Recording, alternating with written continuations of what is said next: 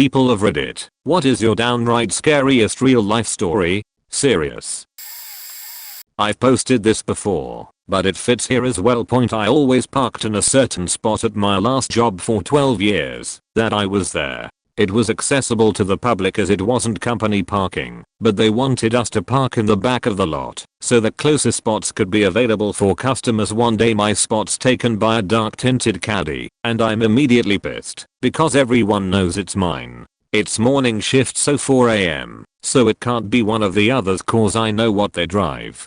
So no B, or maybe another employee from another shop in the plaza. It's still there on my lunch break, and when I go home, and the next day I come in at 1 PM till close, around 9:30, and then also the next point, something about it really bothered me. It smelled wrong. Literally, it's the South and high summer, and who knows what's baking in there. My dad was a Marine, then a police officer. He always said, if you feel something is wrong there probably is. So I dialed in on emergency contact police number. I felt like an idiot, but every time I walked by it bugged me. So I was stuck waiting for over an hour before anyone shows, and honestly, if I hadn't been off the next day would have been like F it. But I waited, mostly because I can be really a petty sob and that's my spot, damn it. The police show, all annoyed because who knows how many they can't park here calls they get. They run the license plate though, and then things go crazy. They want my info, want me to contact my manager. Does this lot have cameras? Have I touched the car? etc. Apparently the car is on Amber Alert as the last sighting of a missing person who was a minor. A 15-year-old girl. When they pop the trunk they find her dead, mutilated body under a blanket and the source of the smell. She had gone out with her much older, controlling and insecure boyfriend, but had decided to get out of the relationship. She only made the mistake of getting into the car with him. He drove 3 counties over after torturing her, stuffing her in there, and who knows what else, then parked and walked away, left her to die in the trunk. I never learned her time of death, so it haunts me sometimes thinking she might have been saved if I'd made a fuss earlier. So yeah, listen to your gut, even if it seems petty. Was with a guy for a couple of years when I realized that he'd taken up smoking meth as a hobby after work. We had numerous problems already, and I had 3 small kids, so I finally kicked him out. A few days later, maybe a week, he makes a fake Facebook page and sends me a friend request. The only posts on the page were talking about killing me and my children, his suicide, and how he planned to do it that day. The most recent post was accompanied by a selfie of him in my backyard, a recent selfie, so he had been there. I was on my way home with the kids late in the evening when I got the request. I had stopped by my parents' home the day before and gotten my dad's 9mm handgun because he was sending messages through mutual friends about burning my house down. I called the police as soon as I got home, and they didn't seem to think it was a big deal and didn't have an officer available to come check my house before we walked into it. I live in the middle of the woods and we have a rinky-dink police force. Anyway, I made the kids stay in the car. I gave my oldest instructions on what to do if anything happened, and I had to sweep my own home, in the dark, with a 9mm in case he was in there waiting for me and my children, and it was terrifying. I had to check my entire house every time we came home for a while, and I was always worried that I'd eventually find him in there. Police were called numerous times, and I was eventually granted a restraining order a couple weeks later when the death threats continued. He died about a year ago and all I felt was relief. I was active duty in the Navy, served aboard a submarine. We were in port one day, most the crew had left. The guys on duty for the night, that's us, were given permission to bring our kids on board for dinner. Halfway through the meal, someone makes a 4MC announcement. 4MC is the emergency announcement intercom thing. Says there's light smoke in the engine room, quickly followed by fire in the engine room. We train for this stuff religiously, so everyone is immediately in action. Commanding officer is still there but topside.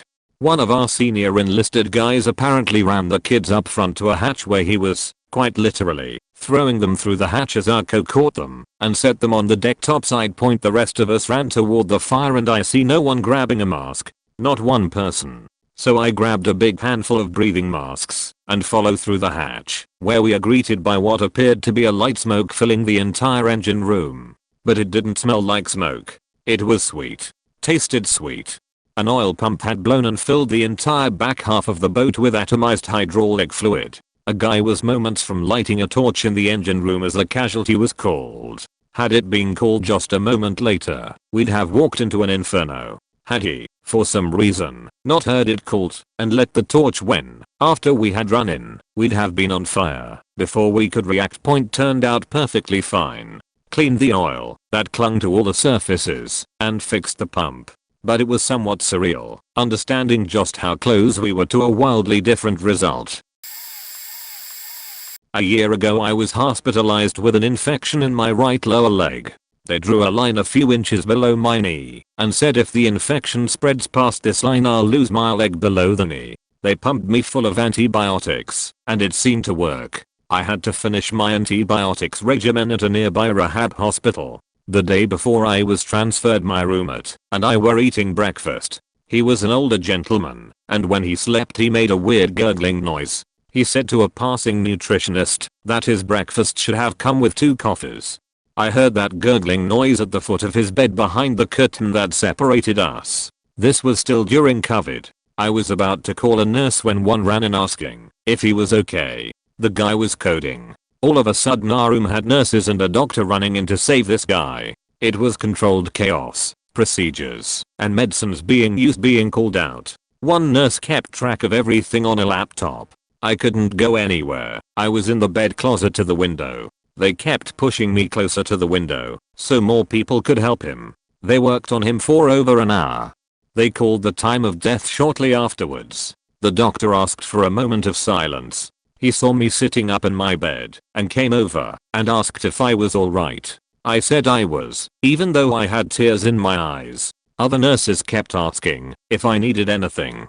These people took time out to see if I was okay after what I just witnessed. I asked one of the nurses to open the window a bit. She smiled and understood what I meant. It was a sunny day and very peaceful outside the window. Even now typing this out a year later it brings tears to my eyes. I heard someone's final words on this earth. "Excuse me miss, but my breakfast was supposed to come with 2 coffees."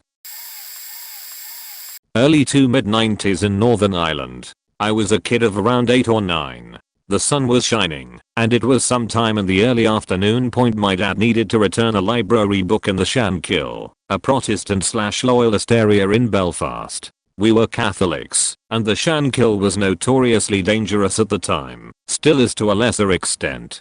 So I was already a little on edge, just knowing the reputation of the place. My dad was cool though, didn't seem worried or anything. It's not like we have Catholic printed on our foreheads.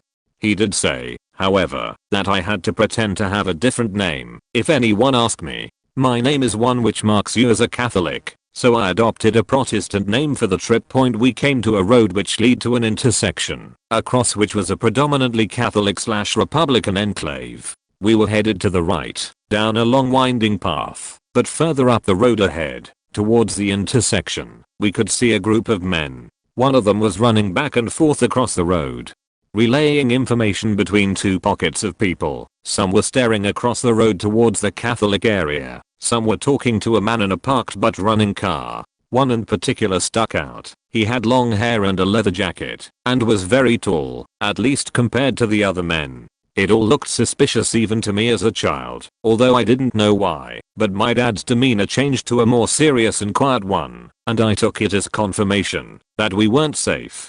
He was from Belfast. We were living in a town outside of Belfast at the time, and grew up when things were at their worst here, so he knew the ropes and knew the signs that something was happening. We weren't walking towards the men, so it wasn't a problem. We crossed to the right and started walking away. This is when a woman approached us. She was middle-aged with short red hair. She saw us coming and made a purposeful beeline towards us. She seemed preoccupied, nervous. She started grilling my dad immediately, asking who he was and where he was coming from. She was talking in a rhyme, trying my best to sound casual, but I'm failing manner. I could feel my entire body beginning to boil with fear, and I felt as though I was mere moments away from being discovered. It was like a horror movie where someone finds themselves in a small town where everyone is in a cult or something and they are trying to blend in but are drawing suspicion and are losing themselves in an ever-increasing paranoia. I suddenly had visions of my dad getting shot and me screaming over his corpse, maybe even getting shot myself despite being a child. The longer my dad and the woman talked, the more I was starting to lose the ability to hear, as though my head was underwater. I was holding my dad's hand, and I was struggling to keep a grip because of the sweat pumping out of my palm. I didn't know how or why, but something primal in me recognized that we were in serious danger. It was clear that she was a part of whatever was going on around the corner and was trying to manage and analyze the flow of foot traffic, especially that of strangers like us. Given that she and us were the only people on the street, she had been doing a good job. She was fishing hard for information about us. My dad played it cool and responded to her questions without really revealing much, doing a much better job of being casual than she was. The area we were from, he explained, was mixed, that is Protestant and Catholic, and he feigned displeasure at that fact, trying to signal that he hated Catholics and was somewhat miffed to have to live amongst them without ever actually using those words. It was subtle, and I was terrified that I might need to participate in the conversation because there's no way I could dance around the truth as well as my dad was doing. He explained that he was just here to return a book, which he showed her as proof. She asked about me, my name, and I gave her the fake name. She surely read the terror in my face and could hear it in my voice. My dad decided that that was the time to break off and say nice to meet you, all the best, and started walking away with me. I could sense that the woman didn't budge and just stood and stared at us as we walked away. I glanced over my shoulder after about 30 seconds and just caught a glimpse of her turning and walking towards the road where the men were gathered. We rounded a corner and were now at the top of a very long and steep road/path with a library at the very bottom of it. The path was fenced on one side, and on the other side was a row of houses. It felt like we were walking deeper into danger, and that we had only two routes of escape: keep going, or turn back the way we came. About part way down the road, we realized we were being followed. My dad told me to run ahead and check that the library was opened, and I hesitated. He said it was okay, and to just go and check. I glanced over my shoulder. It was the man in the leather jacket with the long hair. I did what my dad wanted and ran ahead, heart pounding and ears pricked, awaiting the crack of gunfire. I checked the door was opened, and I ran back up. As I was coming back, I saw that the man in the leather jacket had turned and was making his way back up the road. My dad looked unfazed, but was walking with a certain rigidity, like something had happened in the time it took me to run to the library and back again, and he hadn't quite unclenched his fists yet. He said it was okay, and we were safe. I asked about the man following us. He said he sent me ahead, and when I was a safe distance away, he stopped and turned around to face him, ready for whatever happened. He said he was expecting violence, but as he turned around, the leather jacket dude immediately put his head down, turned, and walked back the way he came. My dad watched him for a few seconds, and then started making his way back towards me. That afternoon, within the hour we were there, a Catholic taxi driver was murdered in that street. The vibes that something terrible was going to happen were justified, and I've never felt as terrified as I did that day. When the news about the taxi driver was on TV that night, I knew I had seen the planning of murder, and I knew we had walked into the middle of it. I could probably have identified both the woman and the leather jacket man had I been asked about them by the police, but that was never going to happen. No way my dad would have volunteered himself, and therefore me, to the cops to be a witness against a terrorist cell.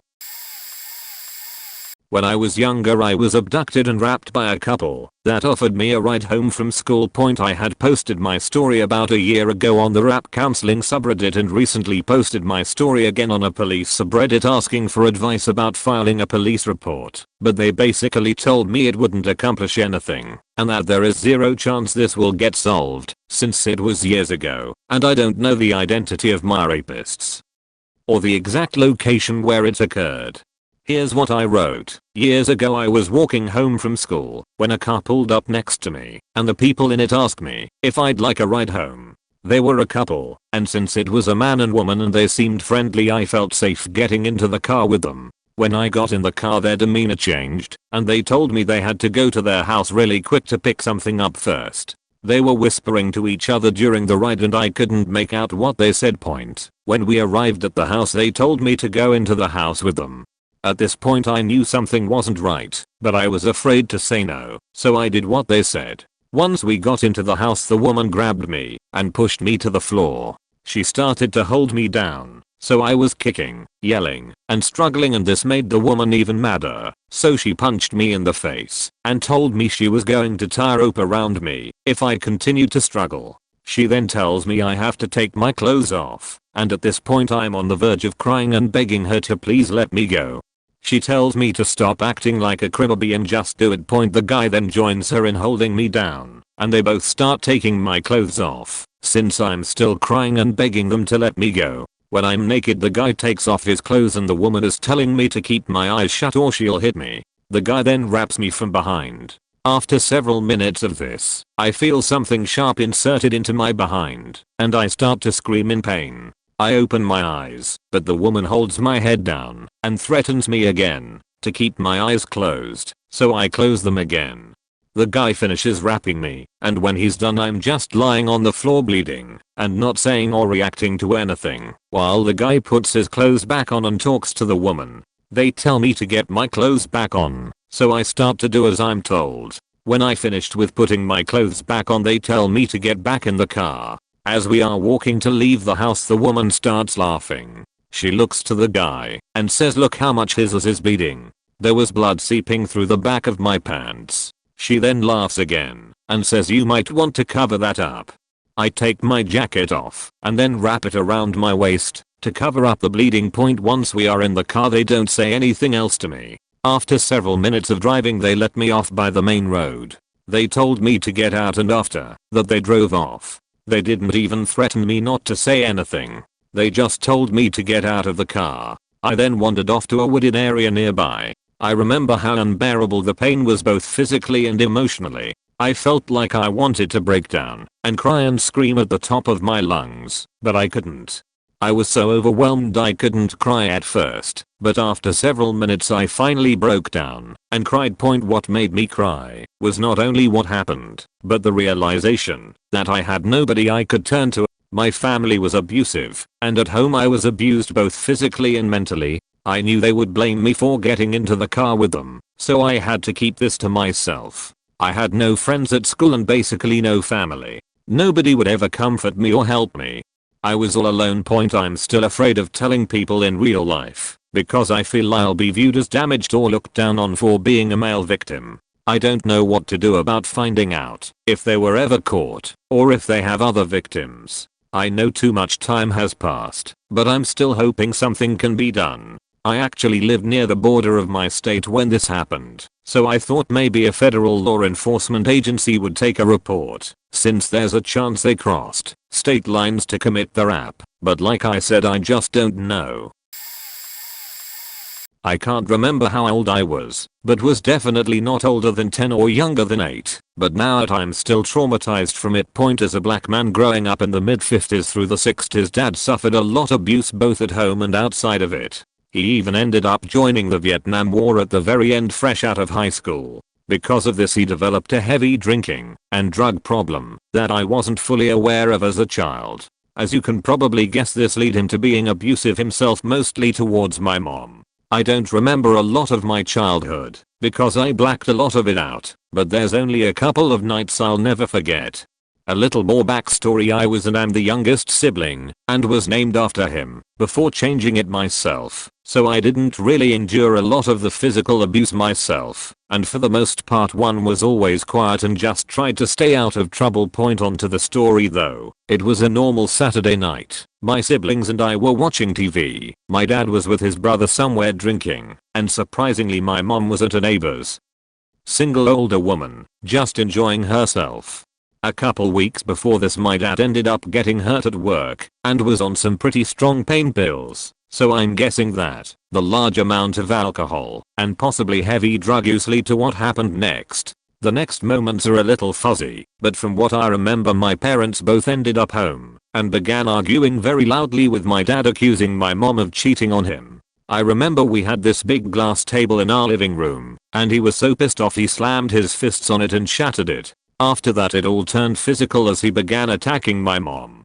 She did fight back though while myself and my brother just stood there crying out eyes out begging them to stop. At some point my sister was about 13 jumped on him and he tossed her into a door, actually breaking it like it was nothing.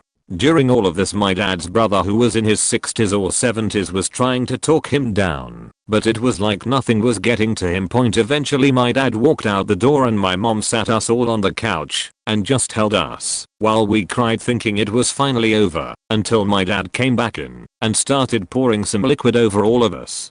It was literally gasoline, and we didn't even realize it until he poured a line outside the door and started trying to light it with a lighter that I'm still thankful wasn't working. My sister ran out the back door to another of my dad's siblings that lived a couple of blocks away. My uncle was able to stop him from trying to burn us all alive, and when he came back in I just remember grabbing him by the waist begging him to stop and saying I had gas in my eyes. I think at that point it broke him out of whatever came over him because he just began apologizing and checking to see if I was hurt, then he ran off.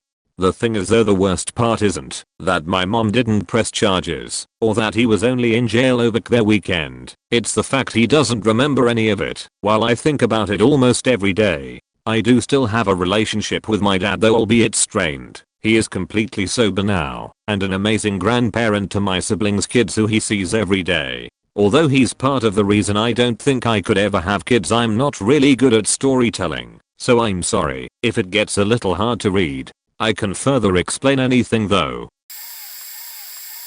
When I was 16, I ran away due to my mother being an alcoholic. She was laying into me with words real hard one night, so I decided to stay with my aunt and uncle for 3 days. My uncle told my mom where I was and that they think it's best if things calm down before I go back home. When they dropped me off, I knew she was going to be mad because now I've embarrassed her in front of people for spilling our dirty laundry. When I walked in the door I was greeted with an angry face and an angry tone. To match your chores have been sitting here. Get your faking ass downstairs and start with the cat box. Mind you, I didn't shower in the 3 days because I was a depressive mess. I know, gross. So I replied calmly as I'm heading for the stairs to my upstairs bathroom. I haven't showered, I'll do it after my shower. Wrong answer. You'll faking get in here and do it now. Who do you think you're talking to? She roared. After I take a shower I can still hear her feet pounding on the kitchen floor, running towards me. She's screaming at me, and I book it to my bathroom and lock it shut. She had gotten up the stairs so fast I didn't even have time to get a good grip on the doorknob. Bam bam bam, she's pounding on the door. Bam bam bam bam bam bam bam, the door is shaking. I'm shaking. I'm crying. I'm terrified. Bam bam bam, crack, the door comes flying off the hinges and she grabs me by the hair, dragging me out into the hall. What did you say, huh? What did you say, you bitch? She yells. She picks me up, still by the hair, and throws me onto my back and into the ground. Before I could react she sits on me. Her weight is crushing my lungs. I'm struggling, trying to fight. She then takes her forearm and pushes it into my throat, harder and harder. I'm screaming and crying uncontrollably, begging her to stop. You are nothing. I am in charge. I am the parent. I faking only, proceeding to put her full weight on me and dig deeper into my throat. I freeze and go numb. I'm going to die. I thought over and over. Please. Please someone help me. I don't want to die. I remember thinking that what felt like hours were only minutes, but I thought I was going to die. And the only time I ever felt like I was going to die. She finally got off of me, and before I could know what breathing felt like again I instantly, thank you adrenaline, shot up and pushed her hard. She slipped down a few stairs, catching herself completely, and called the police. After their investigation partnered with DCF. After telling them what happened, what's been happening, they labeled me as an out-of-control teenager, and I was put on probation for a year, on top of being grounded for a year. No electronics, no outside, no friends. And a part of me died that day, because not only was I completely terrified of dying, but also terrified from the fact that I would live in fear for 15 more years. Even after moving out at 18 last year, and this have been me healing from it, and plenty of other trauma. But it was the scariest moment of my life. Just posted this in a different thread, so copying from there. I've written about this on Reddit before, but when I was about 8, I was deep in the woods at my uncle's house. The parents went out, and the 5 kids, 4 to 14, stayed home. We were playing a hide and seek game in the house with no lights on. There weren't street lights or anything, so you couldn't see anything at all. Point base was in the living room, and I hid in the living room, so I could quickly get to base. My brother, 11, was it. He was doing his countdown, and I was hiding just a couple of feet from him when a lightning strike drew our attention to the window. We were both shocked to see the outline of a man at the window trying to see in. We started whispering, and on the next lightning strike, the guy was starting to walk to the front door. My brother, Ben, quickly ran to lock the front door. I know, but it was a different time and place, and got there right before the guy started shaking the handle. Ben started flipping on the lights, presumably so the guy would know people were home and he'd leave, and he yelled for me to lock the other doors. I ran and locked the kitchen door, and then to the sliding glass door at the back of the house. As I was locking that door, the guy was suddenly there, standing there on the other side of the glass. I was frozen, but Ben calmly told me to close the curtain, and I focused on his voice and did what he said. My uncle has guns, but his son was gone on a hunting trip, so all we could find was a BB gun that looked like a real rifle. Ben stepped out on the porch with it to try to make the guy believe we were armed. They constantly had phone issues. This is going way back, but they had a party line, and we couldn't get the phone to work to make a call. We were trying to call someone on my uncle's CB radio, but weren't getting anyone. Eventually, an older cousin, who was only like 15 himself, showed up, and we thought an adult was there, and we had been saved. That calmed us down, and we went back to normal, I guess. I'm not sure I've ever had a creepier moment than looking up at window and seeing someone on the other side though. I was at my friend's house for the night to celebrate his birthday. We were 10. We wanted to camp outside the house on the lawn, so we set up tents and separated the girls and boys. We stayed up past midnight just playing board games and talking when the girls started trying to scare us by slapping the tent. We went out to check, and all we could hear laughing from the girls' tent, so we did the exact same. This went on for about 20 minutes, then everyone decided to go to bed. We all were almost asleep when we heard the girls scream. They thought we were pushing on the tent again, but we weren't. Then the same thing happened to us. We just brushed it off as we thought the girls would be getting us back for something we didn't do, but then at the exact same time both our tents started caving in, like something was pushing from all directions. We all screamed and ran inside. From that point on we were all terrified, constantly hearing noises like knocking on walls and footsteps, etc. I don't remember how long it lasted, but we all eventually passed out and woke up the next morning trying to figure out an explanation for the tents and the noises. But we couldn't. Everything about the night wasn't adding up to any conclusion we came to. A couple side points. 1. My friend lived on a farm in the middle of nowhere, so it's unlikely it was people messing with us. 2. The farmhouse is also on a hill with no trees nearby, so it couldn't have been wild animals pushing on the roof. 3. My friend's parents are religious and always go to bed at the same time every night. Sure, they cold messed with us, but it didn't seem right. 4. My friend was also the oldest child in his family, so he didn't have any older siblings to mess with us. I still have questions about that day, and it still puzzles me 12 years later. But it was definitely one of the scariest experiences of my life. We were at a vacation at Lake Tahoe, and long story short, down a winding road you're led to the lake, and in the distance we see the same tree we saw our dad with in pictures during our childhood.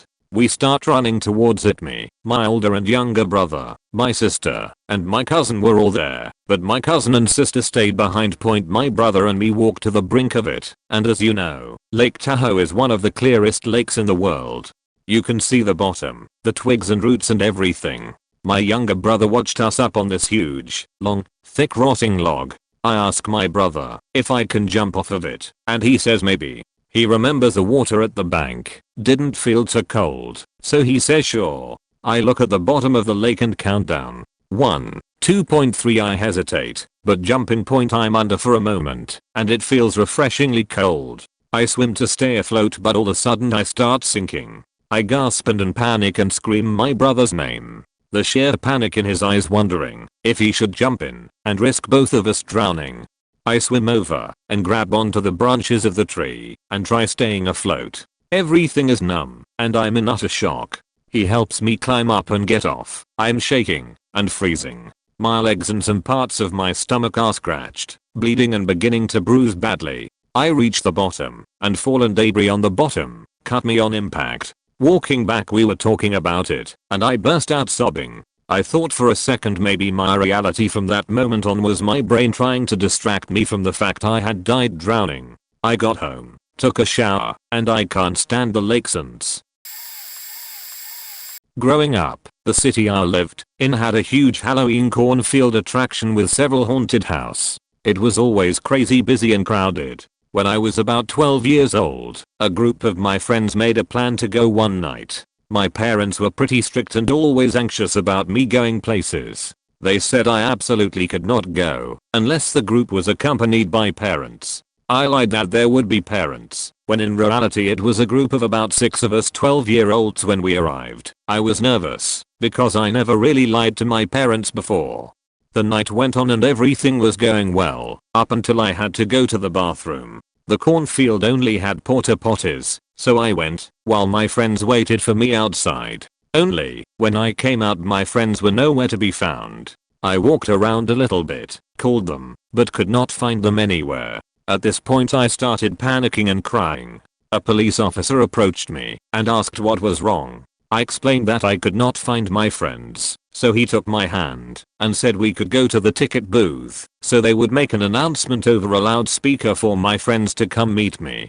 However, the officer said we had to go back to his squad car first so he could let another officer know. As I start walking with him through the parking lot, I had a oddly specific memory. A few days prior, my dad told me about a little girl who was kidnapped by someone impersonating a police officer. My dad told me to always be suspicious of everyone, including people claiming to be police. He instructed me to always ask to see a police officer's badge and to ask them to call my parents. I stopped walking and nervously told the officer I'm sorry this is silly, but my dad told me I need to ask to see a police officer's badge and to tell them to call my parents.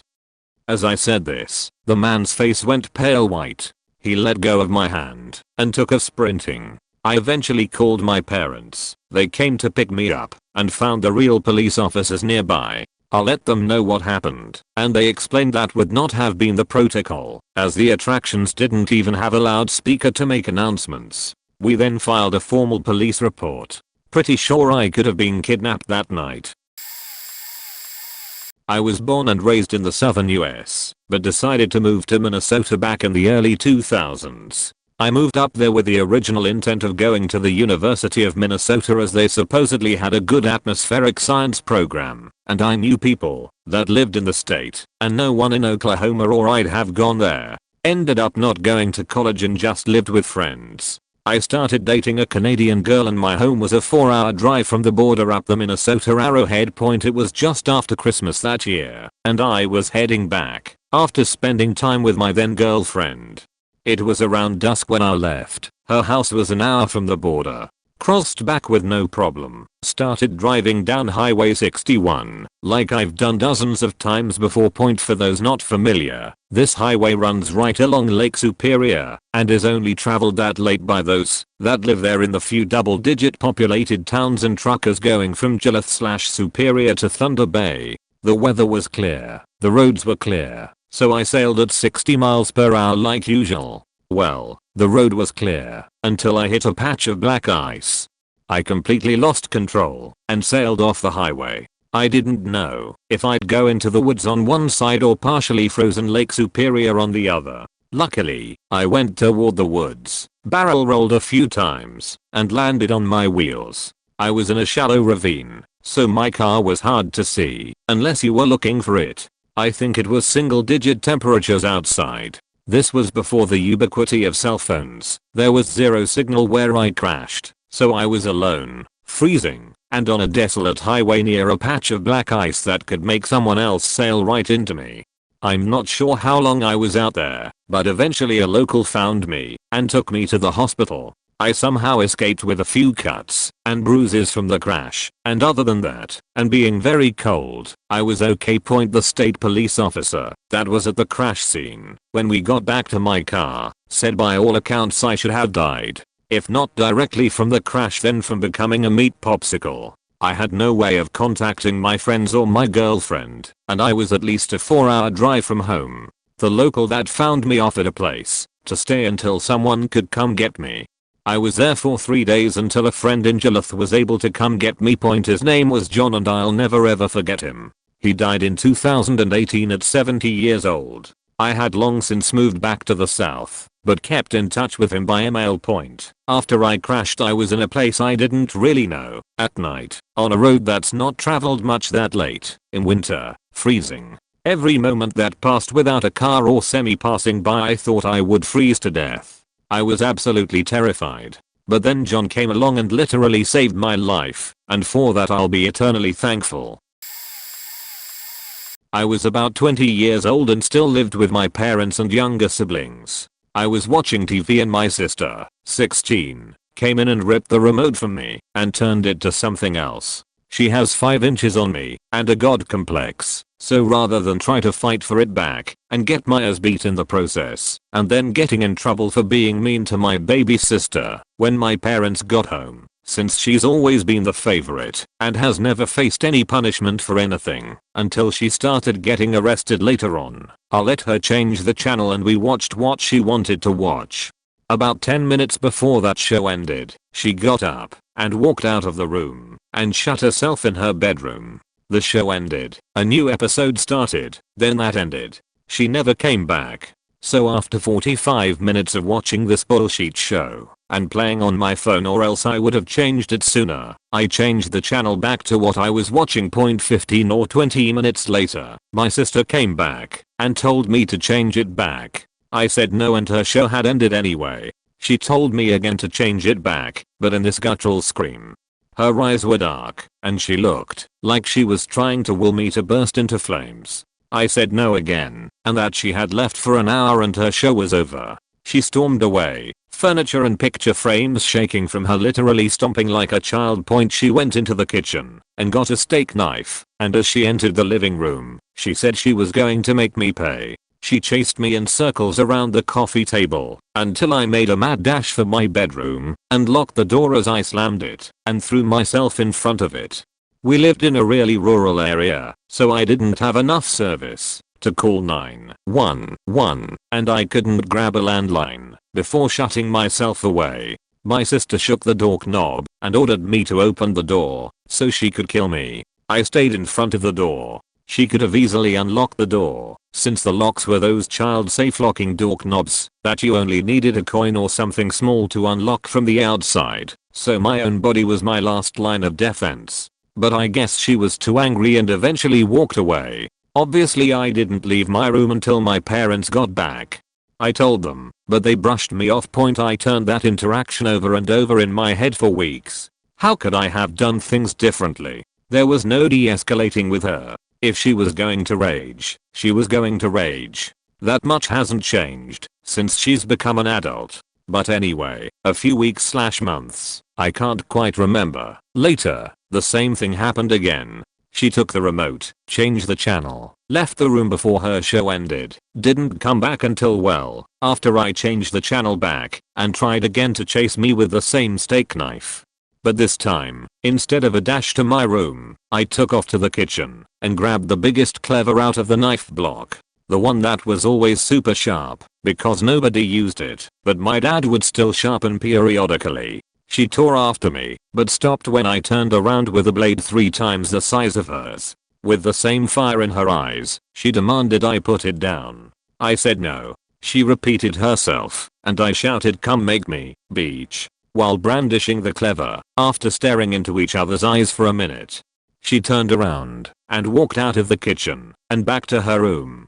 She was strangely cool and calm. I don't remember if she put the knife on the table as she walked past or not, but I kept the clever on me as I kept watching TV. I don't remember if my parents commented on the clever when they came back, or if I put it away when I heard them come into the driveway, but she never attacked me with a knife again. Keywords being with a knife. It wasn't just because of this incident, but how my sister was slashes in general, but I was diagnosed with CPTSD from my dealings with her.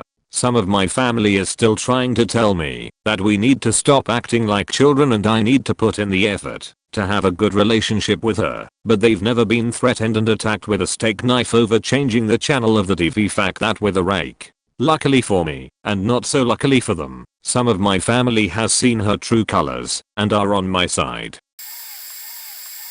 This was almost 5 years ago. I moved into a new house in January. In July I started to get sick. Early August I couldn't stop coughing and could barely function. The doctor said he thought it was pneumonia and gave me heavy duty antibiotics. He told me if I got worse to go to the emergency department as there was a really bad strain going around. I spent 2 days sleeping in my recliner chair on the ground floor as I couldn't stop coughing. By the end of the second day I was feeling very ill, so I called an ambulance. When they arrived, one of them commented that it smelled really gassy. I said I'd had the heater going for 2 days straight. They took me to hospital. I sat there while they did tests, chest X-ray etc. They couldn't see anything much, so they discharged me. I remember walking out feeling like I was peeing myself. I walked the 15 minutes home at 1 AM. When I got home I went upstairs and got in the shower. I had to sit down as I was wobbly and I couldn't control my bladder, but ended up going to bed upstairs. Next day was a sunny day, so I opened the house up and was cleaning in the kitchen. I caught a whiff of something. I called a plumber and they ended up finding a gas leak. When the connection into the house was installed they used a water connection, not a gas connection, so over the years it was slowly working its way loose and was now almost fully open. It had also been illegally installed in an inaccessible area of the kitchen, so it was seeping out, and the only reason the house didn't blow up. I know that if I had not gone to the hospital that night and slept upstairs after I got home I'd be dead. I ended up having chemical pneumonia and I have terrible scarring on my lungs. I'm grateful to the doctor for scaring the shit out of me about how bad the pneumonia strain was, because I know now I was only hours from dying.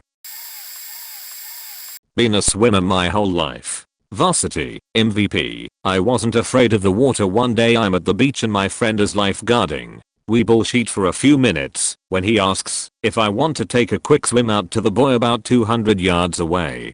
For a former competitive swimmer this distance is like a fraction of my warm-ups, so no problem at all. I say sure and off we went. However, there were some variables that I wasn't quite used to. The ocean was cold. Water that cold literally takes your breath away.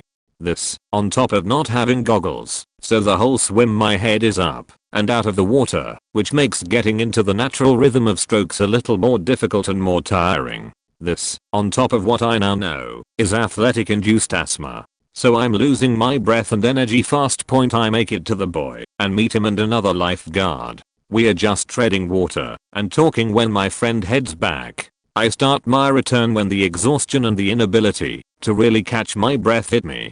So here I am, about 200 yards out, with no pool bottom beneath me that I can rest on, and the panic is setting in. I start floating on my back, side stroking. Nothing is really helping. The panic is starting to overtake me, and I have to literally tell myself, if I panic I'm faked. I see the shore and the lifeguards, and consider waving them in, but my dumbass would be too embarrassed for causing a scene on a nice day at the beach. So I'm struggling, looking out to the shore, convincing myself that I'm not making progress, and that the water is pulling me out. The water was completely calm.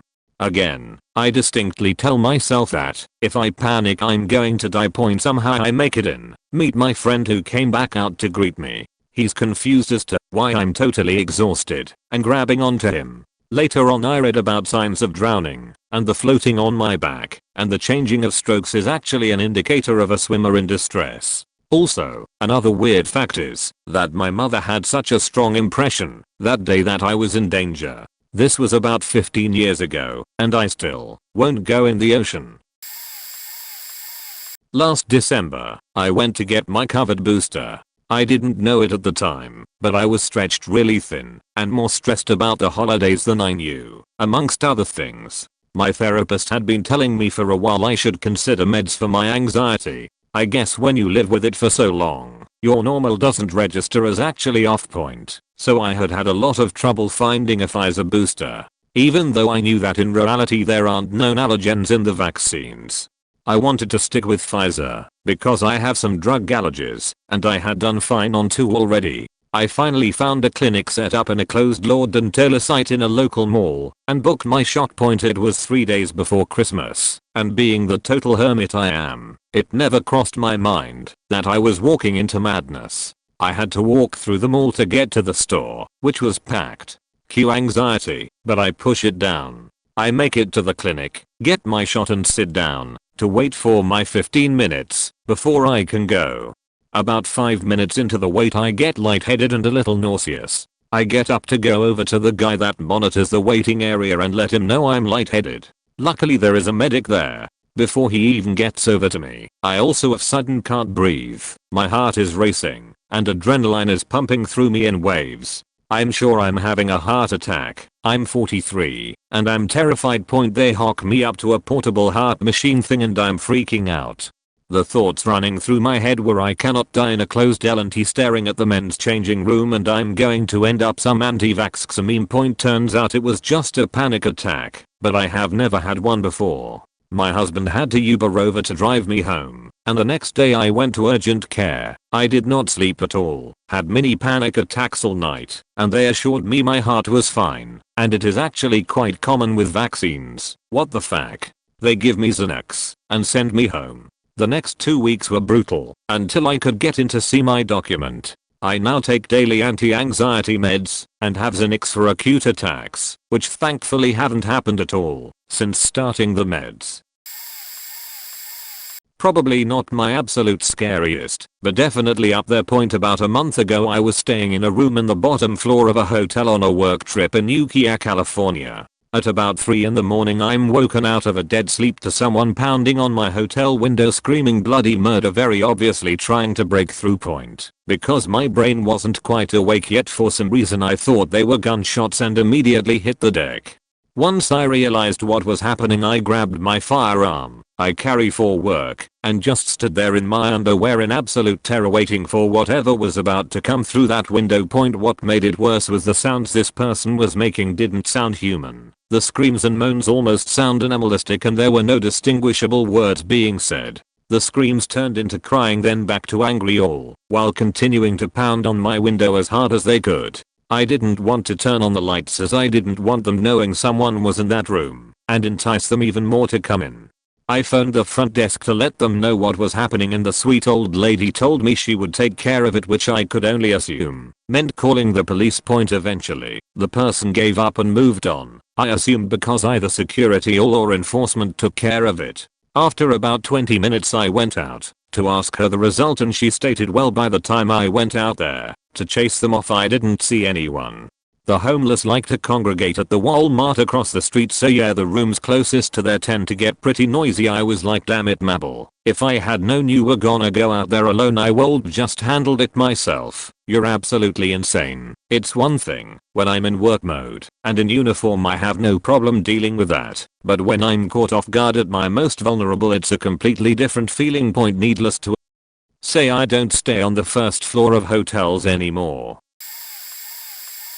This happened back in 2013. I have always had dreams that I was back in school and this night was no different.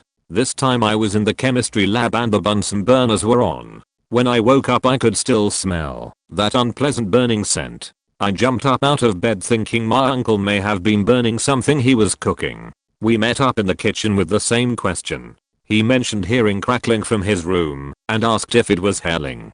We both walked outside to see the house in flames. He grabbed the hose. I ran back up to my room to grab my phone to call 911.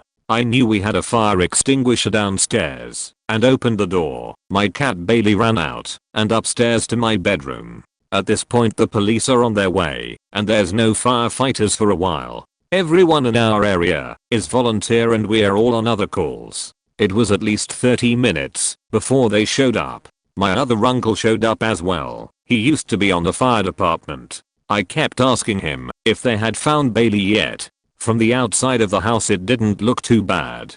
We knocked the fire, or so we thought. It had traveled up into the roof and was still burning. My room is partially in the roof. My closets are right next to the crawlway attic. About an hour into the whole fiasco my uncle came up to me and told me Bailey didn't make it. I punched him in the chest thinking he had to be joking. He had a twisted sense of humor. He assured me he wasn't joking, and I swear I cried so loud the whole neighborhood had to hear me. We were allowed back inside a few hours later to grab any personal belongings that weren't ruined by fire, smoke, and water. The upstairs bedrooms and bathroom got hit the worst. My heart still aches wondering if Bailey was waiting for me to come save him.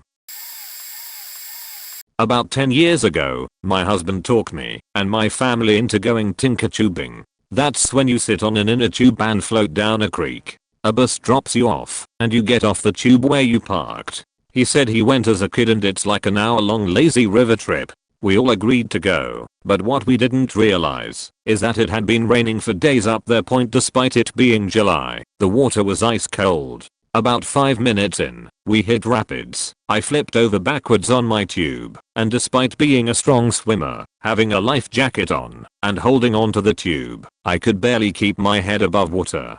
I got back on a minute later, but it was one of the longest minutes of my life and set the tone for the rest of the trip. A couple minutes later, my aunt flipped off of her tube and smashed her tailbone into a rock. I got pulled into a whirlpool and my husband dislocated his shoulder pulling me out of it. My cousin went down a 10-foot waterfall and the water held him under. He thought he was going to drown, but was able to walk along the bottom and got out. He climbed back up and was able to warn the rest of us not to go that way. I was frightened. I cried and clung onto every rock and branch that would hold me, just so I could catch my breath. The ride was supposed to be an hour. It took most of my family less than half of that time to reach the drop point. It took me more than 3. When I finally reached it, I was pulled to the other side of the creek and missed it. I had no idea what to do, and the drop point was getting further and further away. Finally someone yelled to me, "It's shallow, you can reach the ground there." I took a chance and hopped off my tube, and he was right. When I got out of the water, I realized my fingers and face were blue. Luckily I was alright once I warmed up a bit. It was 10 years ago, and I still get flashbacks from that day. This is one of my own making, so by no means feel sorry for me.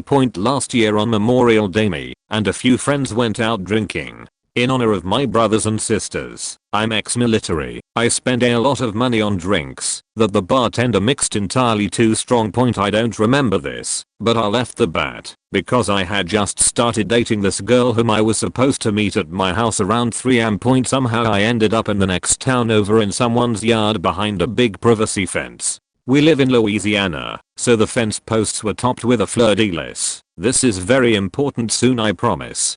The girl I was hooking up with tracks me through Snapchat because I never made it home, and my friends find me and help me over the fence. All I remember is coming back to consciousness and telling my friend I'm stuck. He assumed I meant my shorts. I meant the part of the fence that was stuck in my arm from my elbow to my wrist with said fleur-de-lis at the end of said fence post. He had no choice but to wrench me off the fence post and have his girlfriend and mine to tourniquet my arm and rush me to the ER.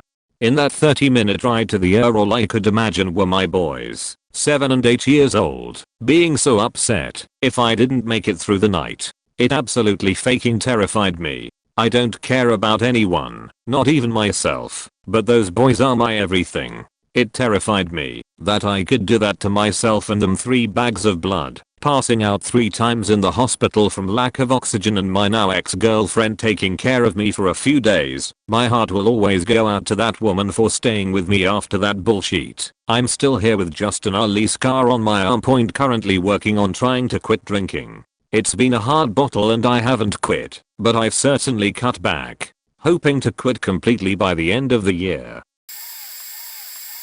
My job, senior living community, is sort of a string of horrifying incidents scattered randomly across the most boring job ever. I work alone 99% of the time, so you kind of get used to these things, but in terms of sheer fear levels, Buddy was one of my favorite residents. I'm not supposed to have favorites, but I treat everyone fair, and I'm only human. He was also a lifelong smoker with very bad COPD. He was also schizophrenic and had been struggling a lot lately after his meds stopped working. I think he just fell out of rhythm taking them, and then his particular pattern of thinking off meds made it hard to get back on schedule.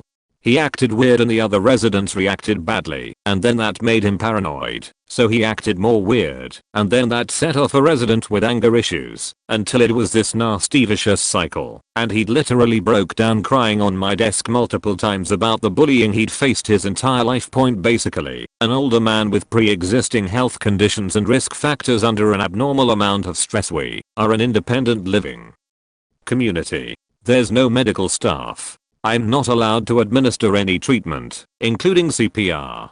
When something bad happens, we are like any other apartment complex. We wait for 911 to come. Someone came zooming up in a power worker to the desk from the designated smoking area to tell me the resident had fallen in the parking lot and wouldn't get back up. I go out there and he is lying on the asphalt with a small pool of blood around his head, counting. It's not really in order. The numbers go in sequence for a bit, backwards and forwards, and then he restarts somewhere else. It's always awkward to lean over someone, so I kneel next to him and say his name a few times. Buddy. Hey, buddy. Can you hear me? Buddy. Gracky. Hey buddy. Don't try to move. Can you tell me what's hurting? I can't get up. I was walking, just walking. Cool, calm and collected. I'm allowed to walk. You're not in trouble. It looks like you hit your head. Is anything else hitting? My back. I call 911 and ask them to come as quickly as possible. It's okay, buddy. They're gonna come help you. Then I stand up to call my boss, stepping away a little so my resident doesn't have to hear business cracker appear. I give him the rundown. He then asks me if I think the police should be called out too, since the resident has schizophrenia and that's considered a risk factor. I was actually dreading this question, mostly because I expected it to be in order. Luckily my boss trusts us to make judgment calls. I tell him the cops aren't needed, and he confirms that's a good call, and I go back to sit with Buddy. Not too long now, okay? We'll be able to hear the siren soon. He lifts a hand and points just past the street lamp and asks me if I see the angels past the light, alternating that with the same counting as before, growing more and more distressed. For a minute I'm dead certain his hand is going to drop like in the movies. The pool of blood is getting bigger. Head wounds bleed a lot, so I'm sitting here rationalizing that, but I'm also worried about his spine, about blood pooling somewhere more important than the asphalt, about whether he's breathing enough like this with his COPD. I'm wondering why the fact this is even my job. I mean I majored in Latin for fact's sake. I'm wondering if anyone else still has enough patience for him to kneel on the pavement saying soothing nonsense. I tell him to just focus on me. Help will be here soon. I know this is scary, and sure enough a minute or so later the paramedics roll up. I flag them down and quickly explain that he's counting nonsensically and reporting seeing angels, but that he's also schizophrenic and struggling with medication, and it's hard to say what's head injury and what's normal. Buddy. The paramedics were incredible. So friendly with Buddy, explaining everything to him before they did it. I was in the weird adrenaline stage, where my emotions were all over the place, but externally I was still calm. I folded my hands behind my back, so they'd stop shaking, while I stood back, and instructed residents to stop rubbernecking, and after they cut off his clothes, and loaded him onto a board, they handed me a bag. His shoes, his cut open socks, shirt, jeans, his belt, his lanyard with bus pass and key cards. Can you take that back to his apartment? He shares his apartment with his elderly mother. Yeah, I say. I'll take them there. They bundle him off to the hospital. I tell myself it's a good sign he's going to the podunk local place and not getting airlifted to a big hospital point. And then I knock on his mother's door to tell her I don't know when he'll be home and pass her the somewhat horrifying bag of destroyed clothing. She cries. Somehow I managed to mostly not cry. I must have spent 10 minutes down there just telling her the doctors will do everything they can. We'll figure out a way to get him home while she's wailing. But how will he get home? They left his bus pass. I can't drive. Eventually, I can calm her down and go back to my desk where my job is once again extremely boring. Paperwork to fill out. Cameras to watch. Missed calls to return. And no news on Buddy for a week. Since in those days I worked weekends only. I have to admit when the adrenaline crash finally hit, after I did all my paperwork, I closed the office window for 5 minutes and had a fully fledged panic attack. Buddy recovered from that head injury and we stayed on good terms, despite him faking a heart attack on me, until he was moved to a full-time care facility and later passed away. His mother still calls the desk while I'm working on holidays. RIP Buddy, my good buddy, who gave me 2 of the scariest nights of my life. In modern times, half the men in America have war stories about Iraq and Afghanistan. But my scariest one was working a suicide vest post-blast in Taamiya, Iraq, in 2008. Taamiya was renowned as a Shi'ah of central Iraq at that time, basically a no man's land that we only nominally had control over. We had a FOB, forward operating base, in Taamiya, but our presence in town consisted of getting through the streets in and out of town as quickly as possible while running missions. IEDs everywhere, sniper fire at the FOB guard towers on a weekly basis. The Hearts and Minds campaign abandoned. So, something that frequently happens with a suicide vest is that the head of the person wearing the vest detaches from the spinal column and shoots up into the air. This is actually beneficial from an intel perspective because the face often remains largely intact, so the suicide bomber can be identified, and being able to identify a suicide bomber is significant for obvious reasons. So, we've found the spine with most of the upper torso, larger chunks of other body parts, but nothing we can really use to ID the bomber. We're on one of the main streets in Taamiya with 2 to 3-story buildings lining the street. Fist-sized chunks of flesh scattered all over the street for about 100 yards in both directions. A smoldering Mercedes off to the side, the target of the suicide bomber. Destroyed bodies in the Mercedes. A woman wailing over the bodies of her 3 children laying in body bags in her front yard dirt. It's just a scene out of a horror movie. A significant risk with IEDs is secondary IEDs rigged deliberately so that once American forces arrive at a post-blast scene, they get booby-trapped by a secondary IED. So, while we have to watch every step to make sure we are not stepping on chunks of human flesh, we also have to watch out for secondary IEDs, and we have to keep a directed presence, weapons pointed at the 2nd and 3rd story windows of the surrounding buildings to try to ward off sniper fire. And we have to find the human head. We can't leave until we locate the head. And now the sun is setting. So, we hypothesize that the head may have been blown off the body at an angle, over the buildings, and into a palm grove, cultivated date trees, behind the buildings. We organize a search party for the palm grove resembling the search parties for missing people. We are going to walk 5 feet apart out and back for the entire length of the palm grove, about 100 yards, using our NODs, standard issue night vision goggles, to look for the head. The insurgency love to hide their weapons caches in palm groves because they are such a pain in the ass to search, and they are almost always within walking distance of their homes, so a lot of palm groves were booby trapped. Plus, now that it's dark, the sniper risk has increased exponentially. And, in our AO, area of operation, they had recently begun using this new technique, I can't remember what it was called, where they would rig an IED to a small parachute, loft the IED at American forces, and be 100 yards down the road before the IED impacted. We actually once had one land in the camo netting on top of our vehicle while we were in it. That thankfully failed to detonate. Different story though. Being in a palm grove right behind a 3-story building.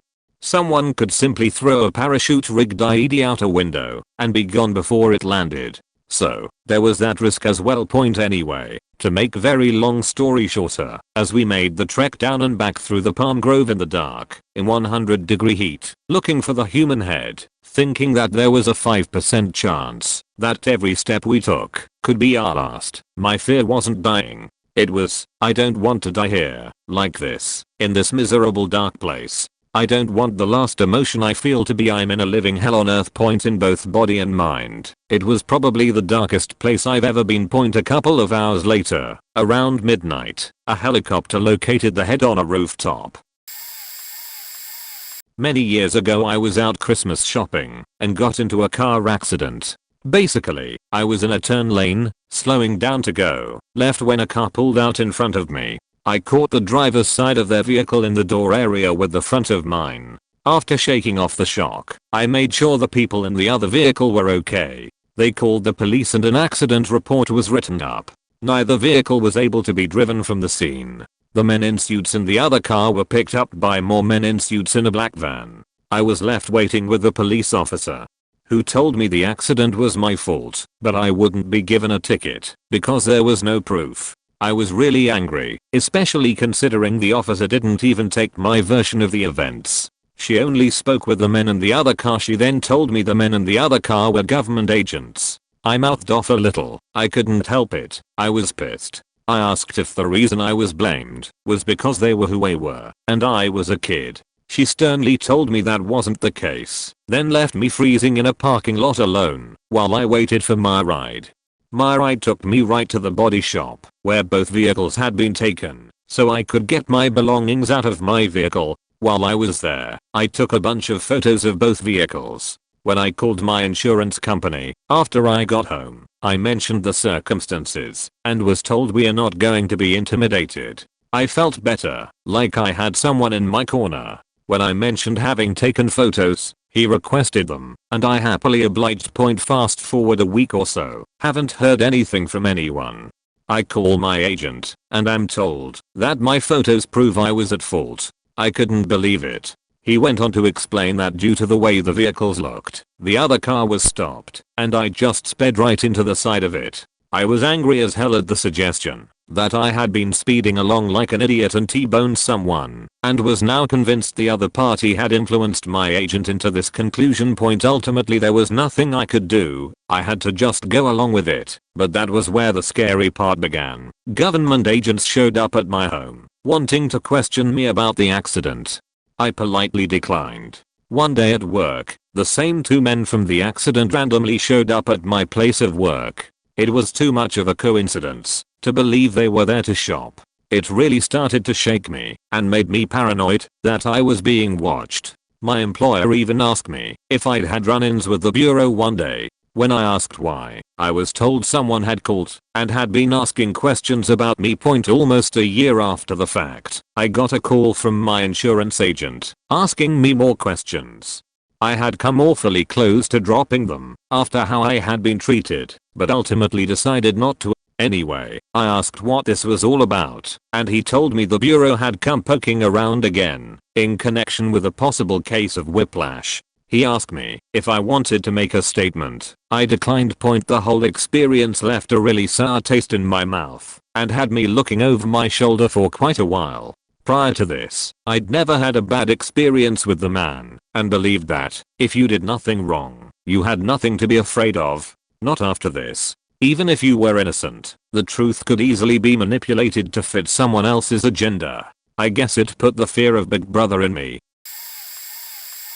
I've told this story before, but I'll recite it again because I have to live with it forever. So, I was in junior year in high school. In our school, because we had so many students, public school, that we had 4 different lunch periods. I had lunch period A. Something told me to snack on my chocolate covered peanuts I kept in my locker before lunch throughout the day. So when I went to lunch I sat right in front of the trophy cases next to the counselor's office. That hallway is called the Yorktown Hall. All the hallways had American themed names because our team was the Patriots. One day the teachers are ushering us into the gymnasium. No one told us anything.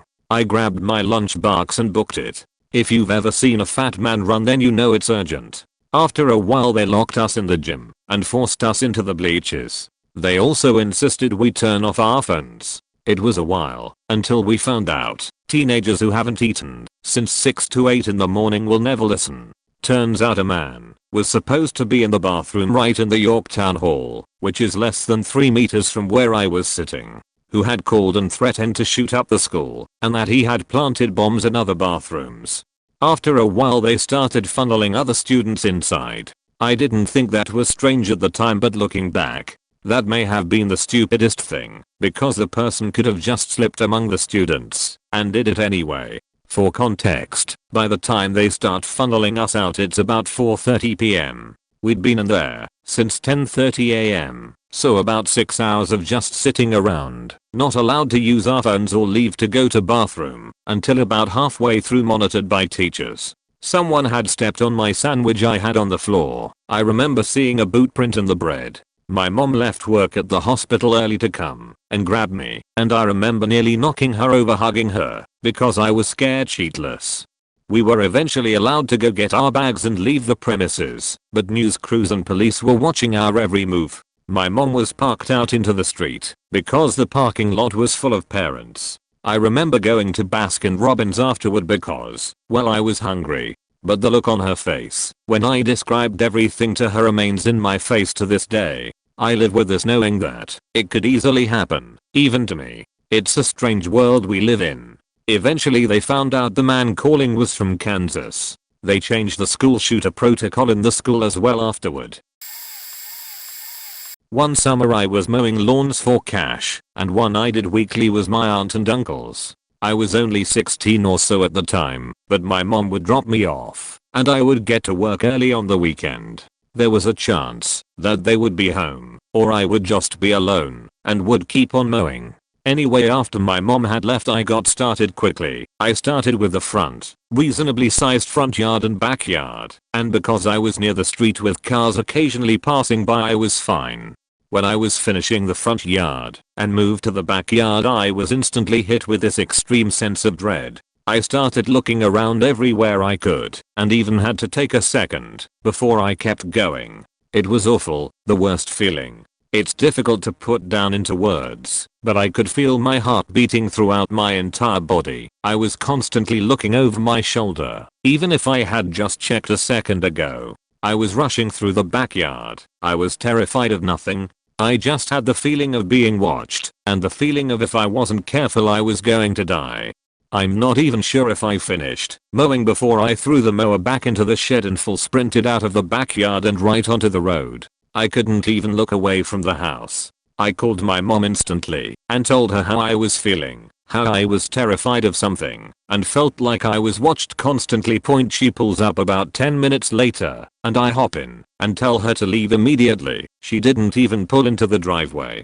I told her how I felt extreme dread and the feeling of utter despair and that I couldn't do that ever again. Then she said, "Mom, it's crazy you mentioned that." Me. Why, Mom? When I got home I shut the door and put all of my stuff down. I went into the bathroom, sat down, and then front door of our house opened and what sounded like a man walked in. I was sitting there in shock at what I was hearing. Me, you're joking, right? This isn't a time to joke, because what I felt was something I wouldn't wish upon even my worst enemy. Mom. No, I asked if someone was there, and when I walked out the door was shut and no one was in the house. I searched everywhere. Me. Are you serious, Mom? Yay, which is why, when you called I got over there quickly, because something happened to me too. I swear on everything on that day me and my mom both shared horrifying experiences at the same time. For some reason I haven't ever felt that way again, not that I ever wish to, but I did research and found nothing on it. My mom told my aunt because they are best friends, and then years later I told her my perspective and it spooked her. To this day I'm not sure what it was, but it was something sinister.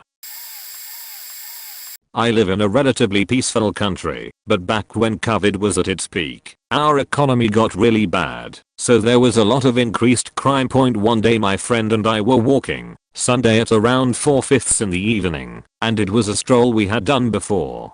There weren't that many cars on the road, but that was pretty normal for the day/time it was. So as we're walking, two guys walk up to us, and one of them pulls out a gun. Ask us to hand over everything in our pockets. Now for some odd reason, I had carried both the old phone I had and my new phone. I can't say why. But I left the house with both because I had a feeling I would need them. I gave him my old phone and my friend hands hers over. He looks at my new phone and asks for it. I refuse because tbh I just got the phone and I was more afraid of my dad, who had bought it, than the robber. Yes, I'm in therapy for that lol. He points the gun right at my head and says I'm gonna kill you if you don't. I still refused. Honestly, it was the dumbest / bravest thing I've ever done. The guys look up and see that there are cars coming and hop on a motorcycle and drive away.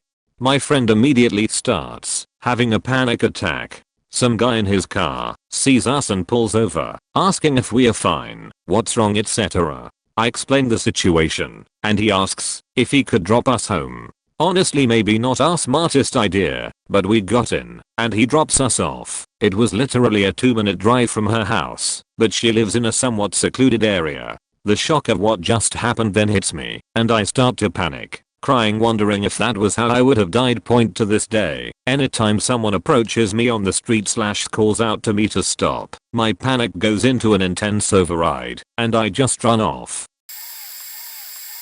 Starting about when I was 12 up into my early 20s, I saw and heard what I can only describe as shadows. It wasn't an all day everyday thing, but typically a few times a week I'd see figures made of shadow standing around or walking, talking, etc. More at night than during the day, but it would happen in broad daylight and always accompanied that feeling of hairs being raised on my arms and neck. One night I'm asleep in my bed, probably 13 or younger. I took to having a light on in my room when I slept to help me feel safe while I was sleeping. I woke up suddenly with major creepy vibes and noticed the light was wrong, redder than it should be. I look around my room, feeling like something is watching me. Mind you, my bed is against the wall in a corner on the opposite side of the room from the door. I look over at the wall that my bed is against, and there's a shadow figure. Flat like black paper, but sharp and clear in the low light as a shadow under full sun. I'm looking at this thing holding my breath when it begins to peel off the wall and bend over my bed while emitting the most horrifying screech I've ever heard to this day. I tore out of my bed to the door, tried turning the handle, but it wouldn't move. I turned back to see if it was chasing me, but it was gone. Then I turned back to the door and tried to open it again. Thing opened immediately, like it wasn't just stuck. I ran down to my parents' room bawling and curled up on their floor and eventually passed out. I told my parents, who took this event very seriously, had prayer circles and our church pastor come tend to the room and our house. I was terrified of the darkness and could barely sleep for a long time. I'm still a light sleeper and will wake up from little noises in every place I've lived. This was the only time I ever had one of the shadows do anything to directly address my presence. I could hear them walking around or talking to each other or themselves. Not just in my house growing up, but that was the only time they ever paid me any mind, and it absolutely scared the living shit out of me. TLDR, I saw / heard weird shadowy figures as a younger dude, and one of them decided to completely ruin my ability to sleep.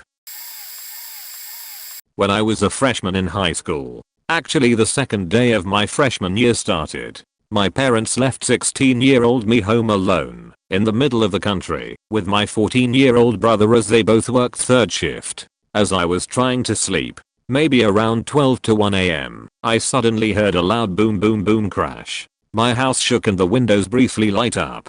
I convinced myself I must have imagined it as my brother didn't wake up. However, a few minutes later, boom boom boom, a loud slamming on my home's back door. I got up to investigate.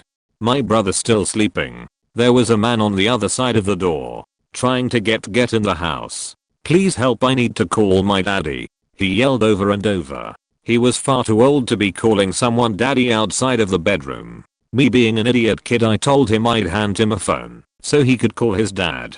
First I called 911 in my father. I then opened the door just a crack to hand him my dad's new prize cordless phone, which was a big deal at the time. As I slipped the phone through the crack, he grabbed my arm firmly and said, "You better not have called the police. I need my daddy, and you better not call the police." It's at this time I get my first good look at him. He's covered in blood from head to toe. I panicked and started slamming the door on my own arm, trying to dislodge his grip. Thankfully he was so bloody he couldn't maintain good grip and I slammed and locked the door. I sat with my back at the door trying to keep him out. He sat on the other side trying to call his dad, but he couldn't figure out the phone. So he apologized for before and asked if I could call his daddy. I knew I needed my dad's phone back, so I stupidly opened the door and called the number he asked. The phone was drenched in blood. I called his dad, who was mad I called so late. I told him his son was in an accident and he demanded to speak to his son. I hand the phone back and get back to blocking the door. I can hear the conversation.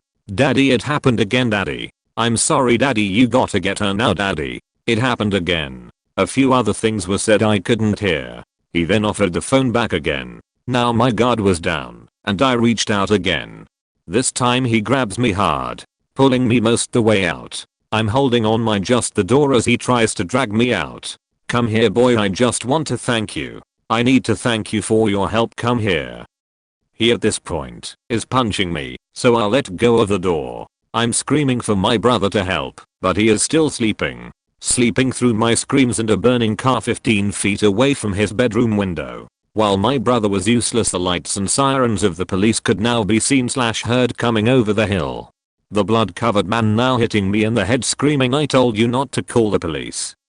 I now see that is completely unharmed. No injury to himself. It's not his blood. As the cop cars pulled in, he released his grasp and ran away into the cornfields that surrounded my property. The police came to the door to find me now covered in mine and someone else's blood. They are asking me questions about what happened and what I seen. I try to tell them he has ran into the fields. Before long the fire department was there putting out the car. The man is still unfound and dozens of cop cars are using spotlights on the fields. My father arrives and they won't let him to our property while they are looking for the guy. The road is blocked. My dad then gets in his big truck and blows past the roadblock into the cornfield and drives towards our house. This was enough to scare the blood-covered man out of the field and back into our property. 5 police chase him and can't seem to catch him, but he jumps the fence into our dog pen. We had 2 Dobermans. My dog's stereo, Dolby stereo, tore into him long enough for the police to catch him. After they hauled him away, the police proceeded to ask me and my dad questions until the sun was up. They took forever to clean the road. The sheriff shows up and asks me, "Did he say anything about the other girls? And did you see another woman?" I knew nothing. But my father and my finally awake brother watched as they removed one body from the trunk of the car. I went to shower off while the remaining cleanup took place. When I got out, another officer asked me very similar questions about a girl or girls. When they left, my father was so mad that I let the guy use his phone that he still sent me to school. That set the pace for my entire year. I didn't sleep at night for a few years. And after that it was still difficult. Every time I'd close my eyes I'd hear the pounding on the doors. It wasn't until I moved out that I was finally able to sleep a full night. But I still weekly think about that blood-covered guy and his daddy. And the girl/girls.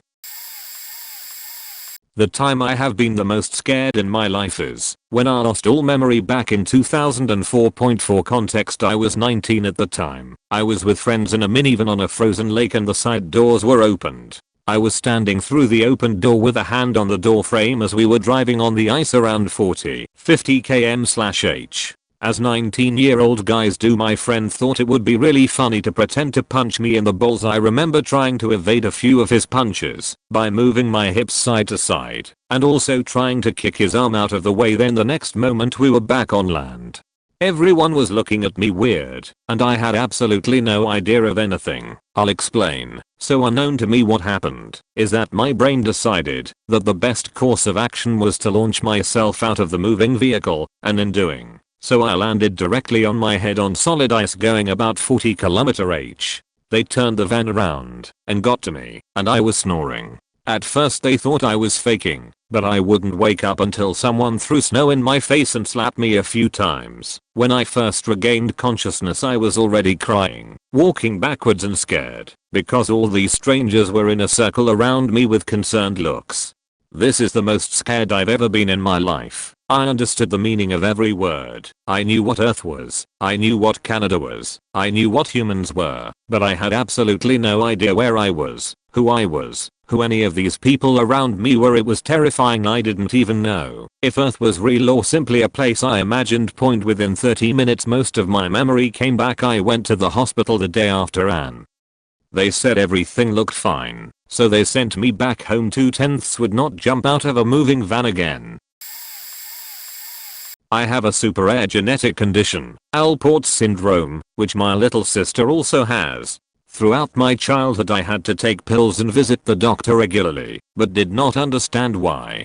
Sometimes I had bloody urine, and I kept asking my parents why it was red when nobody I saw in cartoons and educational stuff for kids ever peed in that color. When I was 15 I went into end-stage renal failure. I had to go through 2 years of medical hell before a kidney transplant could be secured for me. A couple of years later my sister got it too, though thankfully she didn't have to wait as long. I was always tired, making my grades suffer as a result. My teachers and classmates were very supportive, but they were watching a child dying before their eyes, and I can only imagine the horror they concealed at the sight of me. My family had a dialysis machine in my bedroom that I had to use every night, and I was too dumb to leave my catheter port in my stomach alone, giving me an infection that required hospitalization and nearly killed me. Just before I got the transplant on the 4th of July, I remember lying on a stretcher and saying, "I love you," to my mom, wondering if that was the last thing I'd ever say. I've recovered, but the disease makes you hard of hearing, so I have hearing aids, and am functionally deaf without them in. As a 31-year-old I'm almost completely desensitized to medical checkups. Unless I'm in pain I don't care if the doctors see me naked or clothed, and every time I go, I need to rattle off the list of meds I take. About 10. That's not even the worst part. Alport's often results in male stillbirths or just affects them worse than girls, and before me, my parents had a miscarriage. We don't know if it would have been a boy or not, but if it was, the disease killed a brother my sister and I never got to meet. When I was in primary school, my best friend was this semi-tall Russian girl, calling her Massey. Even though I had other friends in school, it was mostly me and her. We were the same age, but she looked more like an older sister, and I, an only and lonely child, saw her as one. Basically, I trusted her with my life. She lacked excellent English and did not come across as friendly, almost intimidating to others, even if they didn't admit it, so she did not have a lot of friends. Despite us being close friends, she could be extremely rough and didn't know her own strength, causing me to cry at times. When I was crying, she would not comfort me, but just stare at me with an "Are you done yet?" expression, and sometimes even continue while I was begging her to stop. Even after this, I still loved her with all my heart. There was never a time when she smiled, or didn't have the same deadpan expression when we spoke, or during any activity I knew she was enjoying. Her love for animals was beyond compare, to their detriment. Anyways, rambled over.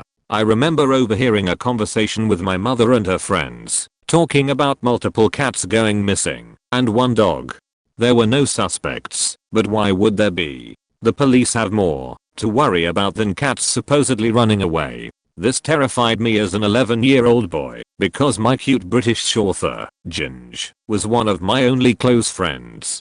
I remember getting up, running downstairs, and opening the door to see her, Massey, sitting down cross-legged on the street just outside the path to my house, facing me with Ginge sitting on her lap. Her eyes already fixed on my mind before opening the door. We get into a dialogue about cats, how long she was there, etc. As I brought up the disappearing cats, she didn't blink for the entire conversation. As I was talking about Ginge, she interrupted me with something said in Russian, then left, not bothering to think about Ginge that was dropped from her lap as she stood up to walk away. Despite her cold demeanor, she had never walked away from me like that. The next day, Ginge didn't show up for breakfast, or the next day, or the next day, or the next day. Needless to say, I was scared for my cute little furball. The end of my 6th year of primary school was coming up, but I still couldn't get my cat off of my mind. After 3 p.m., Massey was walking out of the school gates, and I caught up to her, as usual. In the midst of venting to Massey about my cat not appearing, her usual quiet listening attitude changed. She suddenly stopped walking and jolted her head in the direction of mine, moving so uncomfortably close to me that I could feel her breathing on the skin of my face. She simply told me to follow her, as I was already doing, but this time she was acting more sketchy and walking faster. She led me to her house, which was a few blocks away from mine, so I still felt comfortable with her. She led me to a set of doors on the floor behind her house, her basement. Now, this is where I asked what that putrid smell that was protruding from the basement doors, and she just stared at me again, but this time said nothing. Massey beckoned me over with her finger, unlocked the basement and opened it. As she opened up the doors, the smell of death hit me like a truck and blinded me for what was about 15 seconds. During the time I was unable to open my eyes, Massey grabbed my arm and squeezed it. My memory is hazy during this time, so I'm unable to describe accurately what I saw. My memory tells me I saw about a dozen animals, familiar pets, ones that I've seen and touched before, in a scrawny, rotting state. I cannot begin to describe the feeling of seeing things you've seen and touched dead, rotting, some even decapitated. I threw up, with Massey still gripping onto me, and now leading me down the basement point. It took me a while to start moving on my own, and when I did start moving, my first instinct was to cry and run away, which I soon realized I could not do. Massey, still gripping onto me tight, and leading me down into the dark basement, me trying to run, opening my mouth to scream and cry but nothing coming out. I was ready to start fighting until a raspy, sad meow coming from the darkness left me silent. I remember becoming paralyzed with fear once again when Massey screamed something in Russian to the direction of the meow, tossing me aside onto something metal, then stomping forward. I remember her picking that cat up and shaking it around, still screaming at it. I eventually regained control of my body, but seeing that cat being treated so badly, not wanting something bad to happen to it, I lost control of my body again and ran towards Massey. Despite the gory scene around me, I think my rage overpowered my fear. I can't remember how I attacked her, but I took the weak, dying cat from her hands and ran as fast as I could to doors of the basement, my heart beating out of my chest. As light hit me, noise of fear and sadness finally came out as I noticed the cat was my Ginge. Its silhouette unrecognizable from the days of non-attendance. As soon as I got out of the basement, I ran home with Ginge still in my arms, not looking back in fear of seeing Massey sprint towards me. It took me a while, but I finally made it home. I remember the door open, but I can't remember anything that happened after that. The entire rest of that day was completely blanked out of my mind. I've recovered from that day, but I now have extreme trust issues. Reading this back, it sounds unbelievable that someone could get away with this, but I never told anyone, as I told my mother that Ginge was trapped, but I didn't specify. I was too scared, and I didn't want to see her again. Ginge recovered from whatever abuse he suffered, but he wasn't the same cat again. If you have any questions, please ask them. Again, this story is very broken and hazy. I'm sorry. I just needed to get this story out there. This might not be as scary as the other comments here, but still, it was scary nonetheless. So one night, when I was around 7, I was spending the weekend over at my dad's. I would say it was around 2 in the morning and everyone was in bed. My dad was single at the time, and he had a roommate who lived downstairs and worked at night, so I rarely saw him. Anyways, for some reason, I wake up. I look at the doorway and I see the black mass staring at me while it has its hands out in the air like saying surprise. I was petrified and I pulled the blankets over my head like any scared kid would do. Maybe 4 seconds later, I peer out of front under the blankets and the figure was gone. The second time I came into contact with this figure was maybe no more than a year later. It was maybe around 9 at night, and I was going to bed. So I get in bed and I start playing with my stuffed animals for a little bit, and as I'm playing, I see what I presume to be the same figure from the last encounter, walking into my room and disappearing. I get real quiet and hide under my blankets like before, and I don't think I got out from under the blankets that night. My third encounter with the figure took place in the early morning. I was laying in my dad's bed, waiting for him to get ready. As I'm laying there, I glance over to where the nightstand is, and I see the same figure sitting on the door of the open cabinet on the nightstand. This is the closest I have ever been to it. For some reason, I don't remember what happened after that occurred, but that would be my last sighting of the figure. For now. However, a few years later, when I was around 10 or 11, I did catch some audio footage during the middle of the day. So I decided I wanted to make a YouTube video about how to make something out of Lego.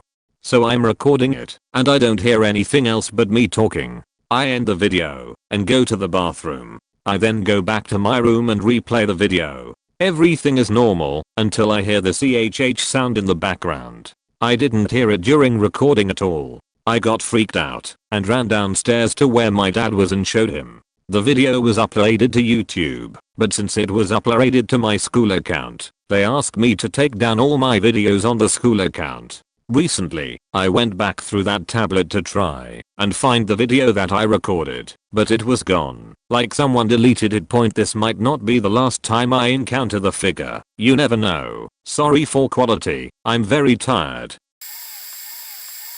The night of chains in 2004. I lived in northern Michigan and was roughly 11 years old. I lived in small community with my parents and older brother, where in the summer everyone left their front and back doors open, screen doors closed. At night, due to the summer heat, practically no one had AC. It's a strange feeling at night when all of the house's windows and doors are only covered with a thin screen. It's like things in the dark could see inside the house, but you couldn't see them. Always gave me the heebie-jeebies. It was late, maybe midnight.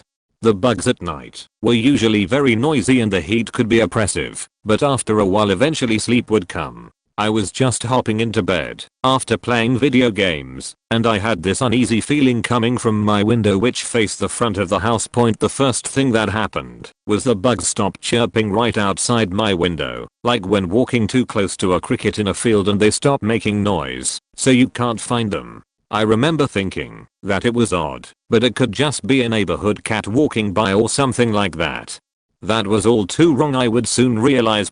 Shortly after the bugs became silent, maybe 5 feet from my window in the pitch black, the sound of chains dragging in the dirt faintly caught my ears. The sound of a dragging chain is a very particular sound, so I immediately put my finger on it and thought it was so very out of place. They sounded as if they were dragged in the dirt by a human, because I'd hear the sound for a second, then it'd fade, and then pick back up again as if being dragged, and the steps slowed down the drag, so it wasn't continuous. Overall, they became louder as the chains dragged past my window, and kept going past until the noise faded away, maybe within 10 seconds. Nevertheless, this was probably the most terrifying 10 seconds of my life. I was petrified, in my bed, side glancing toward my window screen. I felt like, whatever it was, it could clearly see me as it passed by my window, because it was darker outside than inside my room.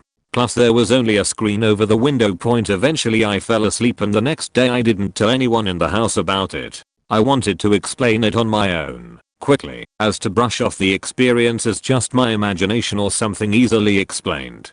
So I made a conscious effort to investigate and dismiss this strange event. Walking outside the front door the next morning, my investigation did the opposite of what I intended. Starting 5-ish feet outside the front door in the dirt and grass that was our front yard was the clear indentation of 2 lines, 2 things being dragged through the dirt. The lines were roughly a foot to a foot and a half apart, and continued from the front door, around my window, around my brother's window, and on the side of the house by our backyard fence. My inquisitive feeling started to become more of a feeling of dread as I opened our fence door to continue to follow the tracks, going into my backyard, where I'd play all the time with our dog, my brother and neighborhood friend. The lines in the dirt were now committing the ultimate trespass. The fear of the night before started upon me again. It was as if I was being watched, and it really started to scare me. Our backyard was more sandy than the front, so the lines were even more noticeable and clearly went through the entire backyard and came around the other side of the house, where the other fence door was. That's when I lost the lines in the grass of the side yard. My investigation only led to more questions. The lines, whatever they were, could be clearly seen around at least 65% of the house as a faint indentation in the dirt and grass. I don't know what was dragging the chains, or why it dragged the chains around our house, making enough effort open and close our fence doors. The only thing I knew at the time, and to this day, on a hot summer night, July 2004 in northern Michigan, around midnight, there were chains dragged around my house. I used to be a cop. Once I had decided I was going to quit and go back to school, I asked to be assigned to the middle of nowhere because nothing ever happened, so I could study the entrance exam. Most places in the city backup was 1-3 minutes away. This place, it was like 10-point tones kick out one night for an emergency in progress. I hop in the car and get ready to float over so I can cover calls in the affected area, but as the call comes in, it's in my area. I'm about 2 minutes away. One if I haul as home invasion, subject with a knife. I hit the lights and haul as.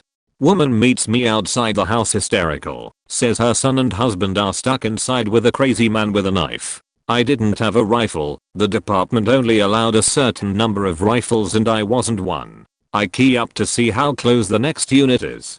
Too far. I go into this huge house, completely alone, with a pistol and 2 reloads. Coming around the corner I hear shouting. Dad is blocking his son with his body. There's a man high on meth holding 2 huge chef's knives, screaming about them being in his house. Turns out this was his childhood home years ago. I point my gun at him and start giving commands. It becomes very apparent that he isn't going to comply.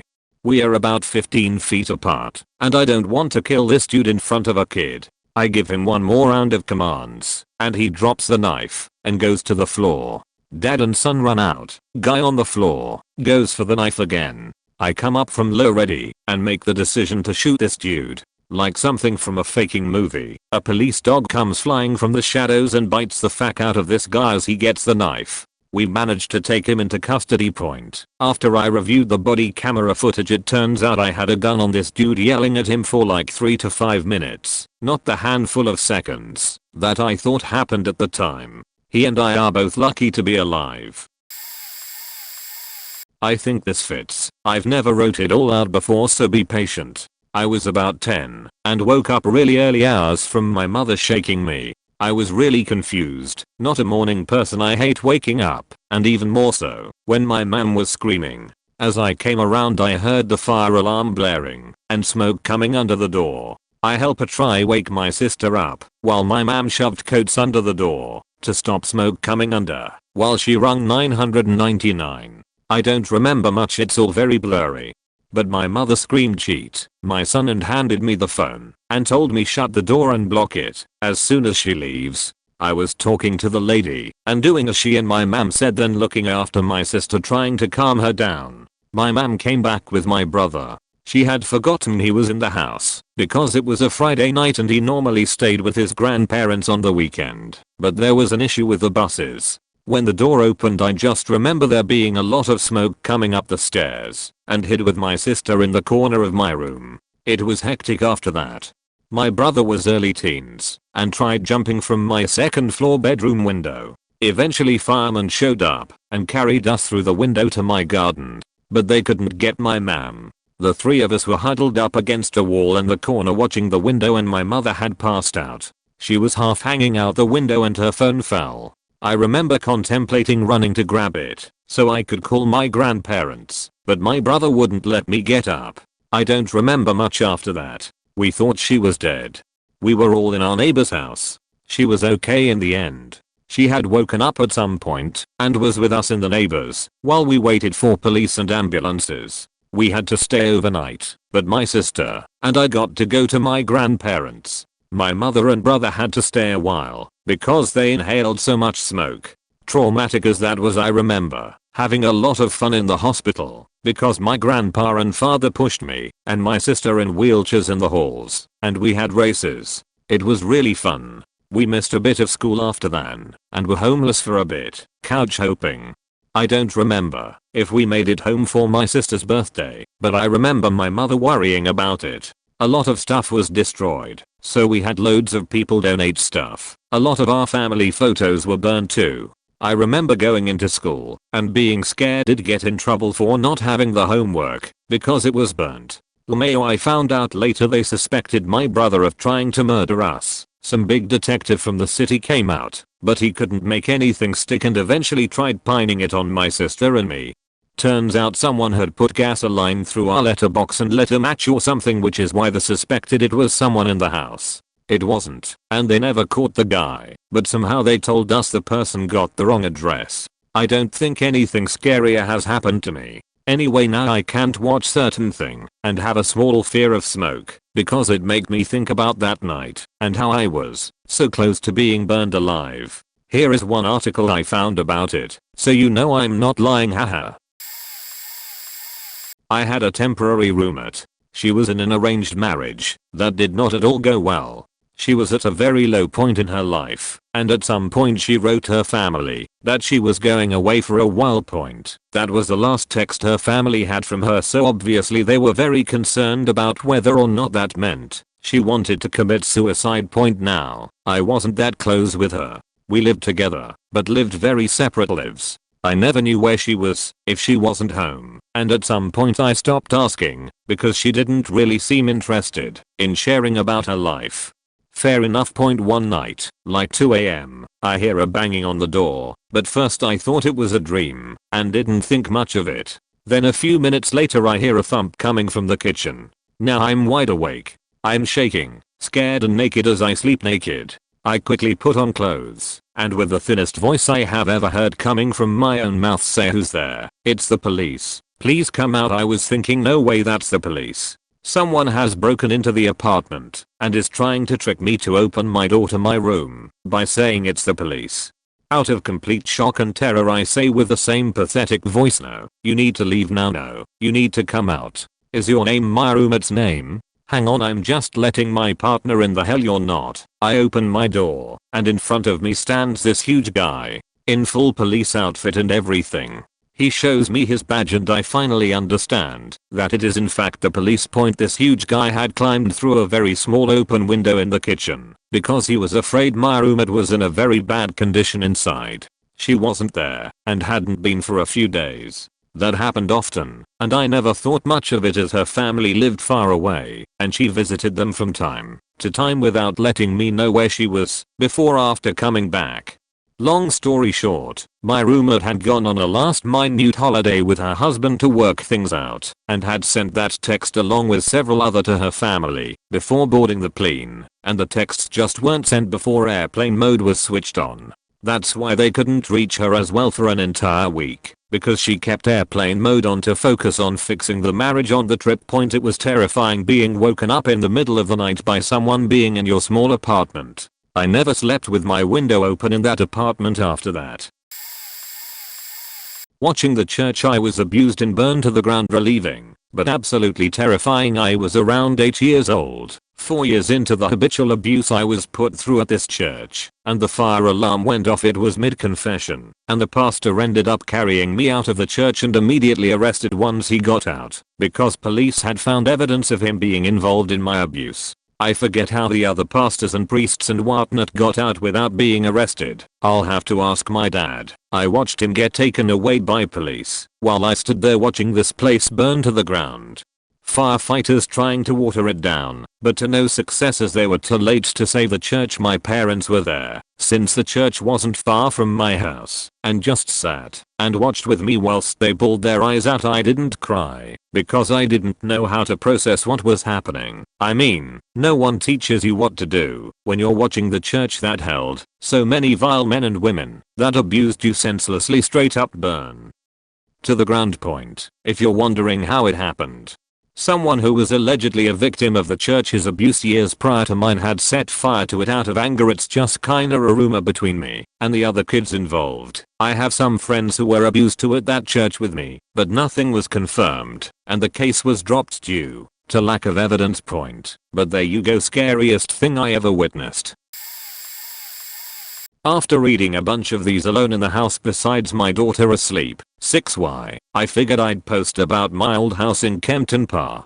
TLDR at bottom. On mobile in bed 3 a.m. insomnia pardon spelling and formatting. I was quite young at the time while living there, maybe 4 to 5, but could still tell you the entire layout of the house and surrounding yard. We lived on a 15-acre plot in a large 3-story house dating back from what I've always been told was the 1800s.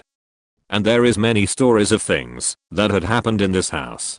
To start, we had 2 dogs at the time, Emma a black Doberman and Dusty a retriever, and on multiple occasions you would hear claws scratching at the door and would look up to see 2 dogs at the door, but then realize Emma and Dusty were sitting next to you. On multiple occasions when alone I would see a little boy in a tuxedo walking around and occasionally in the mirror. This house being the favorite I lived in was creepy. There was a tunnel in the basement that when dared to step into, you could hear the wind, and it was pitch black. In the middle of a little what I always called bamboo forest was a large tombstone the size of a car, but half as tall. This is all backstory to set the scene of the place, but most important is this: I'm a bastard child, and nowadays after my fiance and partner of 9 years left, I don't talk to anyone in my family anymore besides her parents. My family was from Philadelphia and we're all alcoholics or drug addicts at one point for the most part. But my father, the man who was there as I grew up, he had a wife that he had cheated on with my mother. She was my sister's biological mother and had come down with stage 3 cancer. My father, being an abusive alcoholic and also cheating on her, eventually drove her to kill herself. She posted up in the bathroom that was connected to the game room, put a rifle to her head and pulled the trigger with her toe, leaving a suicide note that caused the police to think my father did it, but nothing came of it. Nobody could believe she, being as weak as she was, could pull the trigger with her toe. When I learned about this later in life, it dawned on me why the bathroom connected to the room I slept in was being renovated. Onto the story. So one night, as always, my parents were drinking, and I believe my sister and brother were already in bed, but I've always had sleep issues since the abuse I suffered at a year old, causing me to remember my childhood pretty vividly. I've brought family members to tears with thought I shouldn't have remembered. In the main dining room was a long dining table and my father was sitting at the furthest seat closest to the patio doors opening to the lake. It was storming outside, and I can't recall exactly what was being discussed by my parents at the time, but I think the 2 of them were getting heated in conversation with each other. I was coming out of the kitchen when both of them froze. From the entrance of where the door leading to the houses came 2 clear white figures. One was the little boy in the tuxedo, who is known in the family to have followed me up till 12 to 13 from one house to another, and the second figure was a woman in a wedding dress, Charmaine, his ex-wife. Both figures moved across the room, passing the living room until both were standing directly opposite to the end of the table where my father was sitting. Everyone sat in silence for a good 4 to 5 seconds. The woman turned, as if to face my father, except she had no face. At that moment the thunder cracked outside, sounding like the sound of a gunshot, and both figures disappeared. Not only is there stories we amassed in the 2 to 3 years living in this house, but from multiple accounts from my family, this house is listed in the Haunted Houses of Power Book 3 for a story where a family was murdered in this house.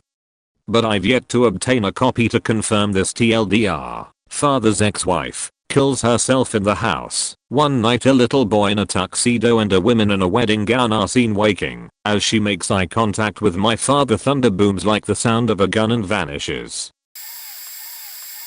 When I was a sophomore in high school, about 2015, me and a couple of friends went out one night to shoot some hoops at the local park. I think in total about 7. While they balling it up, me and one of the guys took scooters, yes, we were all scooter boys, and rode off to an adjacent park connected by trails, no lights, only our tiny phone flashlights to see our way. We intended to go back once we got to the adjacent park, but when we arrived it was dead silent. I understand it was 10:30 to 11 at night, but there was usually a game of basketball or something going on, but it was too quiet.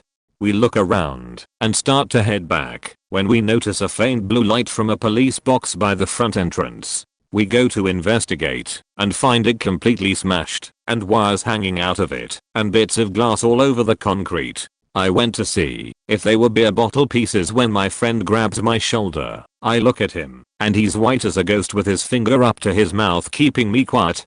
Standing there where we dumped our scooters was a shirtless crackhead looking down at our scooters holding a chicken dance pose balancing on one leg.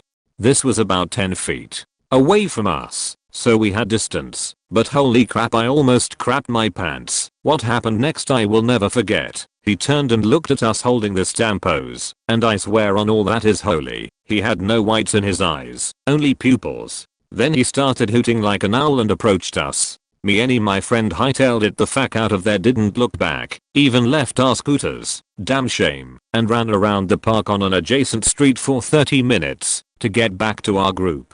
We met back up with them, and as we were crying explaining what happened, every single light went out in the park simultaneously because of the time, but of course we didn't know that. So we all screamed and sardines into the one car we came in and peeled out of that park.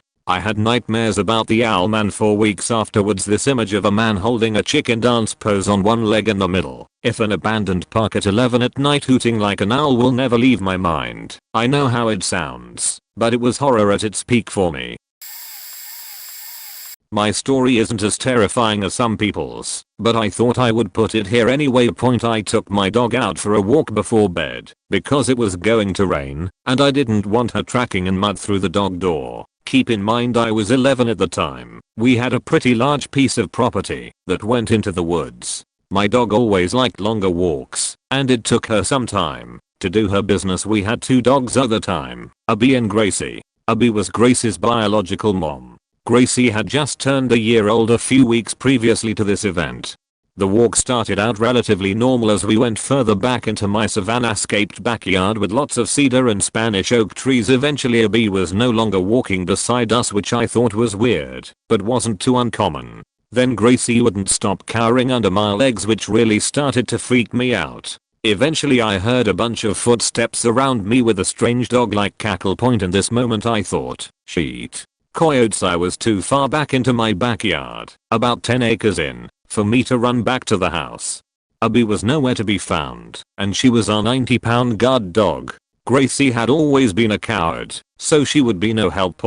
When I tell you this wasn't just 1 or 2 coyotes, it was a horde of coyotes ganging up on me and my little dog Gracie. All I could do was pick up a few of the rocks and hold them tightly as all these coyotes circled around me. I don't exactly know what was going on, but there was also a freaking mountain lion. I was not only terrified, but confused as to why a mountain lion was with a bunch of coyotes and why they were hanging up on me in the first place.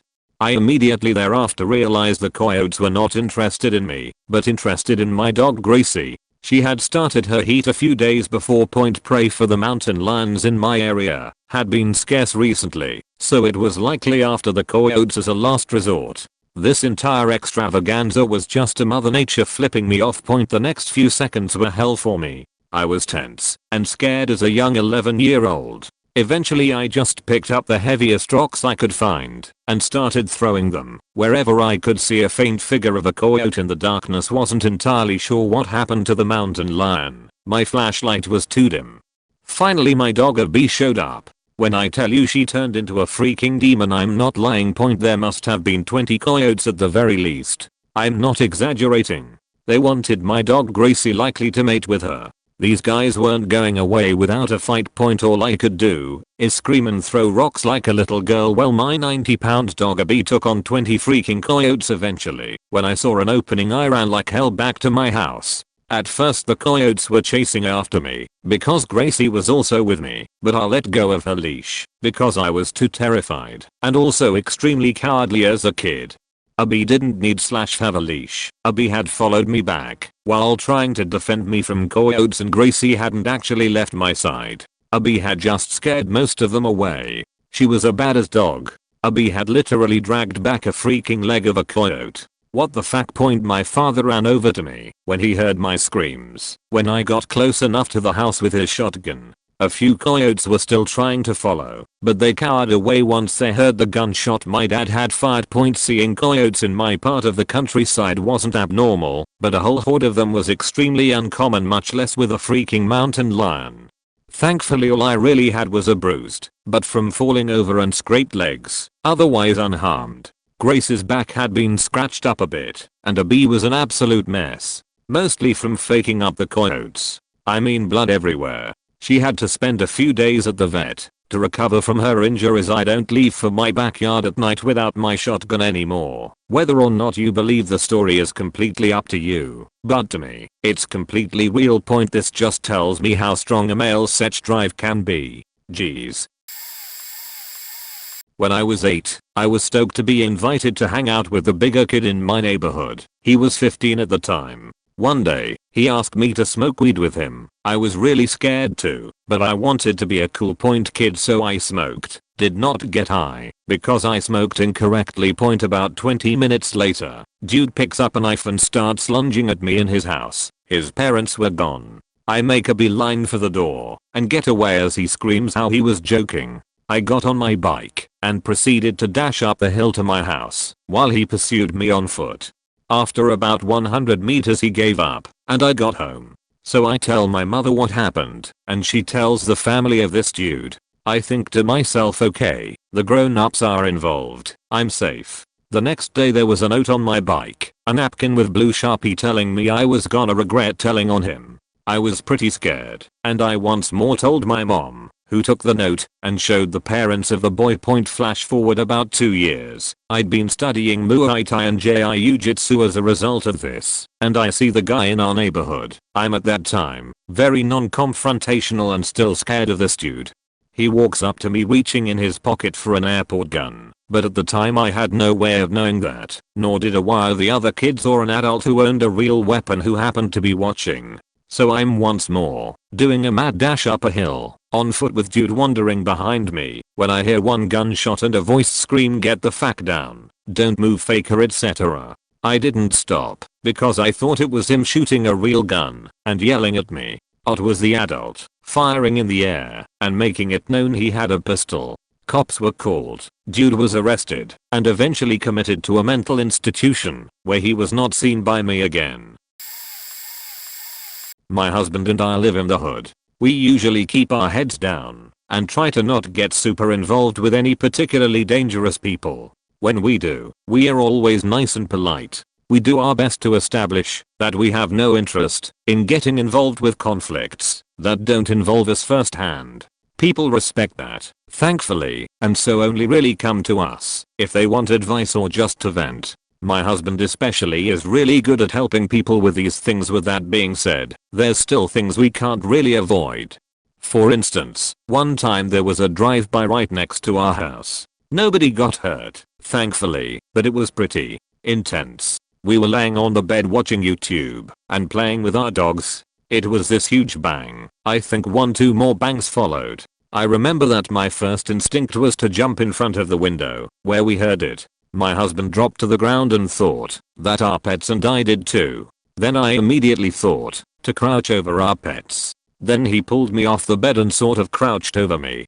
He told me later to never do such things again, that my first response needs to be to get low to the floor. Anyways, we stayed like that for a good while, at least it felt like we did.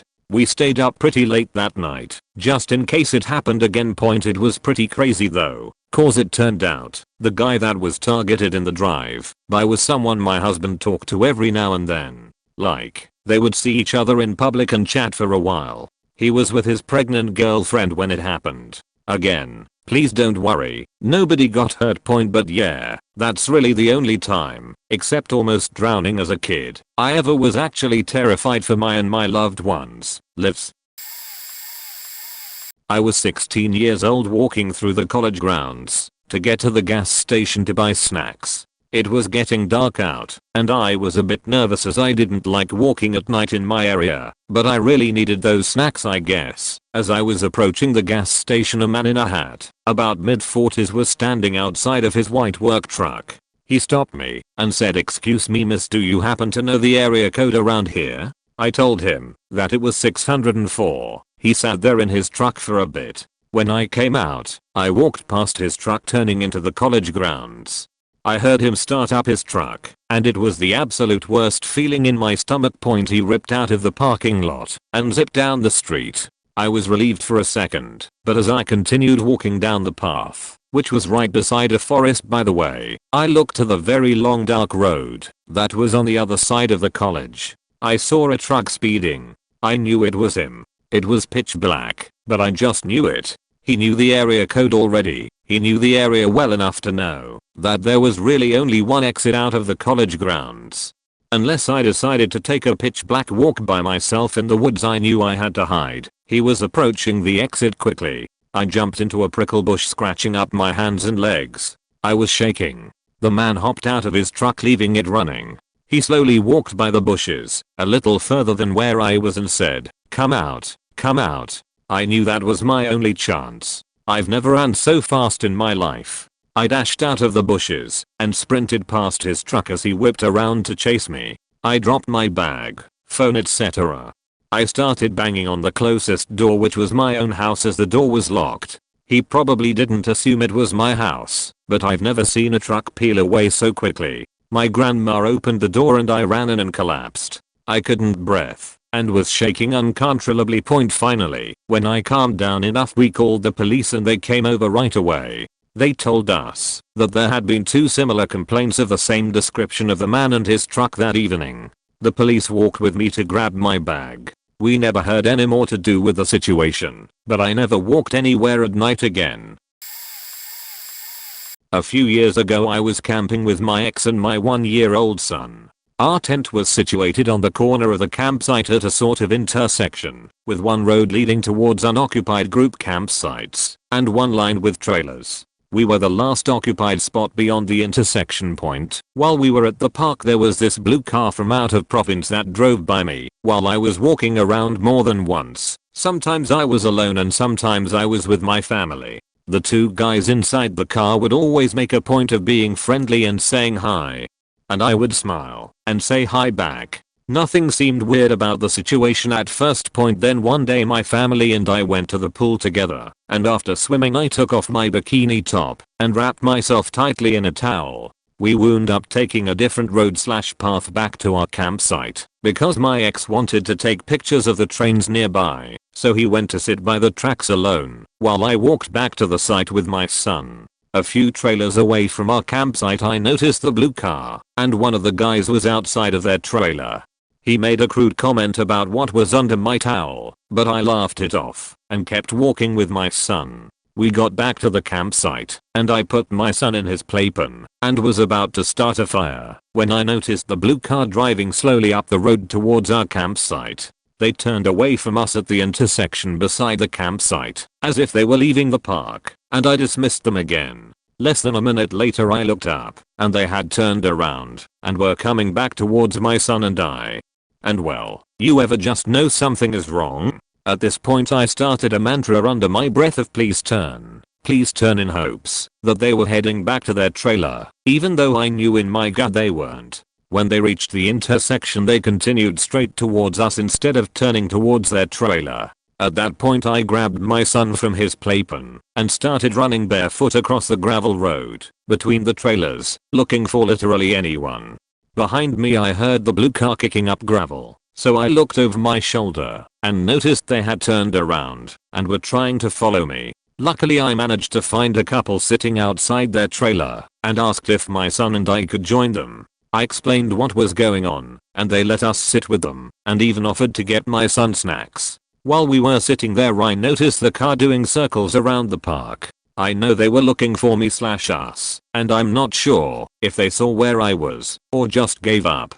Once I got confirmation that my ex was at the campsite I went back with my son, and thankfully that was a last night. I didn't sleep well, no surprise there. I still get sick thinking about what could have happened if I didn't pick up my son and run. I've been in dangerous situations countless times, but knowing that my son was at risk and thinking he could have been harmed in any way is more terrifying than anything. Oh boy, do I got a story. When I was 17, my mom found out that my dad had cheated on her over the course of a decade with the same number of women. She was an idiot and stuck around, but that's not the point. One night I was up in my room watching movies when I heard her shout for my name. Now, I was terrified that I had somehow done something wrong, so I booked it down the stairs already shaking. When I got to the living room, where she had yelled for me, the house was empty. Then I heard a thud from the garage. So I ran outside and saw my parents in a full physical fight. She ripped his shirt and he threw her to the ground.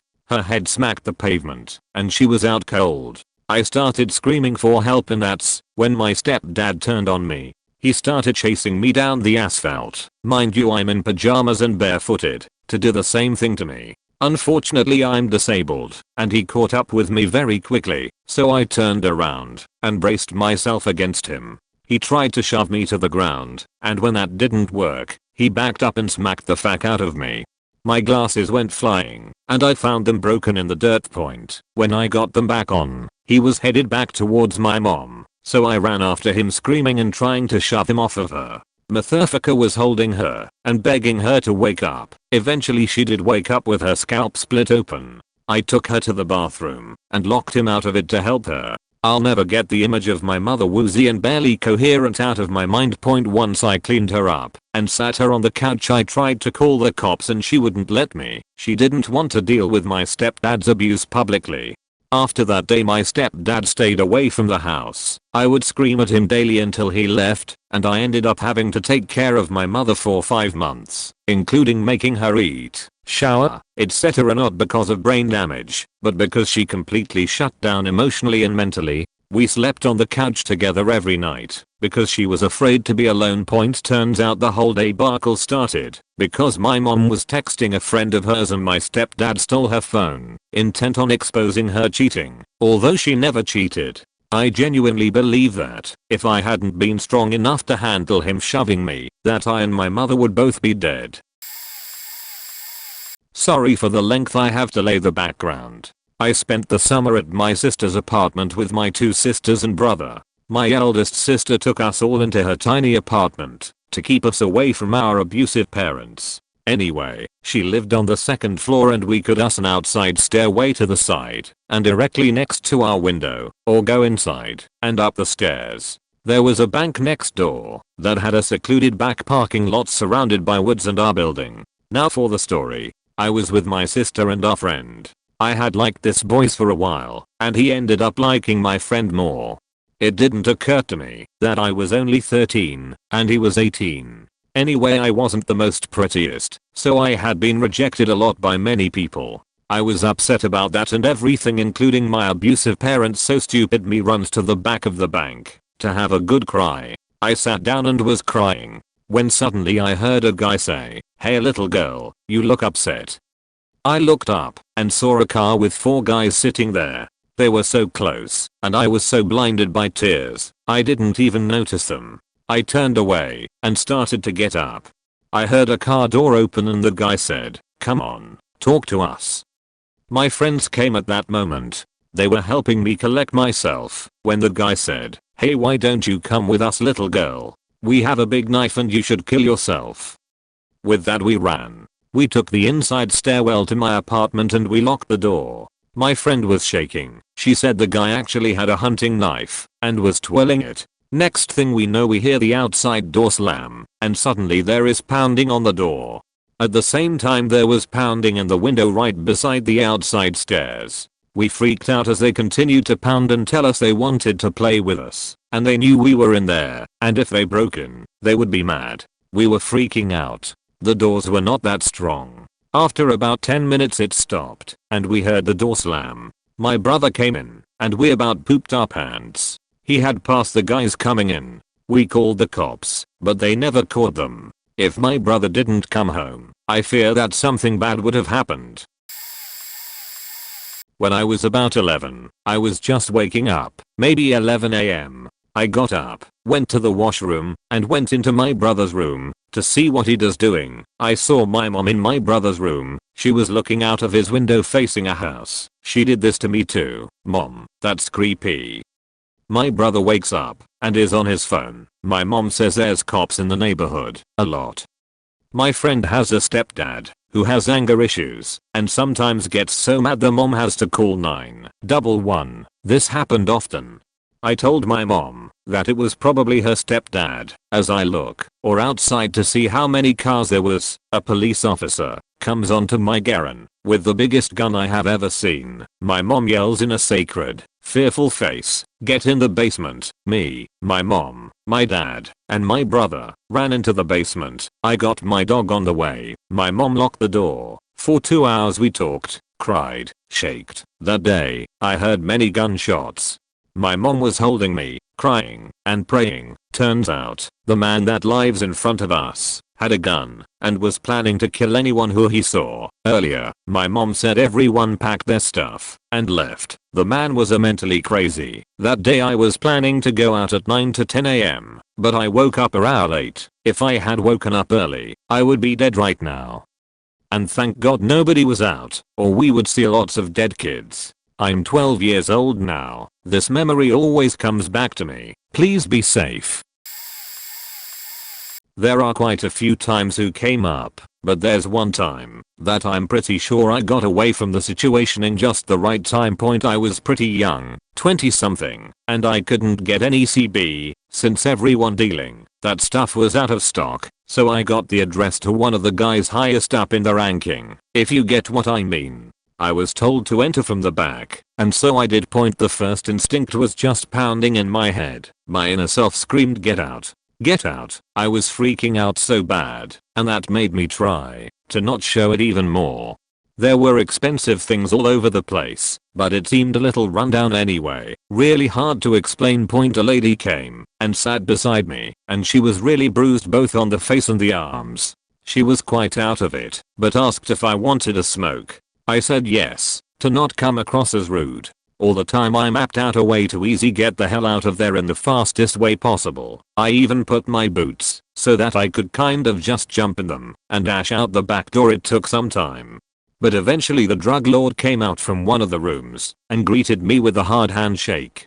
He showed me, I don't know how many plates/blocks of the smoking stuff I was there for. Now my heart raced even more, since it was pretty obvious that he thought I was there to buy a big stock. I was just a casual smoker, and now I stood there with one of the higher rankers. He obviously got really annoyed when I said I just wanted 5 to 10 grams or so. Irritated, he cut up a tiny bit and put it on a scale, and then he asked what more I wanted. I whispered no, I'm good, and gave him all the money I had on me, and on the way out I registered that he had a gun on the waist. Point. It may seem kind of lame, but the feeling when I got out, wow, what an adrenaline rush. It really was like I had gotten out of that with only luck. It was like I suddenly could breathe, as if I just had been underwater. As soon as I couldn't see the residents, when I looked back, I just ran. Point. I have worse, but on a psychological level, this really stands out to me. When I was about 7, I had an imaginary friend called Pop Pop. I remember talking to him in the corner of the garden in my old family home. He has brownish gray hair and green eyes. He was my main friend up until my teenage years, then he disappeared. I didn't take much notice of his disappearance and slowly forgot about him until 4-ish years ago, when I heard my daughter talking to someone through the daggy cams we have set up to monitor our dogs when we aren't home. As I get closer, the other person's voice sounded so familiar. Once I got to her, I asked who she was talking to. She replies in a cheery tone, "My friend." So I ask who her friend is, and she replies with Pop Pop. Memories come flooding back, and I get a shiver down my spine. I walk out of the room back to mine, and call my mother. "Hi honey, how are you?" I hear my mum say. At this point I'm lost for words and still processing things, replying to her in a panicky manner. Do you remember Ufacum Pop Pop by any chance?" She goes silent. "Pop Pop dear, where'd you get that name from?" "A bee. My daughter said that's her friend in the daggy cam's name." "Hon, get a bee and get in your car and call the police now." She hangs up on me, suddenly causing me to panic more. I rush to a bee who is still talking to the daggy cams happily. I stop just before the living room when I hear that Pop Pop's voice had changed subtlety. I didn't know how to get a bee away without sounding suspicious, so I simply asked her if she wanted to go shopping. Of course she said yes, and we left our home and headed to my mother's. Turns out Pop Pop was my mother's old boyfriend from before I was born, who stalked her for years on end and actually killed her brother to get back at her for leaving him. So basically my whole life I was talking to my mother's psychotic stalker. Probably when I was on a school trip. Fire alarms aren't that scary in the day, but at night they are just something different. My heart always drops when I hear an alarm now. Basically I was on a school trip. It was Thursday, the last night staying there. The big drying rooms for wet clothes were opened, and loads of boys' clothes were stolen and nobody knew where they went. Then boys came out of dorms telling people that their money, clothes, and toiletries stolen, and rooms completely trashed. Later that night when me and my roommates were going to bed, and one of them insisted on locking the door, I convinced them into not doing that though, just in case the alarm does go off. We all wake up at around 12:30 am to a really loud siren noise. I yelled we need to get out. So we all put our shoes on, and I prepared to open the door. The alarm literally deafened me, and it was so loud that it permanently stays in your mind. I ran down the corridor, covering my ears, which did nothing, and went into the main area where loads more boys were trying to run out. It was hell. When we got outside I noticed that one of the fire doors was left open despite no one using it. I ended up talking to someone who said they heard footsteps outside 15 seconds before the alarm went off. We went down to the fire assembly point and went back up a few minutes later after the system was reset. Roughly an hour later the fire alarm went off again. I heard a loud scream from upstairs. I then looked at the ceiling and noticed that one of the smoke detectors had two red lights on it, so it sensed something in the room I was staying in. I panicked and woke everyone up again, and we all rushed down. People were crying, and to make matters worse, the fire alarm in the main building at the foot of the complex went off. The person who went up to reset the system asked all the boys who were staying in room G. Me and the 4 other boys in my dorm put our hands up, and he said that the smoke detector had detected something in our room. So as a result the whole block had to be left for the rest of the night, lights on and everything.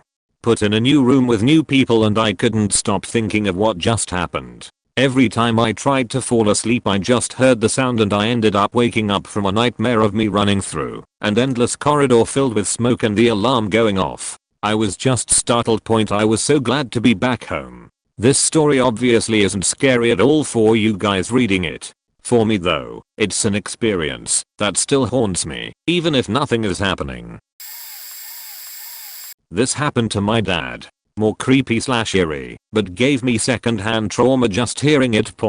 When he was like 20 he was staying at a hotel by himself, and he was out and just had to go back to his room to pack his stuff and check out. There was this older heavy-set woman with a shit ton of makeup just loitering by the hotel elevators. He said the makeup was so excessive she looked like a clown. And she ran in right before the doors closed with him, and got off on the same floor as him, and followed him around every corner in the hallway. He got into his room, just to grab his stuff and pack whatever was left, and I don't know why, but he left his door open, since he just had to grab a few things and head back out. I guess men just aren't in as much constant fear for their lives. So she followed him into his room, and closed the door behind her, and he just kind of kept packing, and was like ignoring her. And she kept going on about how handsome he was, and stuff, and how she's in front of the door, and if he wanted to leave he could easily push her, because he's so big and strong. So he like purposefully kind of took longer packing, because he was hoping she would just leave eventually, but she didn't. So eventually he basically just said, like, I have to go, please move or I literally will push you. I don't know why he didn't just call security the second she came into his room, but he's braver than I guess. But then she sort of just like flopped over and like laid on the bed and was all like, make love to me, and he just left her there and went to check out. And he didn't report it cause he thought no one would believe him, and he didn't want people to think he was afraid of her. Literally, if that happened to me, I can't even explain how many years of therapy I would need. Fairly tame compared to most, but scared me at the time because of how close it was. Note that being in the UK is relevant to the story. I'd been to a local supermarket fairly late in the evening and was driving home. Coming out of the supermarket car park, there's a staggered junction that I would cross straight across the main road. The layout is such that as I entered the junction, I would turn left onto the main road and then immediately right off the main road, rather than just a straight crossroads.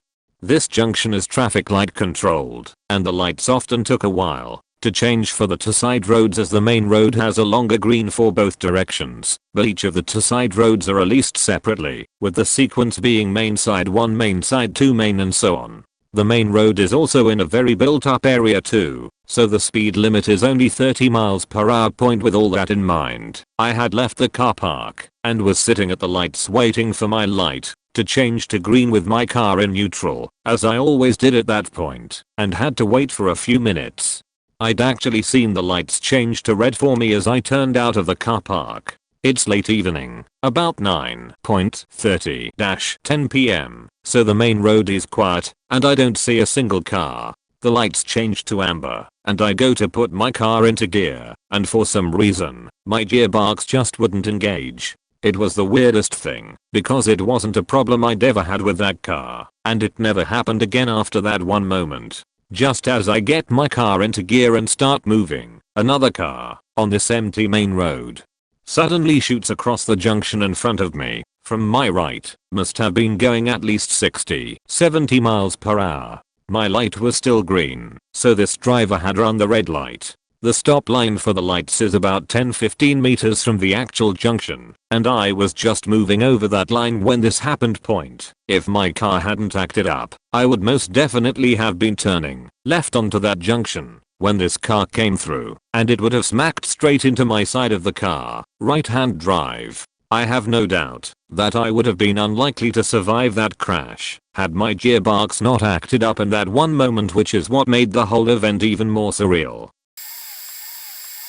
When I was younger, I lived with my grandma due to the fact both of my parents had addiction problems, both alcoholics. Dad also did heavy drugs. We all lived with her at that point. My brother, different dad, me, my mom, my dad, and my grandma. My mom and my dad would have serious screaming matches every day. Sometimes they would get physical. Things usually ended up being broken. Couldn't invite any friends over sometimes because my dad had punched holes in all of our doors. I always felt like I was the one who had to break up the fights, so I would often have to physically drag my dad away from my mom when they would fight. This took place between pre-K age and elementary school age, so I was a small kid pulling a grown adult man away to cool down. One time my dad locked himself and my mom in his room to fight. My brother grabbed a kitchen knife and ran up to the room and tried to get in. Luckily he didn't. Another time my grandma, me, and my mom were all locked inside my room while my dad stabbed my door with a screwdriver trying to get in. He was probably coming down from a high at that point, which is why he was that aggressive. Another time my mom attempted to stab my dad with a broken kitchen knife, but luckily only nicked his chest. Fortunately both of my parents are now sober. My dad stopped mostly drinking and smoking this year. I have a lot of stories. I'm not good at writing down stories, so I'm very sorry if it's a bit difficult to read. We had a big yard that led to a wooded area with a ravine. There was a trail that my dad had built, and we would walk the paths regularly after school or weekends. When I was a young kid, maybe around 5 or 6, I was playing in our backyard by myself and looked up to the trailhead and saw a large wolf standing at the wood line, staring at me. We locked eyes and I froze. It was like that moment in a dream when you can't scream or move. I don't remember how long I stood there, but I finally made a break for the house, feeling like that wolf was going to grab me at any moment. I flew through the door and told my parents what had happened. Nobody believed me, since we lived in Ohio and wolves weren't wildlife that lived in the area. I remember my sisters teasing me about the incident, and I doubted my recollection of the incident. Fast forward a few months and a helicopter flies over our house with people hanging out the sides. We were all outside watching and waving. My parents get a call to get everyone inside from a local friend and informed them the helicopter was part of an investigation. It turned out someone adjacent to our wooded property had been raising wolves, and they had escaped. The wolf I had seen was real and had been moving around the area for months before anyone had realized. The house that had been raising them eventually was abandoned years later, and my dad and I would hike back to it and look around occasionally. They had built cages all over the property, encased with chain link fencing and 2x4s. There were piles of what looked like pig bones and skulls. and the house and trailer still had all their stuff inside. Clothes, food, medicine, everything just left there. It was a weird place. I still think about that encounter and how differently it could have ended. I still spend a lot of time hiking and camping, but I always keep watch over my shoulder and wonder if they ever caught all the wolves or just let them go. What I learned from that ordeal is to be careful of your surroundings. You never know what's out there. I have a few, but the biggest one I have began in 2016. In 2016, my mom and I had moved back into our old apartment. We lived there before, when I was in kindergarten. I remember an old man staying next to us, and my aunt living across the street. Upon moving back, the old man who lived next to us had sadly passed away in the house. I believe he died that year we moved back in. But normally when people die I'd assume that the house would be put up for sale, but however it was not for some reason. Since we hadn't lived there for a little while, the house became run down and just needed to be taken care of. In the beginning of us moving back into the apartment, there wasn't too much going on. For context, in 2016 I was 12 years old. During volleyball season at my school, my sister took me to an faraway game a little over a 45-minute drive. While coming home, she pulled into the driveway of our house. When she did, we both saw something so horrifying and ugly sitting on top of the trash can. It had either no skin or just barely any skin. It almost looked human. But she told me to get out of the car and run in the house. In the back of the driveway there is a broken motion censored light. When I got out of the car and ran in the house, the light went out and the trash can fell over as I heard something coming towards me, but my sister slammed her gas pedal and I'm not sure if she hit it. To this day we have never spoken about what happened that night or what it was. But looking back on it now, I feel as though maybe it was a skinwalker. Anyway, as time went on, my mother and I would always hear screaming in the back of the apartment. Let me explain how. Our rooms are set up. My bedroom and her bedroom both face the back of the apartment, so through our windows we can easily see back there during the daytime, whereas at night, you can't because it's pitch black. My mom would always complain about the fact that there was something disrupting her sleep, and how disturbing it was. But he always said it was probably the raccoons fighting over the trash or something. As years go by this continues. And during this time frame I'm being a bad teenager and smoking behind the abandoned house, so my mom doesn't see. One day I went back there and noticed the house's basement door looked like something big broke into it. So I left and told my mom. And a week later, it was fixed. When my brother came to visit one day I told him what was going on, and he said it's probably just animals. There was even a time when I walked my dog in the back to throw away her poo, and I noticed something was watching me from the roof of the house. In 2021, my brother and I went to a faraway friend's house. We began to tell her the things that I told y'all. And my brother says something that shocks me. He told me one day he came over and his phone was dead and I wasn't there. I was at work and my mom must have been away as well. He says that there were two people on the porch of that house trying to get in it. He asked them what they were doing and they said a big fox-like creature just ran in here. My brother was very skeptical and said, "Oh, how you'll know?" The woman showed him a photo of a terrifying big fox-like creature and my brother walked away after that. He said he will never go back to my mom's until she moves away. After hearing that, months later my boyfriend and that same faraway friend all were getting ready to take a trip, but the night before a friend and I decided to go on a ride. When I came home to my mom's we saw it. The actual terrifying thing I had seen back in 2016. It creeped out of the pitch blackness and scared the shit out of me and my friend. To the point where we ran back to the car and left. We told my brother, and my brother was afraid to let me go back. But I went back in the daytime. Now today is May 27th, 2022. I no longer live with my mother, but yes, my mother still lives in the same apartment next to that creepy as house. With that creature. I'm still scared to go there at night. Moved into an old house we nicknamed Red Roof, since it was the only home in the area with a red roof, and it was easier for children to identify and come over to have play dates daily. It quickly turned dark from there. The first day my mother and I moved in, I was around 9. We were watching TV when the candle on the shelf flew towards us. We didn't yet have electricity at this point. Moving on a week later, my mother was cleaning while I was settling with homework from my new school, and she pulled what she thought was a rusty machete off the top of the old fridge it came with. It stunned her, though she put it back and decided to ignore it. Us being islanders, knives and machetes are common tools. Creepy things constantly happened the next few days to my toys playing themselves, nightmares and all, till it looked to be coffee stains seeping through my bedroom walls. I had a cat, Miss Cat. She's adventurous yet would never go to the basement, and neither would we. We got awful vibes from it. My mother has taken a peek once, and she describes it as if everything that went under there froze in time. For example, she saw a spider frozen mid-web making along with rodents. I believe the thing that pushed my mother over the edge is when she couldn't scrub off the coffee looking stains.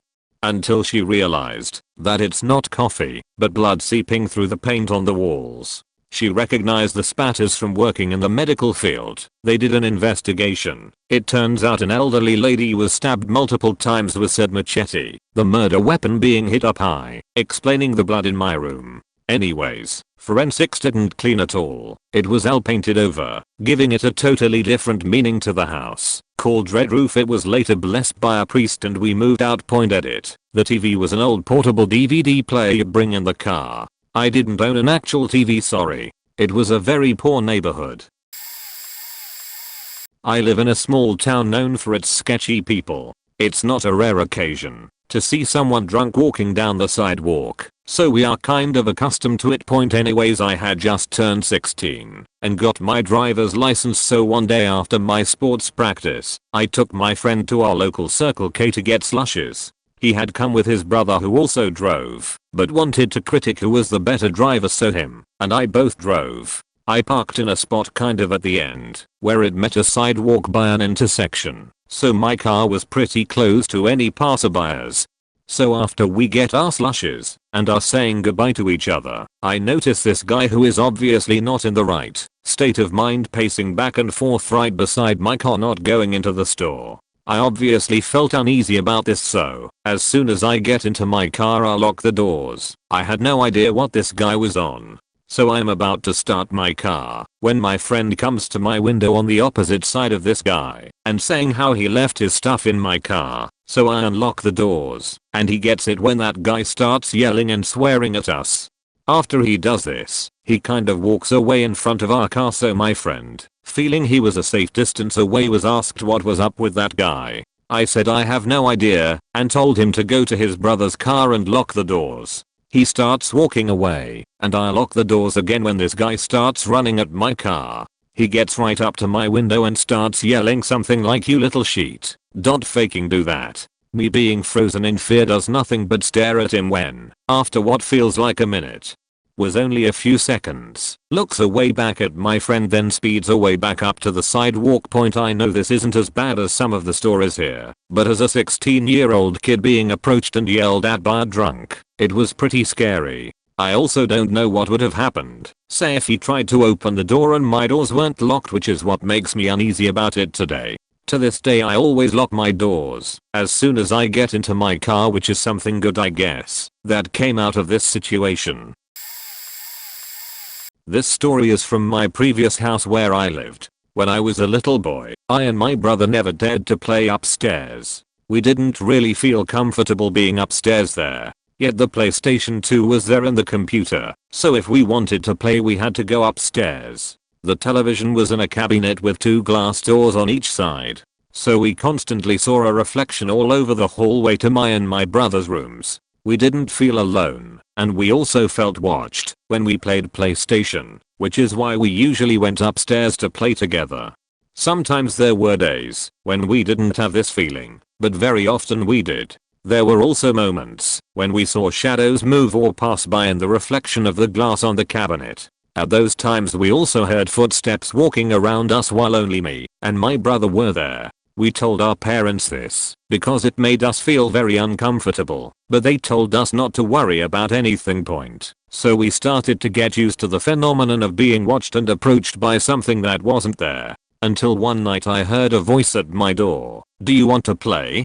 I was shocked by this and called to my brother if it was he who came to say something at my door.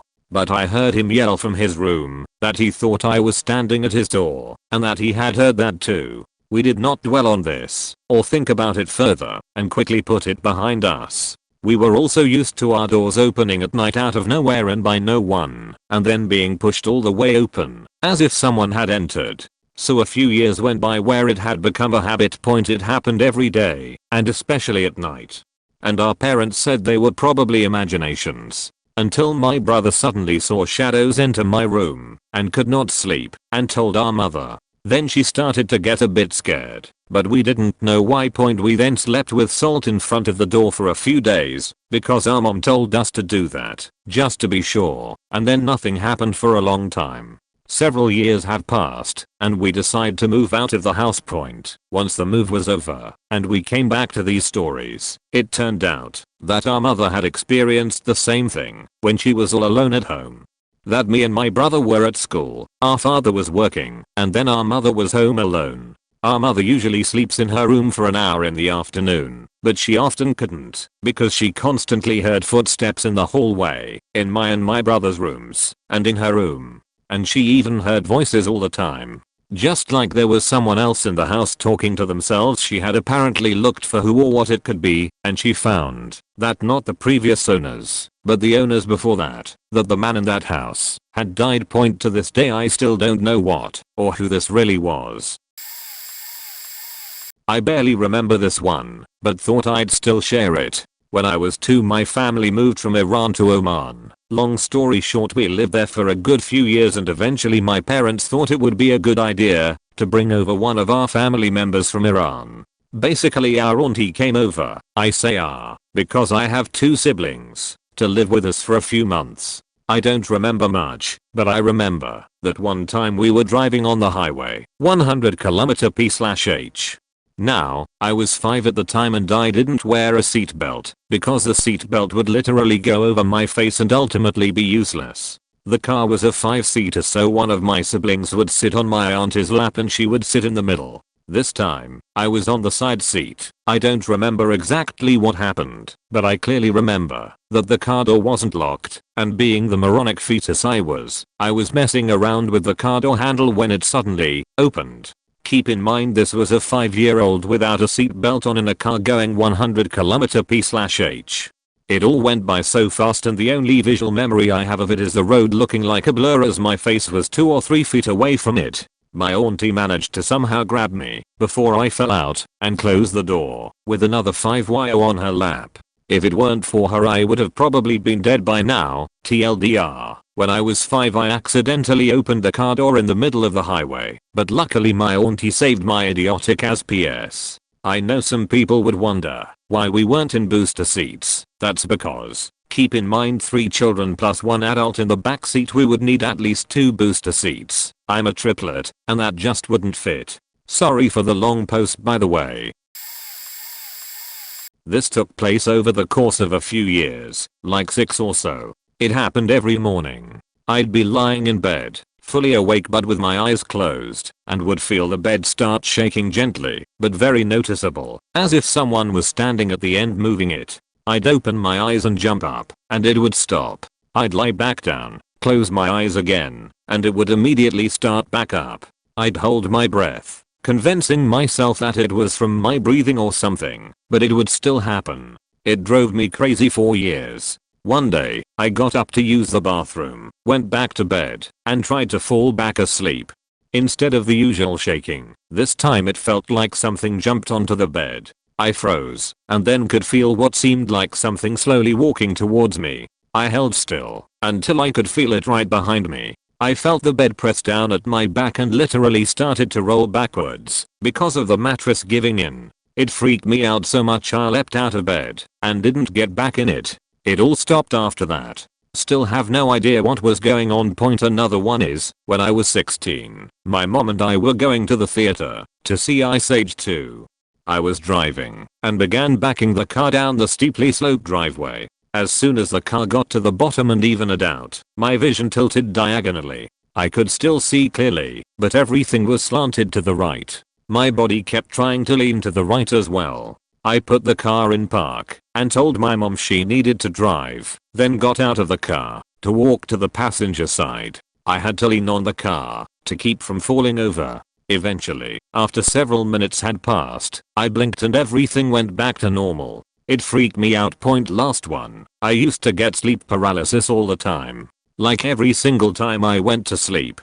Usually it was just the feeling of levitating and seeing the covers get pulled off me, or bright flashes of light and weird sounds, but 2 times really freaked me out. The first time it happened was the only time I woke up into it and felt that sense that something really bad was going to happen. Then I felt something jump on me and start shoving me into the bed over and over until I was able to wiggle my toes and get out of it. Another time, about a year into it, I was falling asleep, felt the usual tingling as I slipped into it, and all of a sudden saw a very tall shadow man standing at the foot of the corner of my bed. Loud maniacal laughter was directly in my ear and I immediately got myself out of it. I knew it wasn't real, but it didn't stop it from feeling real.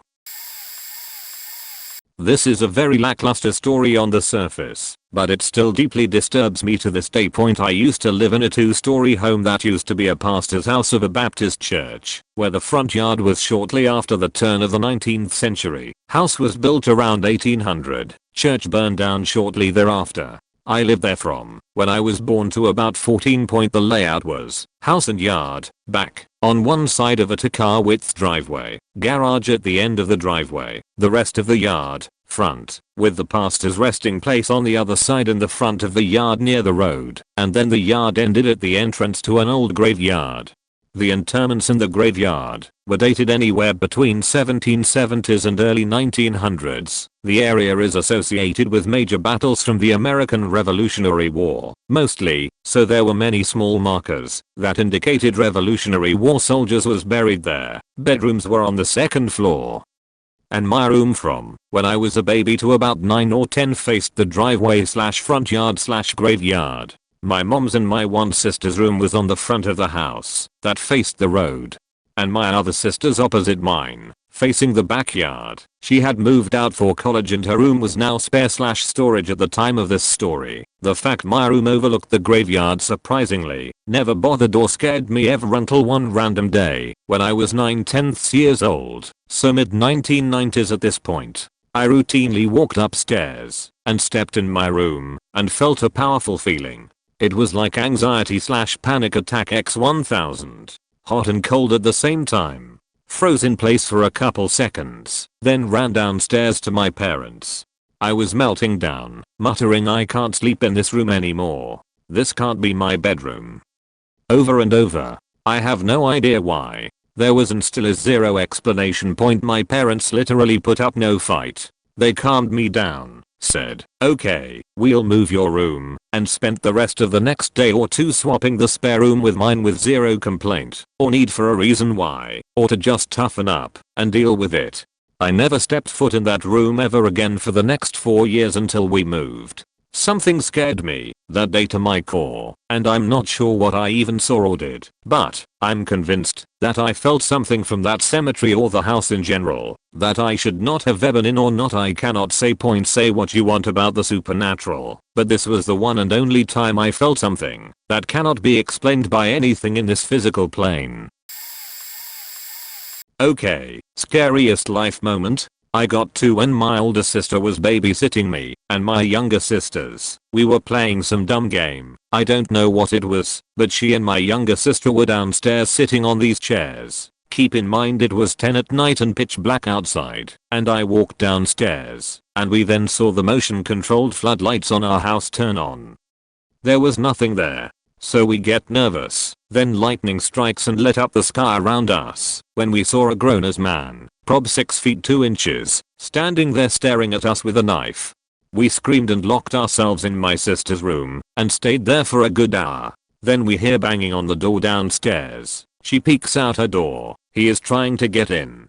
He eventually left. We were all fine. We just all got scared out of our minds. When I lived in Illinois, I was just chilling at home one night when I hear a loud bang. Then 5 minutes later, we started getting emergency alerts on our phones saying something like elderly couple shot dead in home. Look out for this guy, then a pic.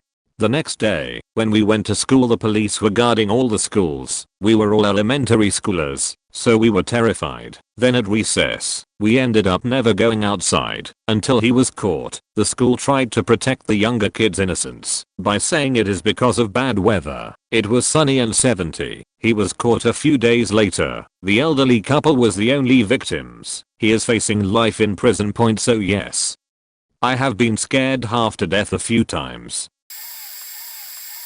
A long time ago, when I was about 4 or 5, I lived in a more urban area, though not exactly dense. The houses had yards, but were pretty run down. The streets were lined with nice trees, but would have the police speeding down them just about every night. All in all, a place that looked nice, but was full of crime and decay.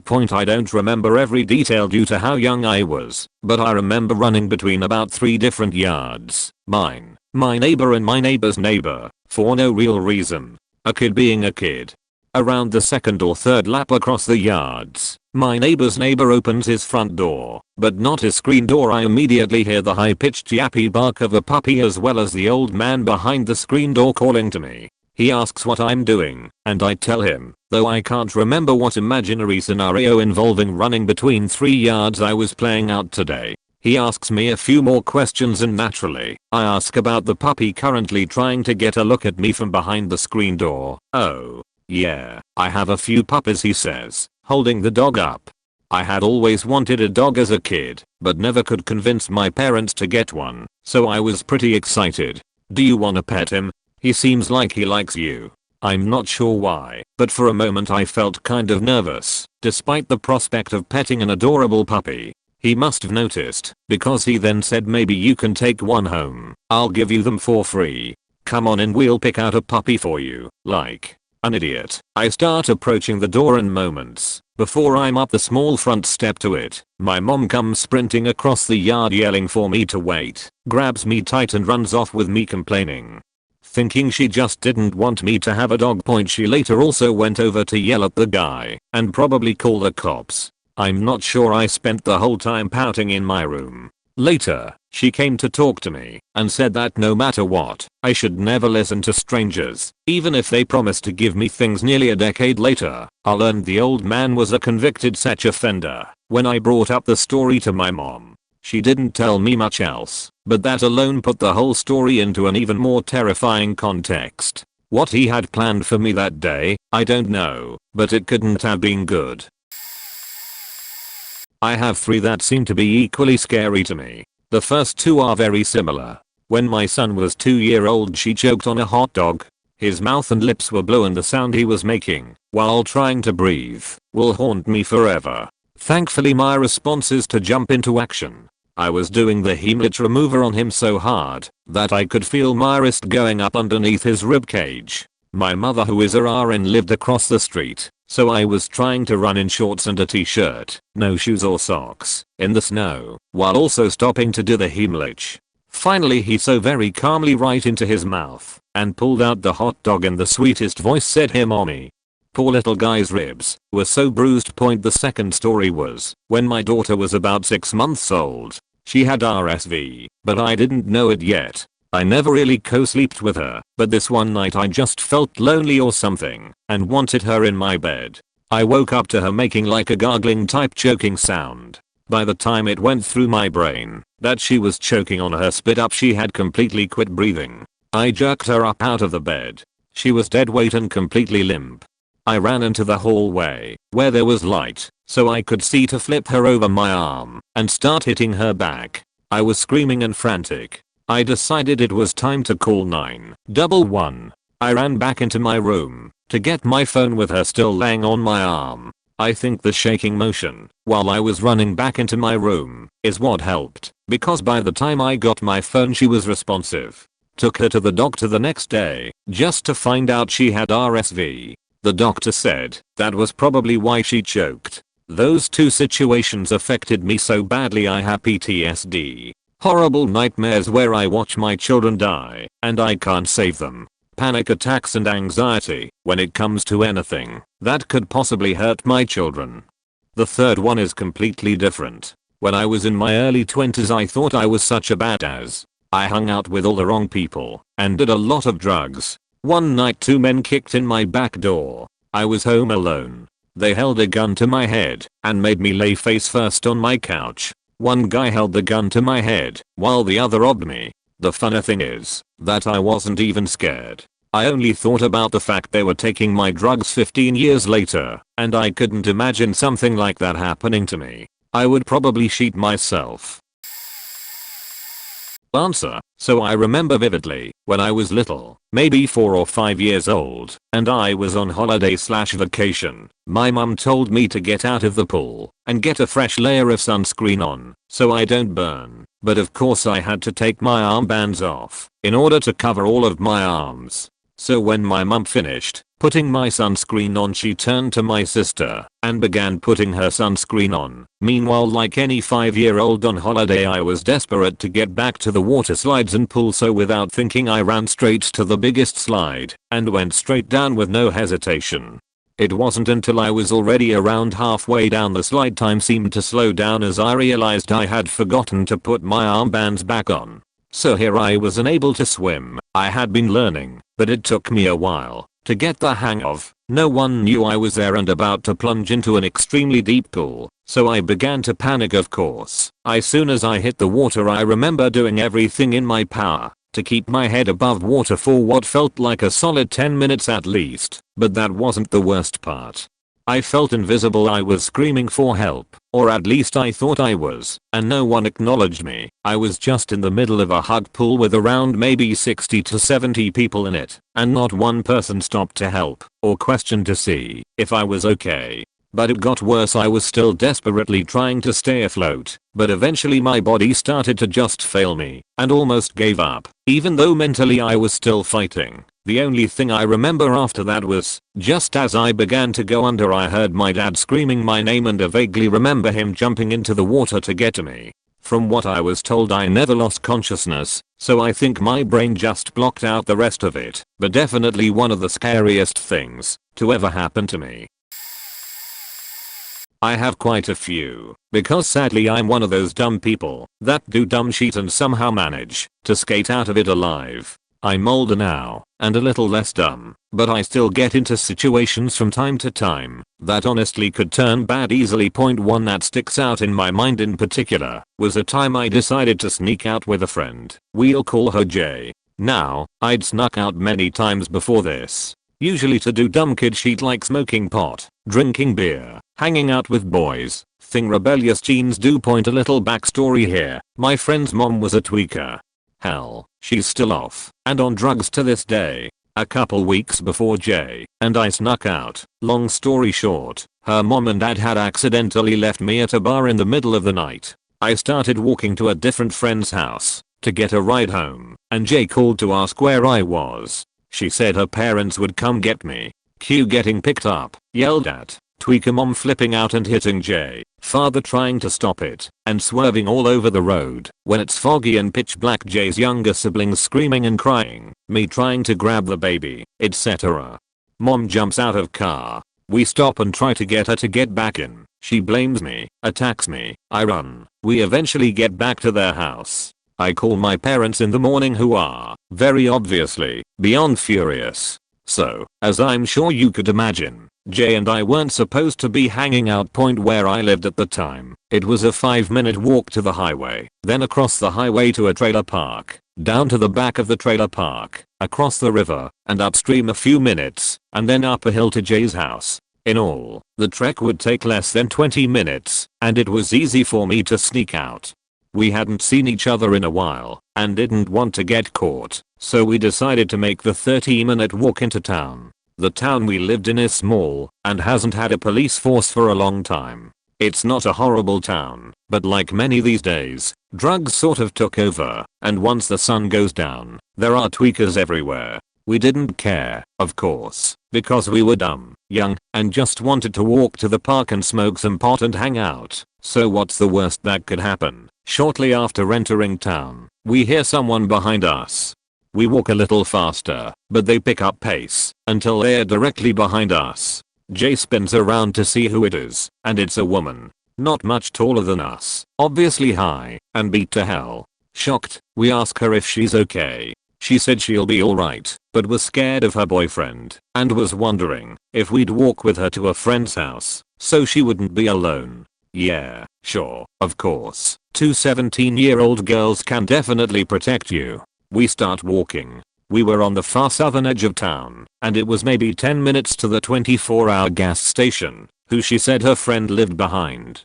After about 5 minutes of silence, she asks our names, how old we are. We lie, of course, and asks what we are doing out that night. We start to walk past one of the restaurants in town when a truck flies by, and we narrowly dodge being hit. We try to grab the woman and leave, but she shrugs us off and starts yelling. The driver got out, and it's her boyfriend. He starts screaming at her to get in the truck. They're leaving, etc. She says no, and starts yelling back. My friend and I had some small pocket knives, and we looked at each other and gripped them. I start to pull mine out when 2 more guys come out from behind the restaurant. At this point I'm scared. Really scared. The woman and her boyfriend continue to argue. After a few minutes she says, I'm hanging out with my friends. I'll see you later. She puts her arms around us, and we start walking. Once we round the corner she starts walking faster, nearly running, and we hear her boyfriend yell, I'll kill you. I'll fucking kill all of you. Then we ran. We made it to the gas station, and watched her run to the street behind, and go into her friend's house. Jay and I, of course, have no faking clue what we are gonna do. We go inside the gas station for a bit, hoping that the guys wouldn't be dumb enough to go in, since there'd be witnesses. After about 15 minutes we went outside again, and didn't see or hear anything. So we started walking. It was a couple blocks to the park, and we made it there without incident. There is a small covered stage in the middle of the park, so we walked over and sat down toward the back of the stage and proceeded to smoke, laugh, joke, and try to forget what happened. 40 or so minutes go by, and we are thinking about heading home when we hear it. Those guys' voices. One says it's dark as fuck. Should I go check here? The other responds, yeah. We'll go look for them. Just yell if you see anything. We panic. We sneak off the stage out the back and run to the back of the park. We sneak around the baseball diamond and run out the side lot of the park. The wet time in panic mode, trying to figure out what the fuck we were going to do. We decide to just go home and hope that maybe they were just looking for someone else. We start walking. We get a few minutes outside of town and we hear a car coming. We turn around and it's the boyfriend's truck. He speeds up and we run and dive into the ditch as he swerves onto the shoulder. We quickly scramble up the side of the ditch into the woods and run through the trees trying to stay out of view. He kept driving and turned around a couple times to drive by again, but eventually gave up and left. Why he didn't get out of the truck and follow us up into the trees I do not know, and am beyond thankful to this day that he didn't. We do eventually make it home safely. Jay calls me a few days later and says her mom heard from some tweaker friends that they were looking for 2 girls who looked like us. I didn't leave the house for nearly a month and got a short haircut because I was so paranoid. I've left out some details in case someone I know finds this, but to this day I still think about how that could have gone far worse. When I was in middle school, me and 4 of my friends would always ding-dong ditch their neighborhood when the weather was nice. We would do it all summer to point. This one night we were out doing our thing per usual, and coincidentally there was another group of kids, a little older than us at the time, that were also ding-dong ditching. Anytime a car would drive by, my friends and I would sprint to the nearest cover. We always liked to pretend cars were the police. This is where it gets interesting. We were walking down the street and were near a stop sign. Out of nowhere a car comes zooming down the road, so we started running to the nearest cover. As the car pulled up I looked at it, and when the driver's side door opened the light in the car turned on, and I saw a lady in the passenger seat, and she said something like, "Babe, no, stop," as a big as muscular man gets out. Me being a little fat 13-year-old, I'm terrified, because this man is the size of Dwayne "The Rock" Johnson. I don't remember his exact words, but I remember the guy yelling at us saying, "If he catches us, he's gonna break our necks," and that alone had my adrenaline rushing. So as me and my friends are sprinting as fast as we can through some random backyard, we realized we are blocked in by a chain link fence, but luckily there was a portion of it that fell over. My friends are hopping the fence, but I see one of them got their shirt caught, so I knew I had to get myself out of that yard, because big scary man was still coming towards us. I look to my right at a wooden fence, and see one of the planks of wood is missing, so without hesitation I sprint towards the fence and run through the gap, and took a bit of the fence with me. Big scary man never caught us, and my friend had a huge hole in his shirt. We decided to stop doing dog ditching for a few weeks after that. Alright, laying down some ground info. I have 2 windows, one looks right onto the front porch, so anyone looking in that window can see 95% of my bedroom. The other is right next to where I lay my head when I sleep. Now that being said, I tend to get very bad sleep paralysis or hallucinations when I stay up way too late, or if I go to bed at these horrid hours of the night, like 3 to 5 am, but there's only 2 instances I want to discuss. I was asleep laying face up, and when all of a sudden I popped awake and couldn't move nor blink, I also noticed a solid black humanoid figure sitting on my stomach.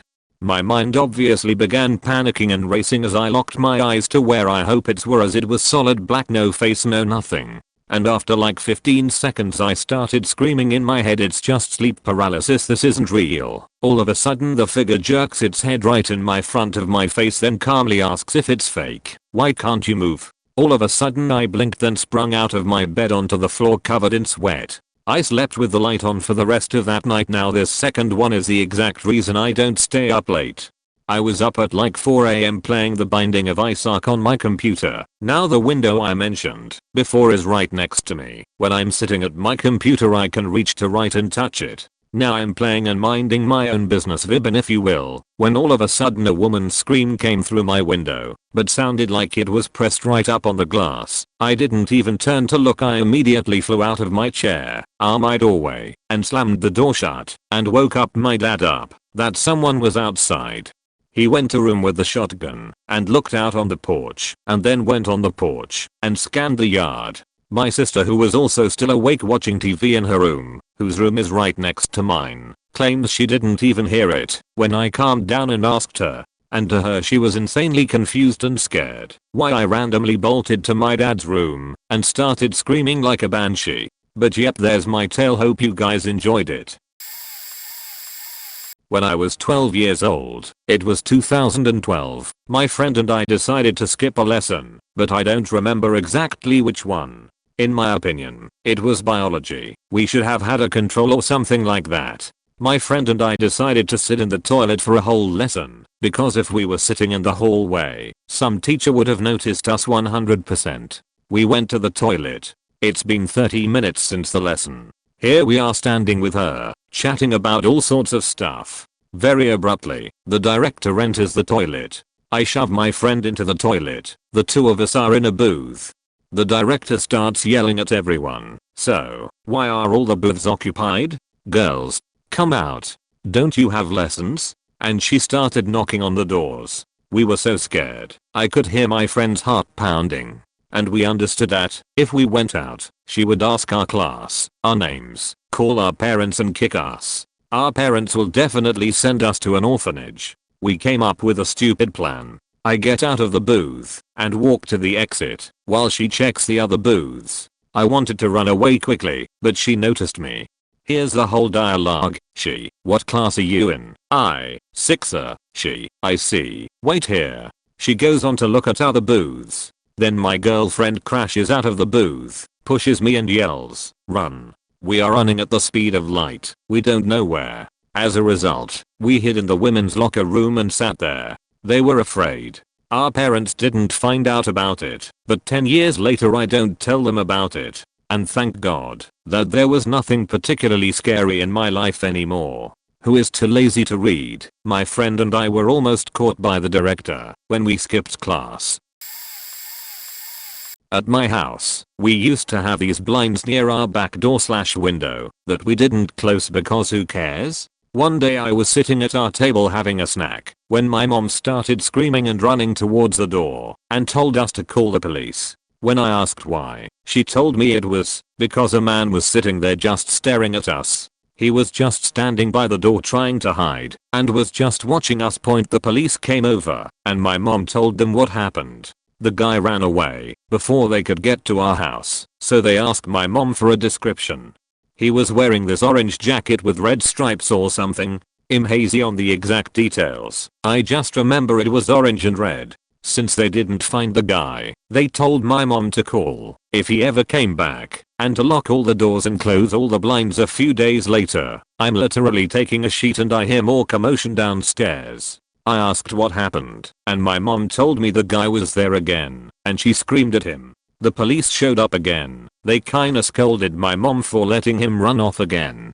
And they basically told her the same thing, call if we saw him again, but to make sure he didn't run away next time. We ended up staying with my dad for a bit. My mom installed cameras all around the house, and we didn't see the guy after that point. However, a few weeks/days/idec later, my mom is taking us home, and instead of pulling into the garage, she quickly pulls out and drives in the opposite direction. My sibling and I were like, what the fuck? She drives next to this random guy and slows down and stares at him, and then she drives back to the house. At this point we were like, what the actual fuck are you doing? She goes, that guy was wearing a orange and red jacket just like the guy who was by our house. Note, my mom was the only person who ever actually saw this person. My sibling and I only really got glances of him. I was like, okay, so why exactly did you just drive like that? And she says, if it was the guy, he knows I know his face and location better now, and he will leave us alone. And I yelled at her for being insane. The guy was never found though, and the police stopped caring, so this guy probably still lives in our neighborhood / no, we still live in our house. What constantly is in the back of my mind is, why was he there in the first place? We don't know if he had a weapon, but if he did, it was weird that he ran away. The fact that he was just standing there watching us really freaks me out, and to this day I still have to close the blinds and make sure no one is watching me through the window at night. When I was 14 I had enough of life. Been depressed since 8ish. At 13 I fell into a deep depression. At 14 I had enough. It only got worse. So I overdosed on Zopiclone. I laid in bed waiting for the effects to kick in and finally be freed of this hell. But the moment it started kicking in I finally realized what I had done and instantly regret it. But it was too late. I started seeing deliriant hallucinations, hearing voices etc. I saw this man/demon thing. He called himself the Crooked Man. He is all my trauma, self-hate, sadness and all.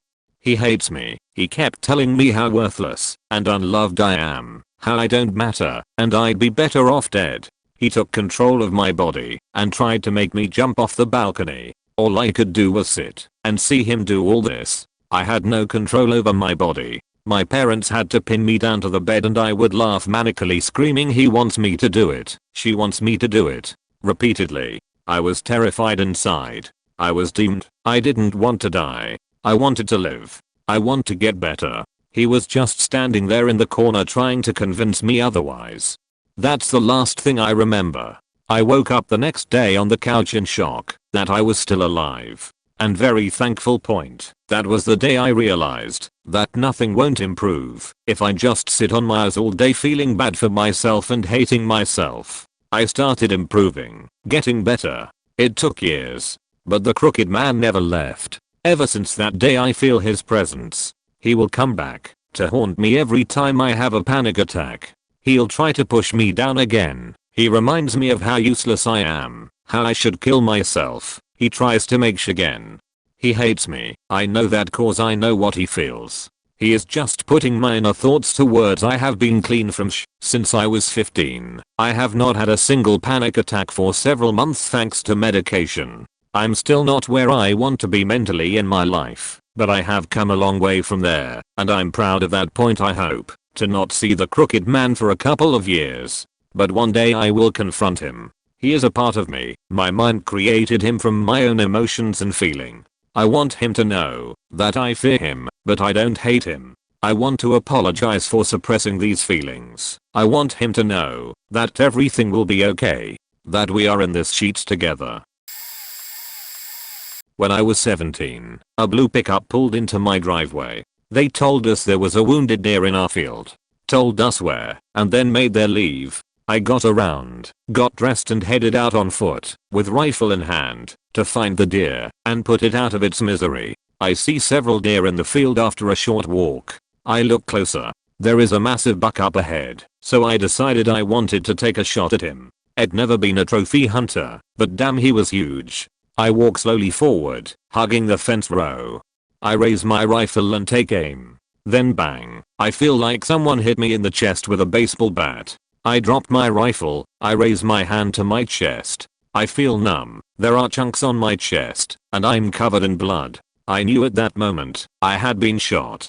I was rushed to the hospital, and on the way, I could feel myself leaving my body. I was life flighted to Q Medical Center. I remember opening my eyes at one point and seeing a huge light shining on me. I remember the warmth. Then I see a man lean over me, looking down at my face and said, "Oh shit, he's awake." A mask goes over my face and I blink out again. I died several times a day for several weeks. My wound kept getting infected. They ended up having to leave the surgery cut open and letting it heal itself without the help of stitches. Actually, originally they had staples in me, but removed. I had to soak gauze in saline solution and pack down inside myself. I still remember that feeling and the smell of rotten meat. At one point, the last time I died, I made the conscious decision to live. From that point I started getting better. I had to basically learn to walk again, then finally released. Fast forward a month after my hospital release, I'm driving down the road. The same blue truck pulls up next to me, window down and yelling, "If you don't knock that sheet off, it's going to happen again." Then they sped off. Sleep paralysis twice on the same week. Point, it's in the midst of pandemic. I'm a 22-year-old working as a web developer. In the afternoon, working from home, I took a nap. Then suddenly I had a strange feeling that somebody is circling in the sofa where I'm sleeping at. I couldn't move. It also felt like somebody sat down at my chest. I kept moving my eye and fighting it. It only took 15 minutes when I woke up, but it felt like it was hours of fighting and somebody holding me down the sofa. I woke up and told my mother about it and couldn't believe what happened. She told me it's because I don't get to sleep enough. The second time it happened was when I went to our old house in Manila. It was 6 in the morning and it's my day to be present at work. I always commute before 8 in the morning, so I decided to sleep. I locked the room so nobody could sneak in and maybe steal some valuables. So I lay with my chest in the mattress. Then suddenly it happened again, but this time my eyes were opened and I was fully conscious. The door opened like it wasn't locked. I want to stand up and close it, but I couldn't move.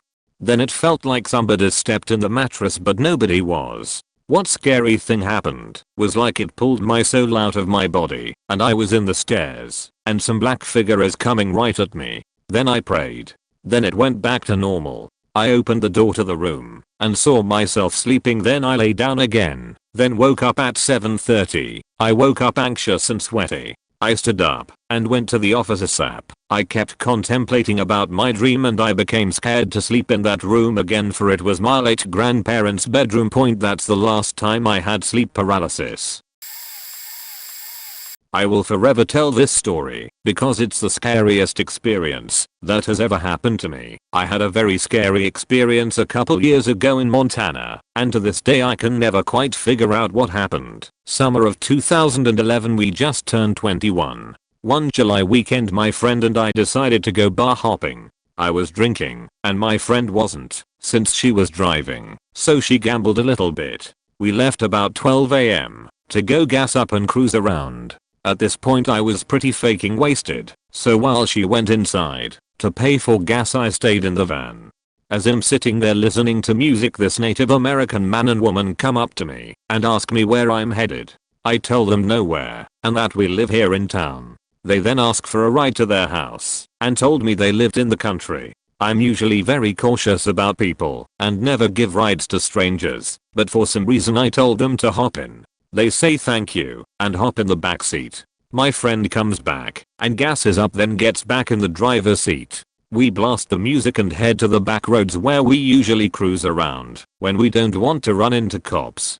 As we're driving I keep telling my friend which way to go to get to the couple's house. She keeps asking me who the hell I'm talking about, but I ignore her and send her the bottle that the couple was sharing with me. I'm talking away to them, and about 30 minutes later they tell me to pull into this dirt road. I tell my friend to stop and pull in, and that's all I remember. I wake up at 3:30 AM in cold pitch black darkness. Our windows are down, and our doors are open for some reason. I remember screaming at the top of my lungs for my friend to wake up.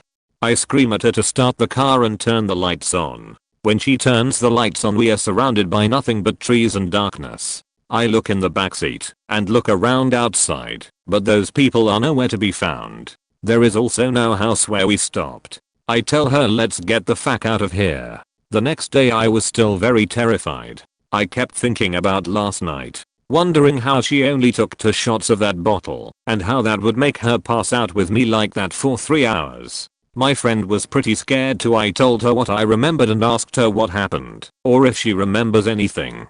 She said there was nobody in the car with us and was wondering who I kept talking to, but she remembers taking a few shots from the bottle that mysteriously popped up out of nowhere, and she doesn't remember anything after she pulled into that dirt road. So the next day we go cruise the back roads to try and find the place where we dropped those PPL off at. After driving a while we hit this dead end and I start getting a little bit of a flashback. I remember the sign that said no trespassing. The road and the way the trees were looked very familiar too. Then all of a sudden I get this very eerie feeling and start feeling sick to my stomach, so we leave. So fast forward a week later, the same friend and I decided to get a bottle. We start cruising and decide to hit the back roads again so we don't get pulled over. My friend is driving and I start drinking. An hour or 2 have gone by and we are both drunk. I tell her to pull over because I need to pee. She stops and I go behind the van to pee, and I look over into the field and I see these red eyes staring at me. I pull up my pants quickly, then I see the brake lights from the van and the van starts driving away. I start chasing her and I slap the back window and she stops. When I get to the driver door I open it and ask my friend what the fuck are you doing? She starts laughing and says you told me to go, so I did. I push her out of the driver's seat and climb into drive. At this point I'm scared sober, so we head home. The next day she was acting weird and barely talking to me, so I decided to ask her why she was trying to drive off and leave me last night. She told me that I was sitting in the passenger seat the whole time and that I told her to go ahead and leave. Then all of a sudden I was pounding on the back window of the van. She said when I looked at you in the passenger seat your eyes were red. To this day I haven't been out to the back roads drunk ever since. I don't usually write on posts like these, though I love reading the comments for hours.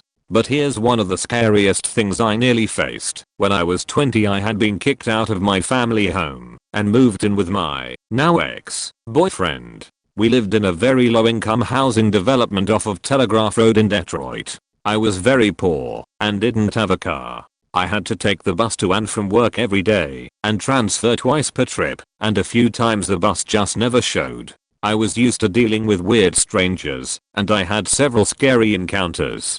My bus stop was in front of a little strip mall plaza. In the plaza there was a Family Dollar, an empty business, a nail salon, beauty supply store, strip club and a church. The empty business always sketched me out a bit, but I couldn't explain why. You'd see trash in the empty front room through the window one day and maybe a blanket or something the next. There was someone who was using the space, that was obvious, but you'd never ever see anyone actually in there. To get to my bus stop I usually cut across the complex and jumped over a crumbling brick wall and then go around to the front of the strip mall. It's important to note that the back door of the empty business was about 20 feet from the hole I'd jump over every day. Depending on what time I got off the bus at night there were usually a bunch of big scary looking dudes hanging around the wall. They never said much to me, but they always got quiet and would stare me down as I passed. I figured it was because a little white girl made them uneasy lurking around their spot at night. One time as I was coming home I hopped over the wall and one of the fellas follows me, hanging back a far enough distance that I never would have noticed myself. By sheer coincidence my ex-boyfriend was on his way to the party store for cigarettes and tells me to come with him instead of going home so the dude wouldn't know where we lived. It was creepy, but I quickly forgot about it soon after. Fast forward a year, and I'm living back with my family, when on the news I see a sex trafficking ring was discovered right next door to where I used to live. It turns out women were being kept in the empty business right by my house. I'm not sure I would have been taken, but I'm very lucky nothing ever happened to me in Detroit. Scarier after the fact. Went back to work from vacation on January 2nd 3 years ago, and that night I got up from my computer to go to bed. Didn't feel quite right. Sort of like I was coming down with a bug. Got ready for bed with the intention of sleeping it off, if it was a bug. Started shivering uncontrollably, and thought for sure I was just sick. The odd thing was I didn't feel nauseous at all. Still figured I'd sleep it off. Something told me to have my wife take me to the ER despite feeling like I might be overblowing things. Halfway down our street I amended it to tell her to take me to the fire station instead.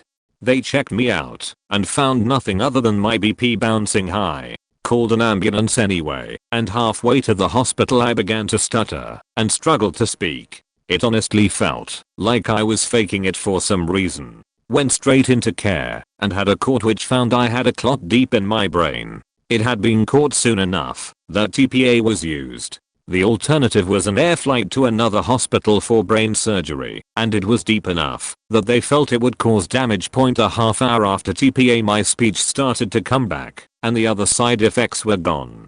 Spent the next 2 days in ICU because of TPA, and then 2 more in the regular ward because of a relapse of some symptoms. A couple days later I was 54 and a little overweight, 6'2", 214, but no family history and BP under control. None of the testing showed any reason for the stroke. The truly scary part was the next morning, after when the head of the ER came by on rounds. We talked a bit, and I told him my first inclination was to sleep it off. His response has stuck with me terribly. He basically said, if I had done that I would be dead, or in a vegetative state with part of my skull removed, because of the swelling. Scared the hell out of me then and still does now.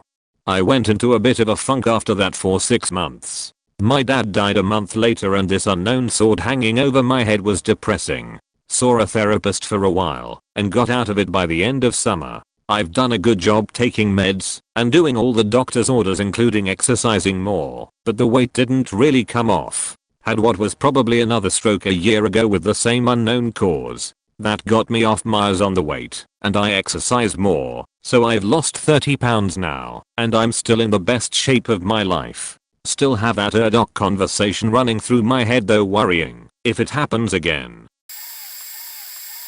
There's a park in my town that has a small rec center that can be rented for events. I'm 90% sure it's haunted. Ever since I was little, it always had a spooky vibe. It was just unsettling to be in it. A few years back, I was already working for the town, and I got hired to chaperone some events there. I didn't have to do much at all, just close up. When being instructed by a town employee on the procedure for closing before the party, just walking in was a massive energy shift. There was this weight and pressure, completely unsettling. Even the town employee said she hates it there and it always freaks her out.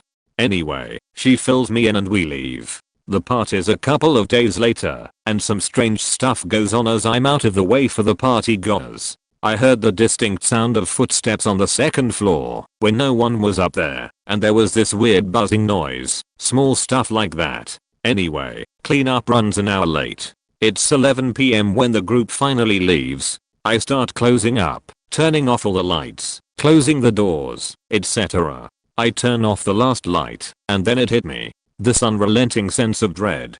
That pressure I felt before began to heat up and push even harder. I had chills run down my spine and felt as though something or someone was looming over me, watching me. I've never in my entire life before or since felt as though my life was at stake. I made my way out as fast as I could. I know it doesn't sound real or scary, but I've had my fair share of paranormal experiences and this had to be the scariest one for me, and that's including over a chair slowly moving its way over to me on its own. I'm Canadian, but my parents were visiting a friend in West Virginia and my dad wanted to go for a walk. I decided to go with, and we just sorta strolled through some forest on and off path. I was mostly worried about getting lost or ticks, but I was with my dad, so I figured it would be good, and it was an adventure. Besides, it's getting late in the day and we wanted to head back before we lost light. My dad felt confident about taking a shortcut over some hill. As we start to crest the hill, we saw no trespassing signs. I remember expressing concern, like we aren't allowed here. But my dad felt it was fine for some reason to ignore several no trespassing signs. So we kept going. Down the hill point there was a trailer home and an open grass field. We stayed a good distance from the house, but there was two large Rottweilers on long chains. As soon as they saw us, they started barking and foaming at the mouth, straining against the chains. That alone scared me. But then this tall guy comes out the trailer with a shotgun pointed at us. He marches toward us, never taking the gun off us, and says we need to go inside or it won't be good. I don't remember what he said per se, just that there was an obvious threat with the dogs and gun, so I find myself heading into the trailer home with my dad.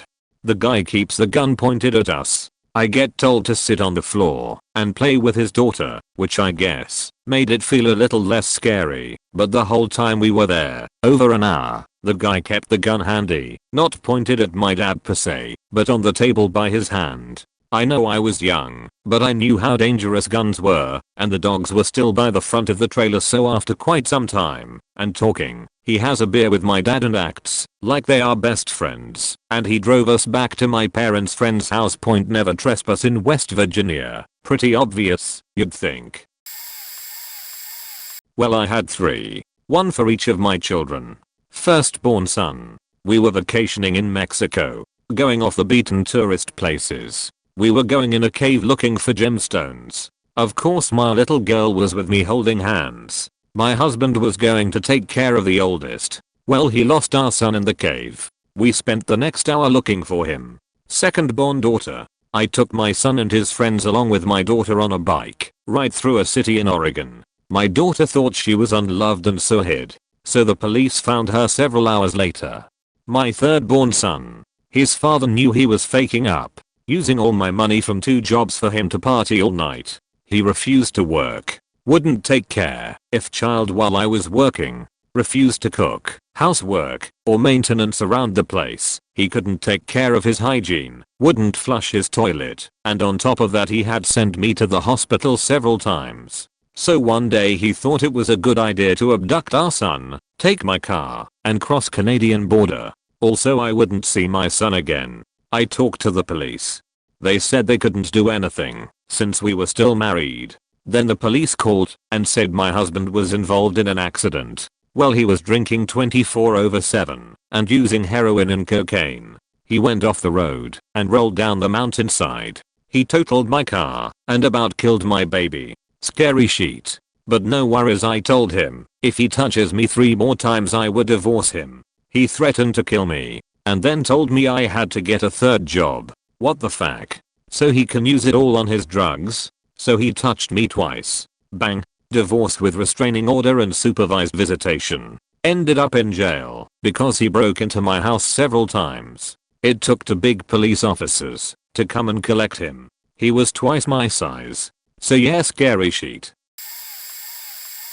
One that comes to mind is when we were kids we used to go play outside a lot, and behind our house we had big backyards and a ditch that led behind the houses over towards a big field and then a huge patch woods. To set the scene a bit more, this is Minnesota, middle of winter, lots of snow, and we had one of our dogs with us. Orgy was a golden lab, great dog, very sweet and protective. Anyway, the dog had gone ahead of us, sort of plowing a trail through the snow that we were following heading towards this patch woods. We got maybe, I don't know, about 20 to 30 feet away from the edge of the woods and the dog had stopped. I was the first one behind the dog and my 2 stepsisters were behind me. I noticed the haunches and a line of hair went up on Orgy's back along her spine, and she had her head real low, like she was scanning tree line. We had all stopped at that point trying to figure what the dog was looking at, and then we heard a low long growl coming from the woods. In that part of Minnesota, that only could have been a couple of things and my mind immediately went to some sort of a large cat like a cougar, and then the dog proceeded to turn around and haul us past me back towards the house.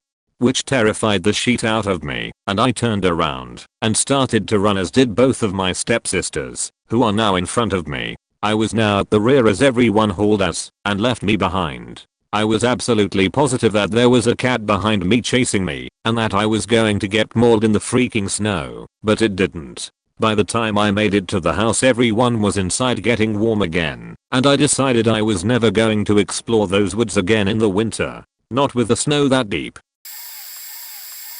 I was maybe 12 at the time, making my younger brother 4 or 5 years old. My mother was working on the garden on the pavement outside our house, away from the gate that leads into our house, so my brother and I were basically alone. We were busy watching TV when we heard someone enter our house. Thinking it was our mother, we didn't pay much mind to it until I heard a man's voice talking softly. I get up and walk to the kitchen, the first room you'd enter when entering our home, and this guy is standing there with one of our big kitchen knives. I'm thinking, right, I'm about to get wrapped and murdered, a common occurrence in my neighborhood.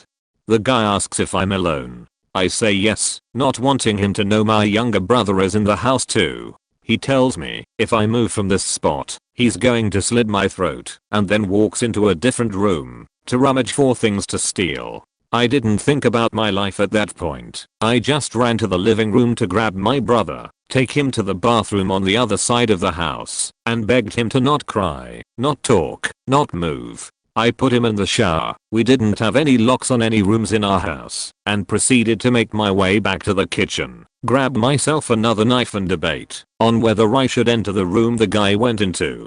When I did finally muster up the courage, he wasn't in there anymore and my mother's handbag was stolen. We found the knife later laying in the road. He probably ran away when he realized I wasn't about to comply. I'm 21 now, and my brother is about to turn 14, and we still talk about it as if it happened yesterday. It's safe to say that since then I've seen some shit, and the idea of having to protect my brother from a threat like that again doesn't faze me. I would do it in a heartbeat. My mother also locks the main gate every time she leaves, even if it's just to water the garden now.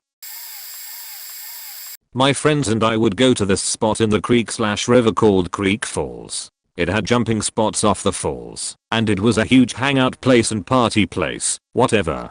PA country things, am I right?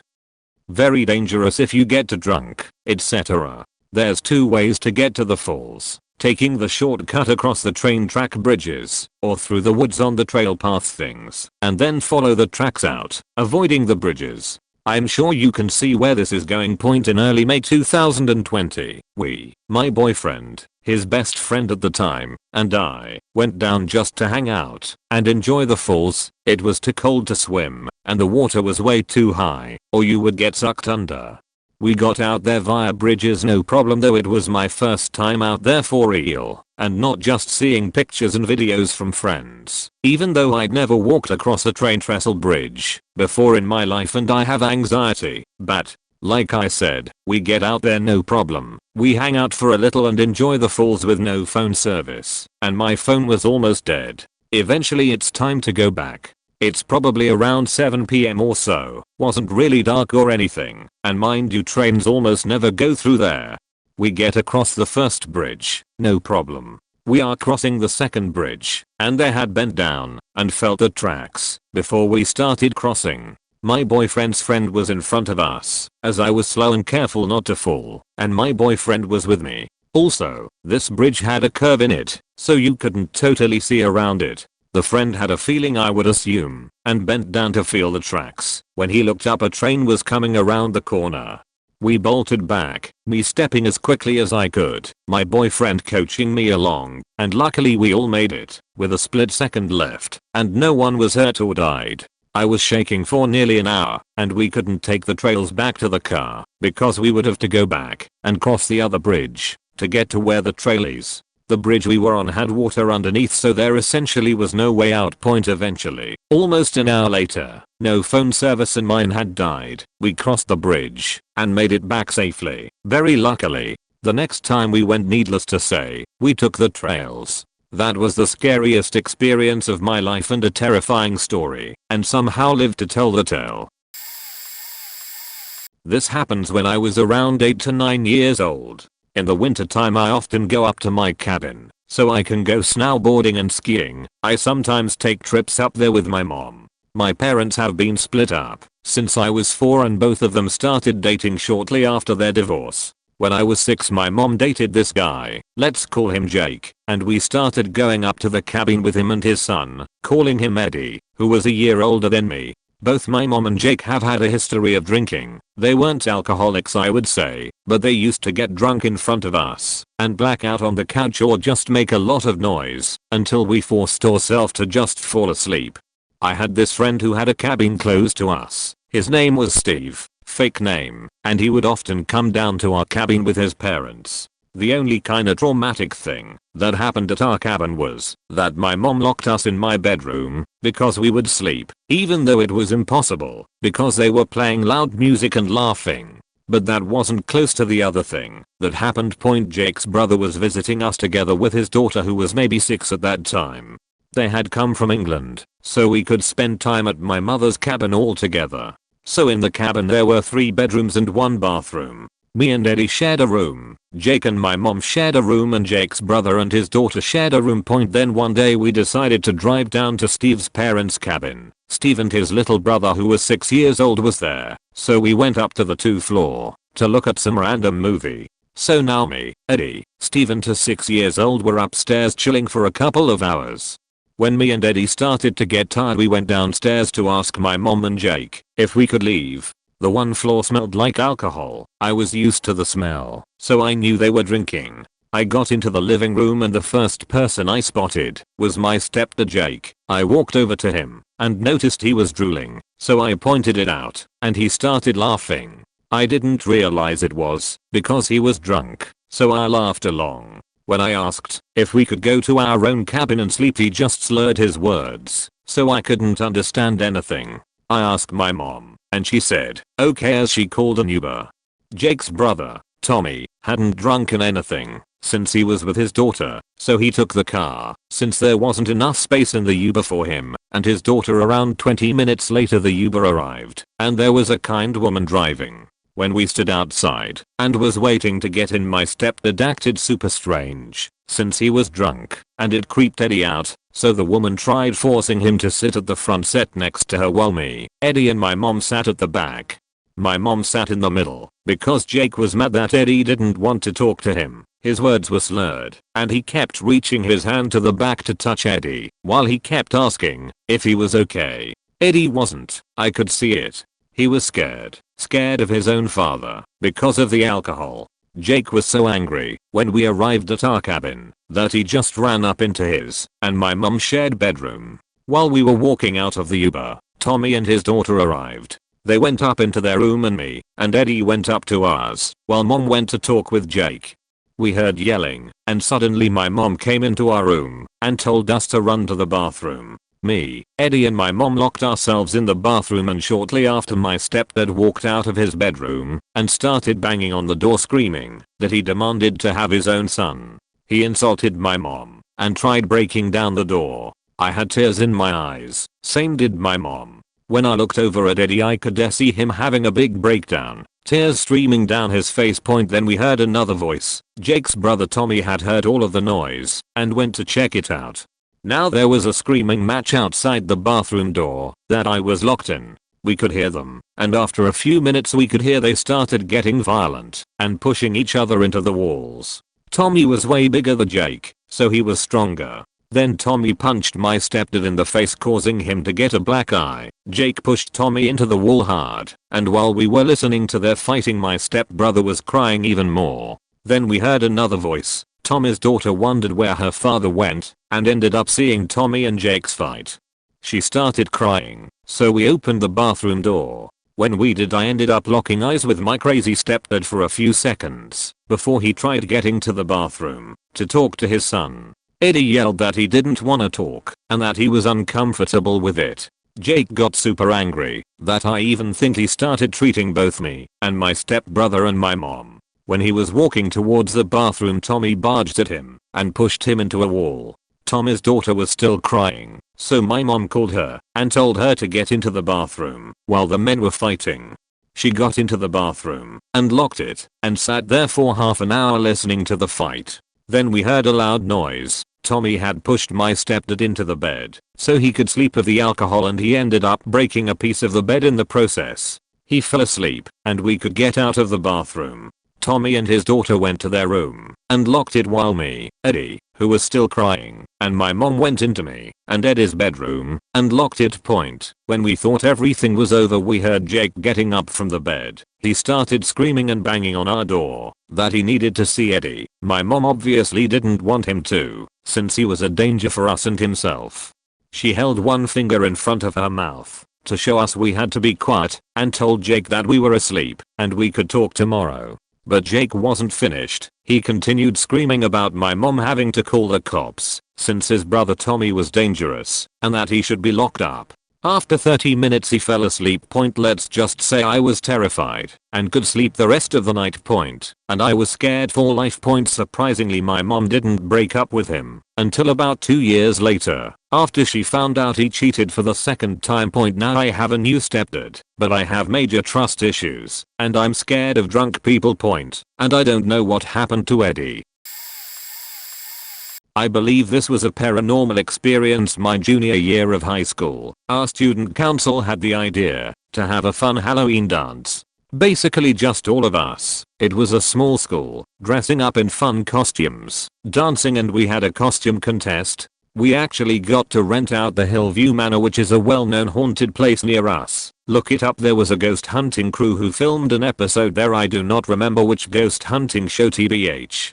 We all were a little freaked out, but said it can't be that bad if they let us rent out a room, right? We got 1.5 rooms. In the room we had half of there was caution tape, so we didn't go farther, and it was pitch black. My friend wanted to see what was there and pulls up Snapchat and goes to take a picture with flash, and she got an error message that said, "Cannot take picture." If anyone actually reads this and cares, I can link the picture. I've never gotten that message before, and our service was fine. She goes to take a video, cannot take video. Weird. I go to take a picture with my regular camera and it just kept crashing. Our flashlights worked but something didn't want their picture taken. Anyways, nothing else happened inside the building after that, but then the party is over and everyone is going home. I drove alone, so I'm just already nervous because it's dark and I'm walking to my car alone. I was late, so I had to park decently far back in the lot. Where I was parked I was not allowed to go back the way I came, so I had to go around the back, not lit side of the building. If I remember correctly, I don't think I was actually supposed to do this because it looked to be just grass, but at the time I rathered that than be head on with someone in their way. But looking back, I doubt anyone would be coming this way at this time. So dumb on me. So I'm nervous because I already have anxiety driving slowly, and this sounds crazy, and I've only ever told my boyfriend and someone that evaluated my mental health. After, you'll see why, because I know how crazy and horrid it sounds. I turn the corner a bit, and I see in front of me what looked to be a naked human man, but not quite human, it just looked off, and it was eating a person like zombie style, shoveling handfuls into their mouth with the person's abdomen wide open. My headlights were shining on it, and its head shot towards me. I fucking screamed and gassed it. I didn't feel anything hit my car, but I know what I saw. I thought I was insane. I'm known diagnosed with bipolar disorder, but began to wonder if I might suffer from schizophrenia. I talked to my therapist, but gave her as little details I could of the thing I saw, but made sure to say it was scary, and I truly feel I saw it. I have no other signs of schizophrenia, never saw something like that before, and never anything since. I see it in my nightmares sometimes still. When I was 17 I had my first run-in with law enforcement and felt quite a flurry of emotions. It was 2 weeks before my 18th birthday. I was staying at a girl's house and didn't have an active phone at the time. I was trying to get in contact with my friends, who I like to drink and smoke with. Left Wi-Fi/her house to go to the town gas station cause that's where we are supposed to meet. We waited a while, went back to her house, got in Wi-Fi range, and started getting blown up with texts. "Dude, where are you? We are here." So I sprinted back up there to try and catch them. As I was rounding the corner I slowed down to try and look for Wi-Fi. Little did I know some fat prick cop was waiting in an alley.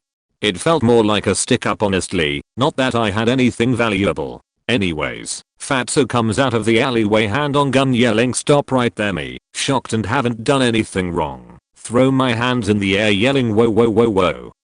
He grabs me by the wrist, drags me across to the gas station and frisks me. In that moment I saw my friends driving by and made eye contact with both of them. It gets dragged out majorly, and this asshole is looking for an excuse. I didn't have an ID or know my social security number.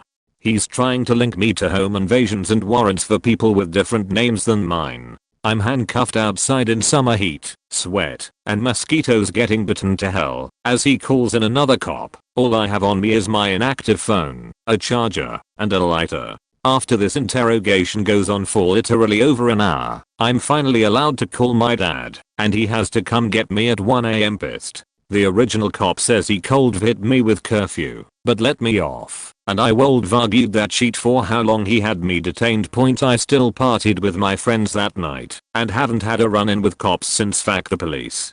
Don't care who they are. Fuck the police. When I was 17, I went to my first concert without my parents. I took a, now former, friend. I was nervous about it, having social anxiety and going through a bad depressive episode at the time. So my mum accompanied us into the city and then went to my aunt and uncle's house as they lived nearby. The main act didn't even start before I called my mum in tears. The friend, also 17, had been flirting with these much older guys who were willing to buy us drinks. I declined because, although I was literally only 2 days away from my 18th birthday, which the friend felt the need to tell these men, I was still 17 on the day. I had drunk very moderately as a 17-year-old, while supervised by my parents in the house, but I was not about to be under the influence of any amount of alcohol in the presence of these two strange men, especially given my age. Even if I had been 18 on the night, I still would have declined. The friend is standing nearby flirting with one of the men, and the other guy sits next to me. He starts trying to talk to me. I try to tell him I'm not interested and just wanted to listen to the music. He then offers me an M. Again I decline, because I do not know this man, and he tries to force feed me the M. I freak the fuck out and make for the door, phone in hand, ready to call my mum. One of the security guards notices my distress and asks if I'm okay. At this point I realize that the man had followed me, and he tries to tell the security guard it's fine and that I'm with him. I tell her I'm not with him, and she escorts me to the medical room where I can phone my mum. A male security guard stands outside the door to make sure I'm okay. This was just as well, because the man persisted and tried to convince the security guard that I was with him and that he just wanted to check and is alright. The security guard was having none of it and kept him outside. They managed to get rid of him before my mum showed up, but she tried to get them to point him out to her because she was pissed. Another security guard managed to find my friend with the other guy and forced her to come back to me and my mum.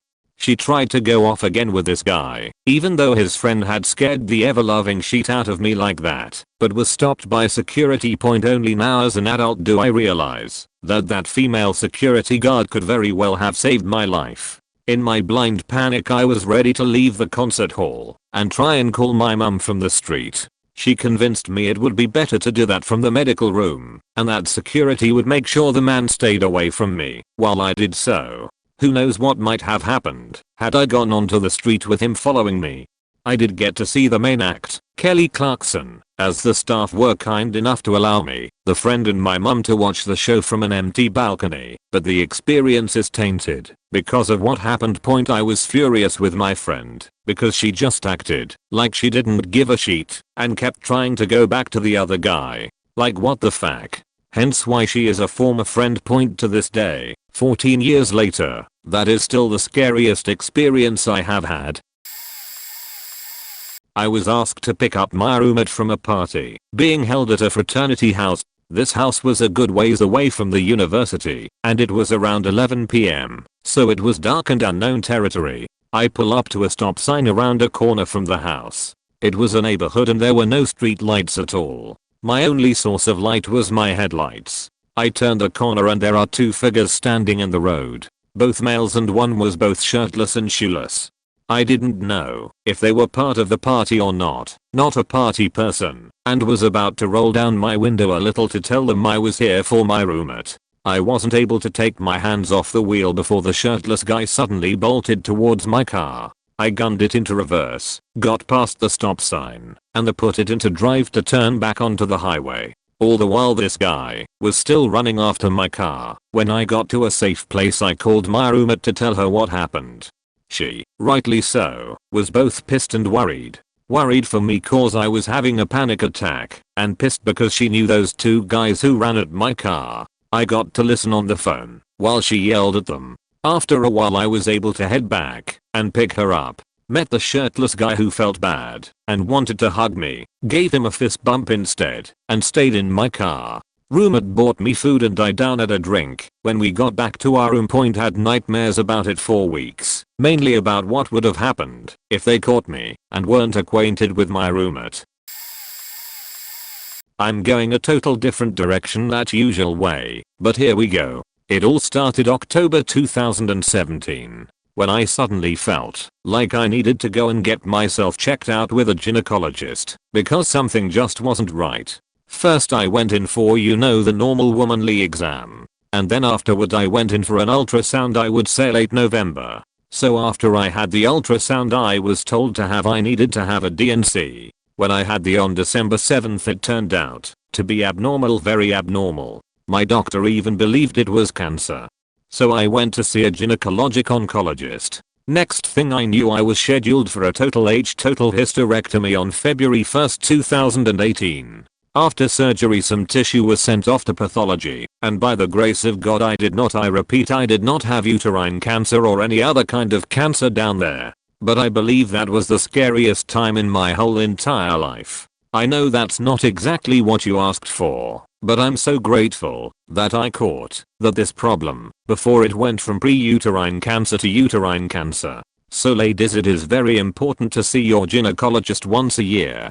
Your health is the most important thing in your life. Remember, whether you're a woman who is married and has children, or like me someone who is 50 years old and has never been married, or even somebody in between, see your gynecologist every year and get your pelvic exam. It is just as important as making sure you do a breast exam every year to catch early breast cancer. I was 45 when I was diagnosed with pre-uterine cancer. Now I'm 50 and cancer free.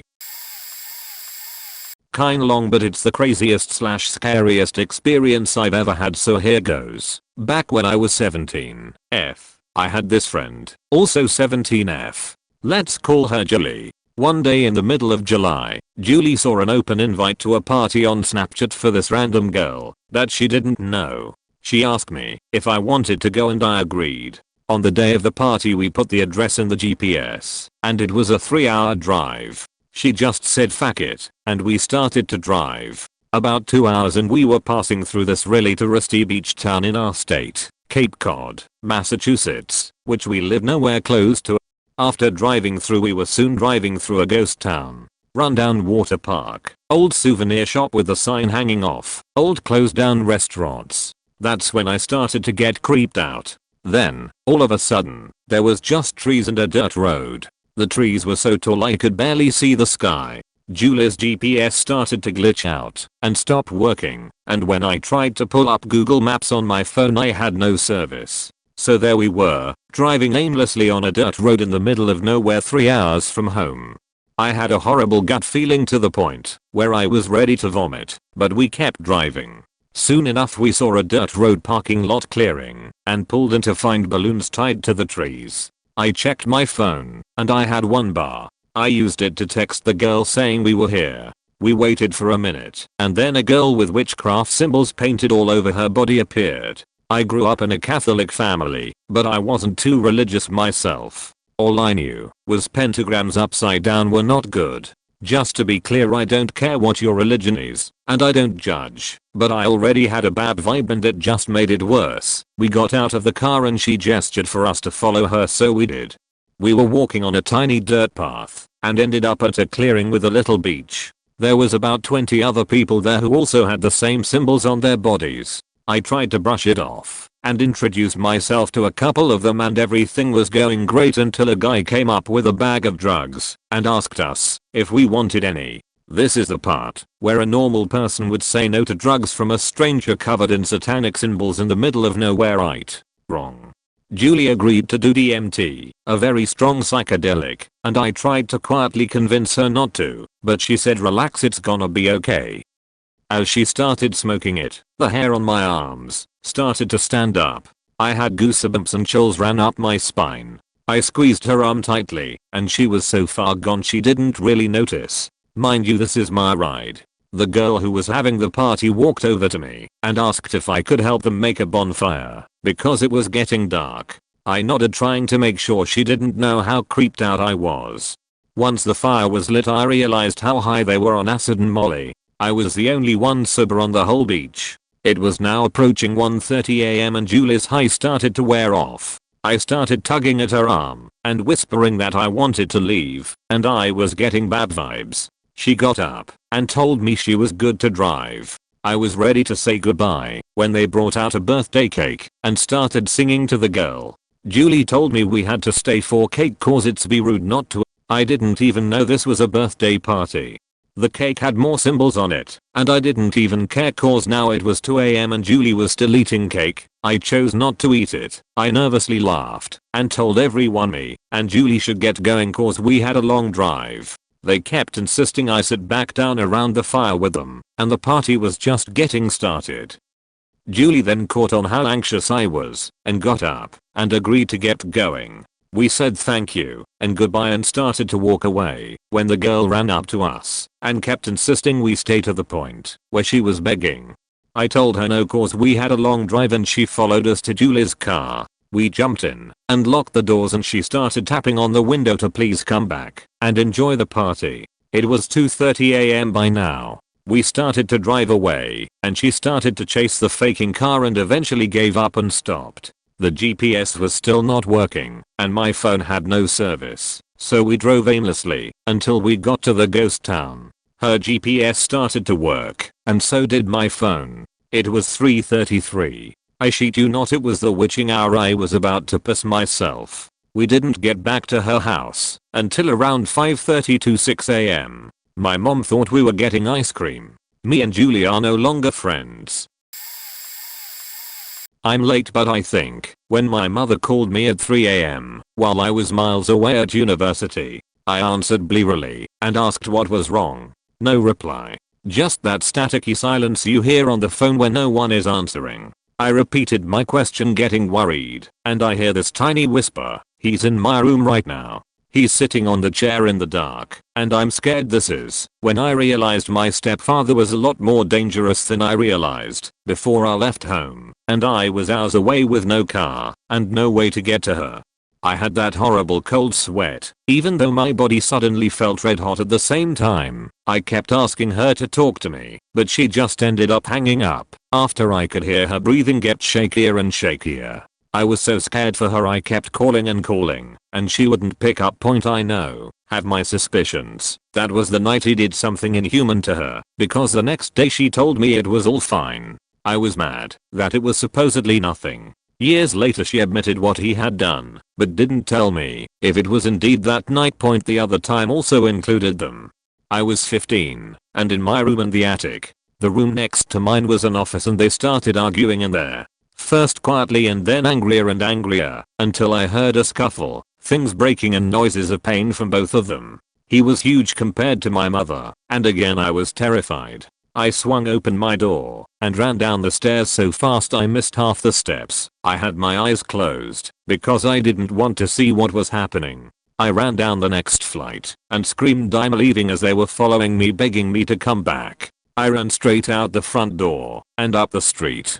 Scared he would follow me, I took a shortcut around the top of the street and down again to my grandmother's house. I stood at the door knocking and banging, and it hit me hard that my sister was in the house still. She was 5. I started freaking out, but knew I couldn't run any more than I already had uphill to get back there. My grandmother opened the door and knew something was wrong despite the fact I couldn't speak. I managed to get out that they had a fight, like a real fight, and my sister was still there. My grandmother is disabled and uses a cane, and I have never seen her move so fast as she did then. We jumped in the car, drove insanely fast back up to the house. She parked and I unlocked the door. To dead faking silence. Not a faking peep. As a kid, not much scared me, but in that second I believed he had killed her. She was tiny compared to him. It wouldn't be hard to hurt her fatally. I opened the door to the living room and my sister was sat on the sofa watching TV. She didn't even notice me, but I picked her up like a sack of potatoes and hauled her outside, into the car. Told her to stay there, and she did, so I must have looked serious about it. My grandmother was just standing, listening in the hallway.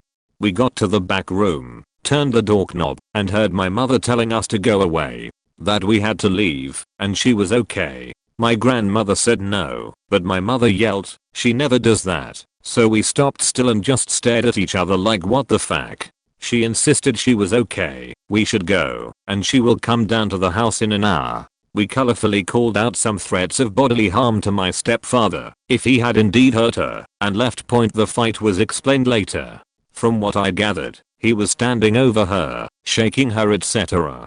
And she quite rightfully got very afraid. She's experienced domestic violence before, so it set her off into fight or flight. Her brain chose fight. She shoved him back a few times, got away, stood her ground, and when he tried to grab her again, she yanked his necklace over from around his neck. It ended up cutting his nape, which is why she didn't want us to see what had happened. I felt it was self-defense anyway, but he was embarrassed apparently that his small wife managed to get him away from her effectively. I had burst out the door just after that happened, and so ended it, as they realized I'd been there the entire time and we worried about me witnessing them fight. So yeah, childhood kinda sucked. When Canada made recreational cannabis legal, I decided to give it a try, to help out with some sleep issues I have. It helped quite a lot, and I started regularly smoking before bed. This went fine for about 2 weeks. Then one day at work, I had a bizarre mental episode. My vision dimmed, and I essentially forgot most things I know. Didn't remember the names of my coworkers, where I was, or how to get out. My phone rang, but it didn't even really register for me at all. I just remember the intense feeling of being scared. And in a compromised state that left me unable to reason with myself. I was working in a pretty remote mechanical room at the time, so there was no one really around to help me or notice something was wrong. It seemed like forever, but apparently about an hour and a half later, a coworker came to check on me and realized something was wrong. I apparently asked him to drive me home, which he did, then called my dad to let him know about this. He really should have called emergency and gotten me to a hospital. But hey, I know he was just trying to help. Luckily, I woke up in my bed later that evening, and though feeling drained, felt back to normal mentally. Talked to a doctor about it, did numerous tests, and couldn't exactly determine the cause. Was just told to probably stop with the cannabis, and I have, since then, never want to have that sort of experience again. I once worked at a psychiatric treatment center, and during the first month or two I was on the night shift. One night, we got word that one of our patients, someone who had very advanced schizophrenia and who became very dissociated at times, was seen running away from his unit and could not be redirected.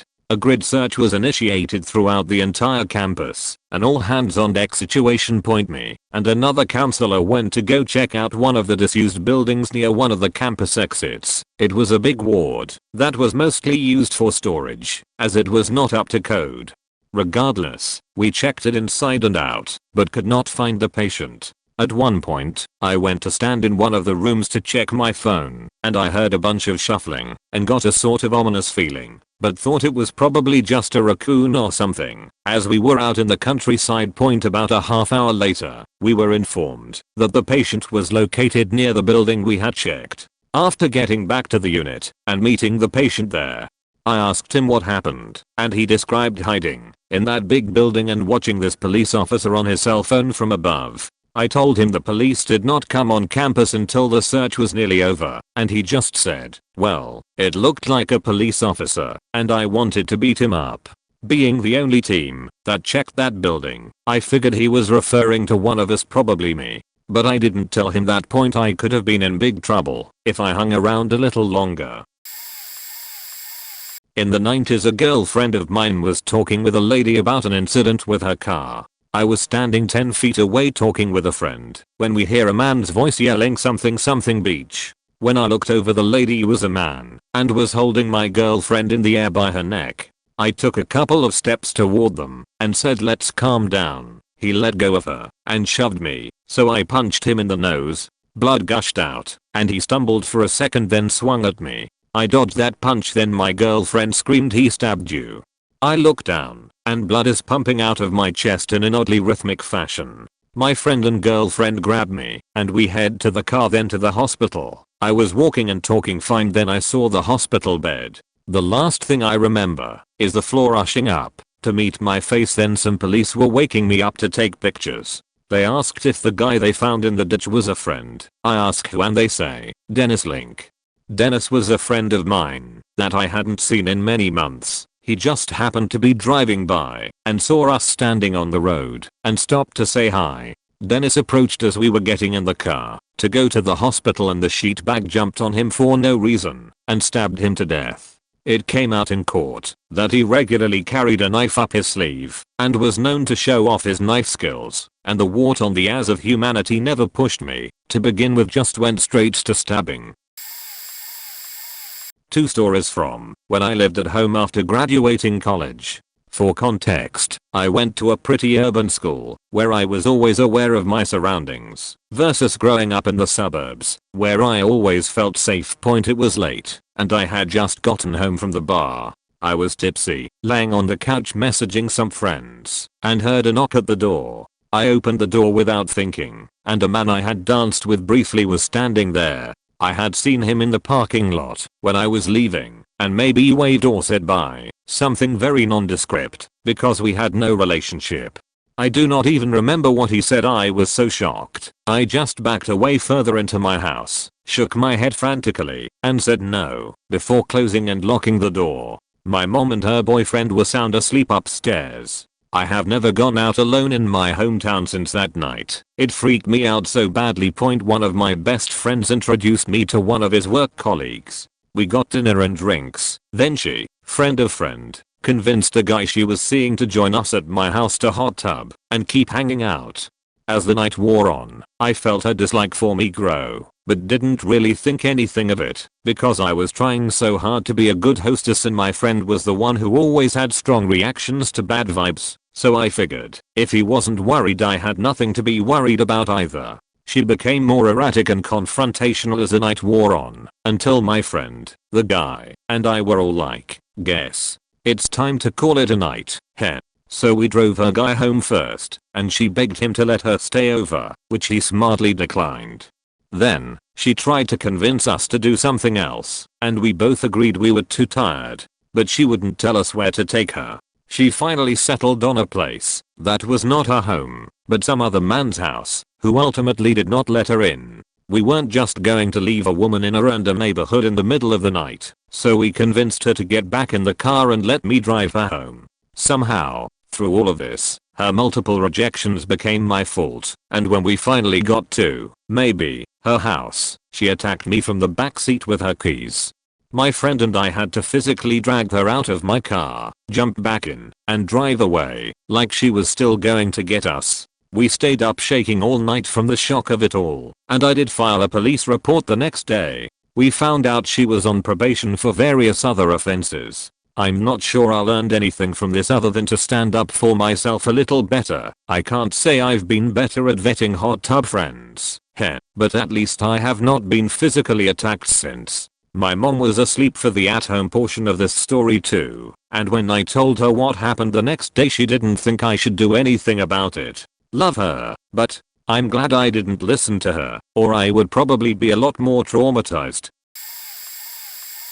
About 20 years ago, I had a part-time job at a big retailer. I used to work a couple of evenings and Saturday. On Saturdays I would be on the shop floor stacking shelves, and on the evening shifts I'd work in the warehouse, unloading lorries, tidying up, sorting stock, etc. It was hard physical work for a scrawny 17-year-old kid. Luckily there was always 2 people in the warehouse working. The full-timers were on shifts, so it would vary who I was working with.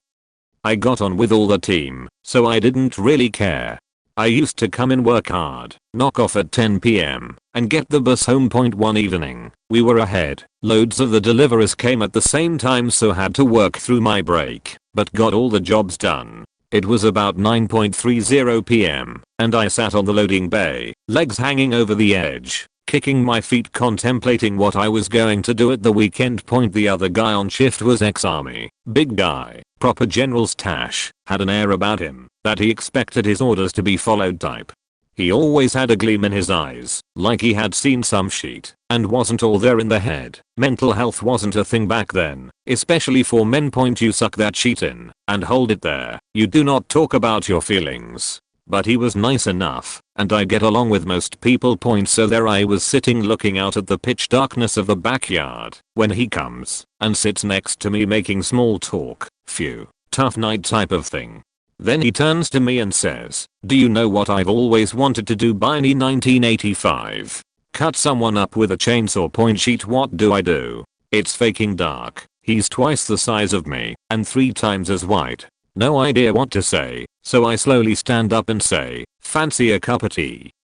and walk to the canteen, where I hope that there are people there waiting to start their shift. Found someone I was friendly with and begged for a ride home. Next time I was at work I asked my manager to never be on shift with him again. Looking back, he was probably just faking with me, but in that moment I was the most scared I've ever been.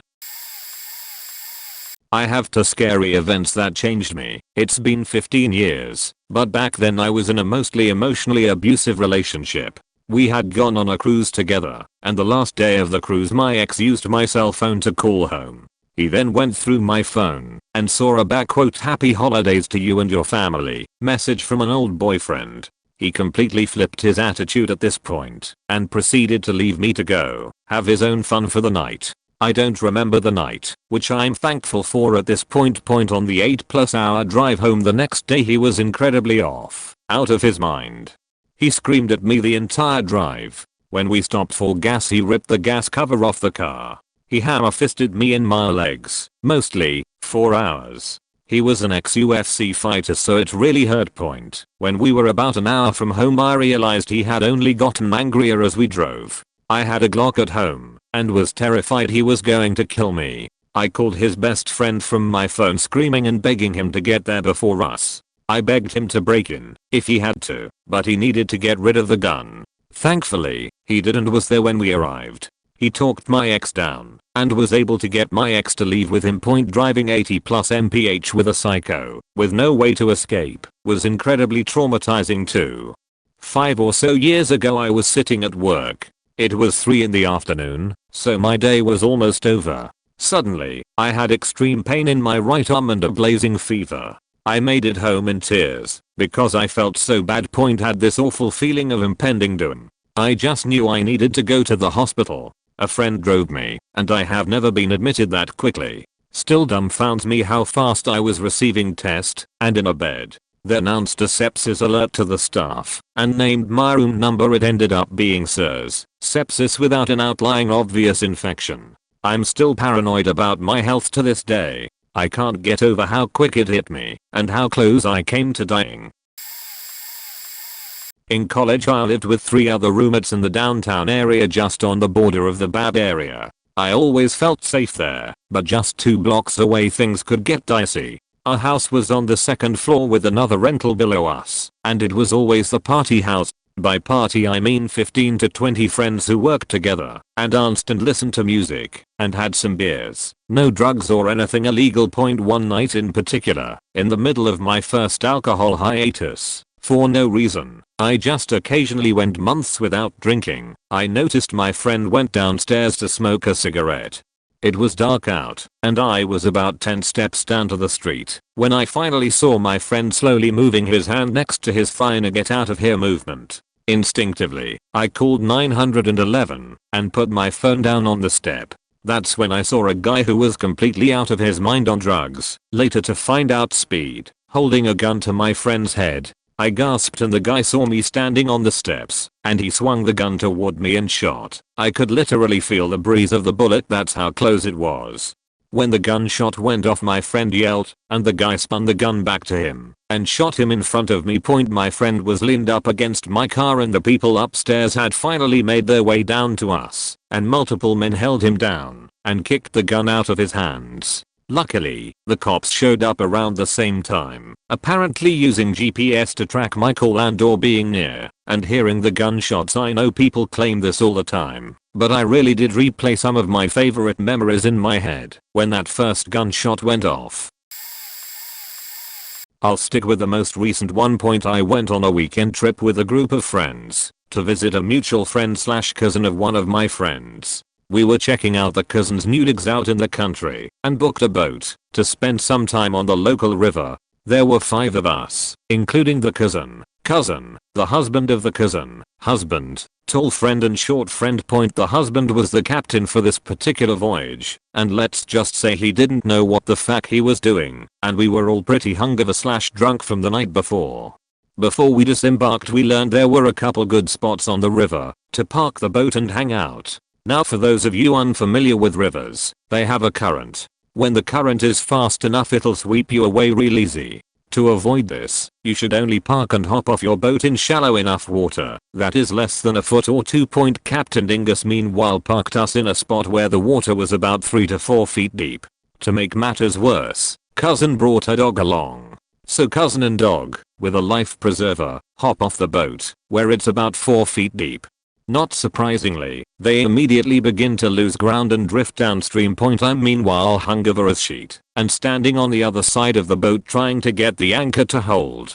Given my position and state, I was completely unaware of cousin's troubles. As much as I want to blame husband, we were all idiots for allowing him to park the boat where he did. Well, as you can expect, cousin and dog eventually reach a spot where the water became significantly deeper and they needed help to get back to the boat. Tall friend and husband immediately compound our mistakes by walking over to try to help cousin, and they run into the same situation. The water swept them away and suddenly 3 people and a dog are all in need of help. When I heard them calling for help, I looked around the boat and saw the last remaining member of our voyage, short friend, moving toward them. Fact sheet. I immediately called short friend back to the boat and he listened, so at least we weren't completely faked. If he kept going, he'd have been in the same situation as the 3, plus dog, who were already in need of help. I quickly ran back to the anchor and waited for my buddy to get back to the boat so he could start it up. I didn't want the boat to start floating downstream before we were both aboard. Short friend was moving slowly due to a knee condition, but he managed to start the boat and I lifted the anchor, hopped on as quickly as possible. Short friend was not comfortable driving the boat, so I took over and had him get things prepared to rescue our friends. The friends meanwhile have managed to stop themselves from floating downstream, but were all in dangerous positions.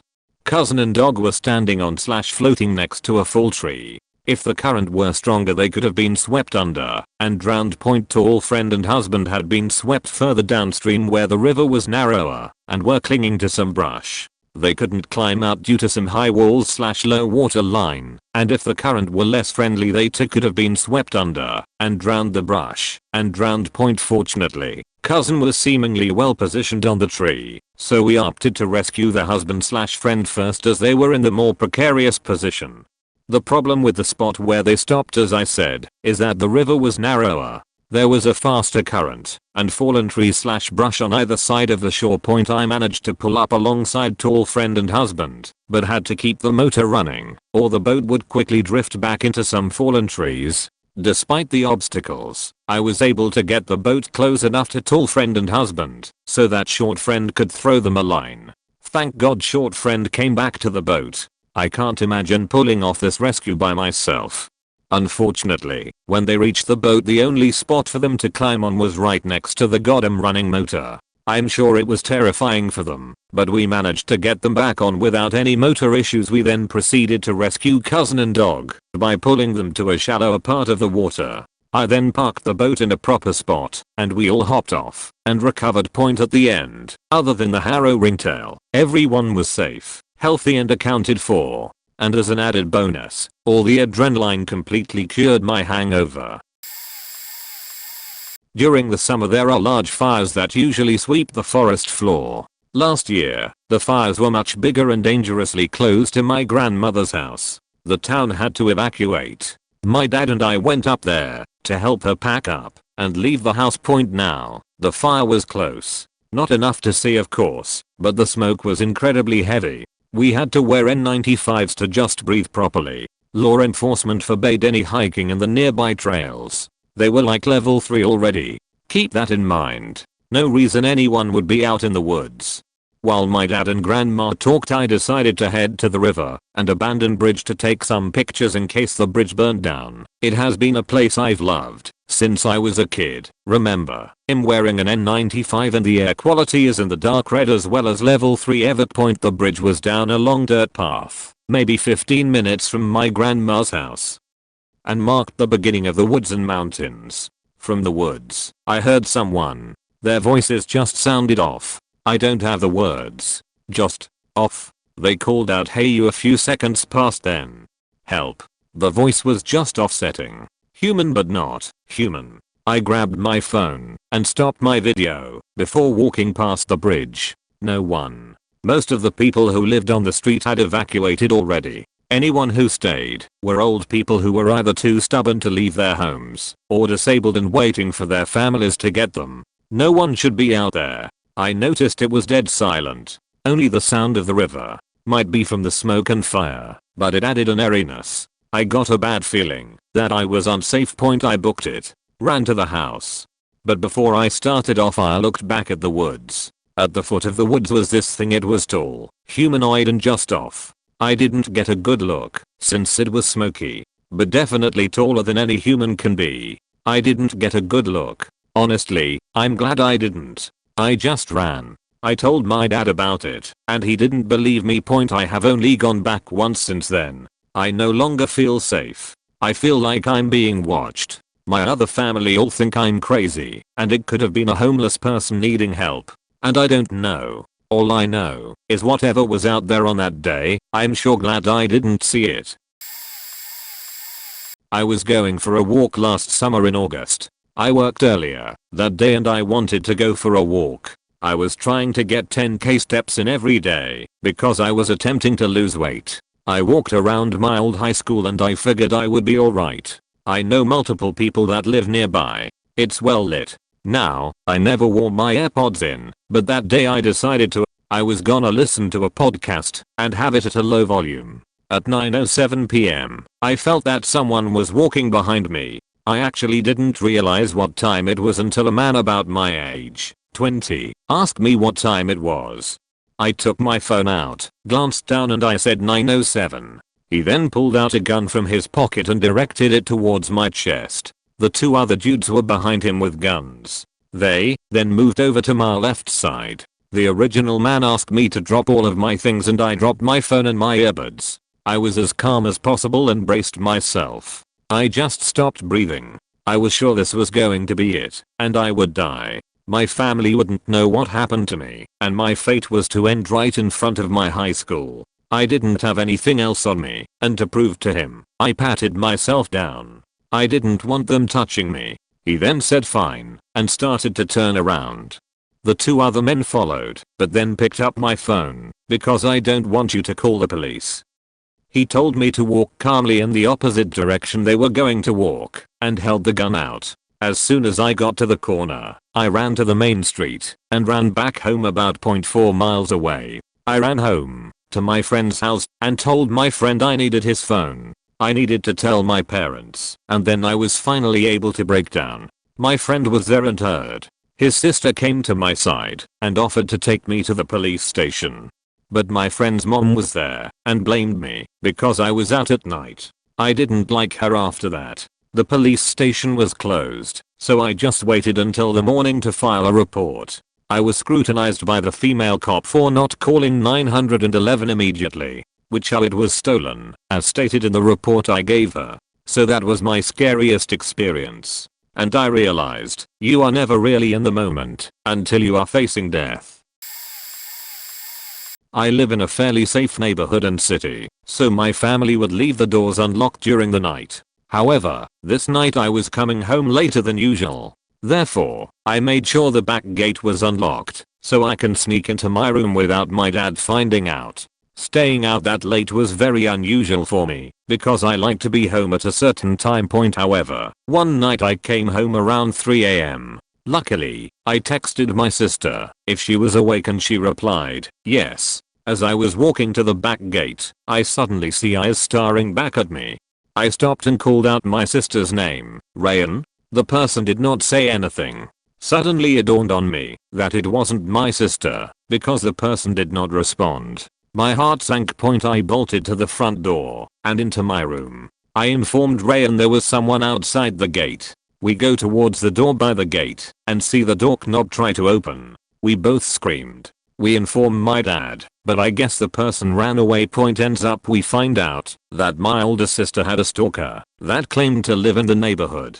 He followed her home one day from the bar and has been going through the gate to watch my sister through her bedroom window. She has caught him outside her home several times prior to my incident and told him to leave her alone. She just never mentioned anything because she was scared. 2 weeks after the incident, my older sister came home and heard sounds coming from my brother's room. She was home alone. She called out for my brother, but he did not respond. From that moment she knew her stalker was in the house. She calls the cops. FBI comes and they close down the street, calling for him. He ends up escaping, and we never heard about him ever again. Moral of the story: lock your doors, folks. Sorry for my horrible grammar.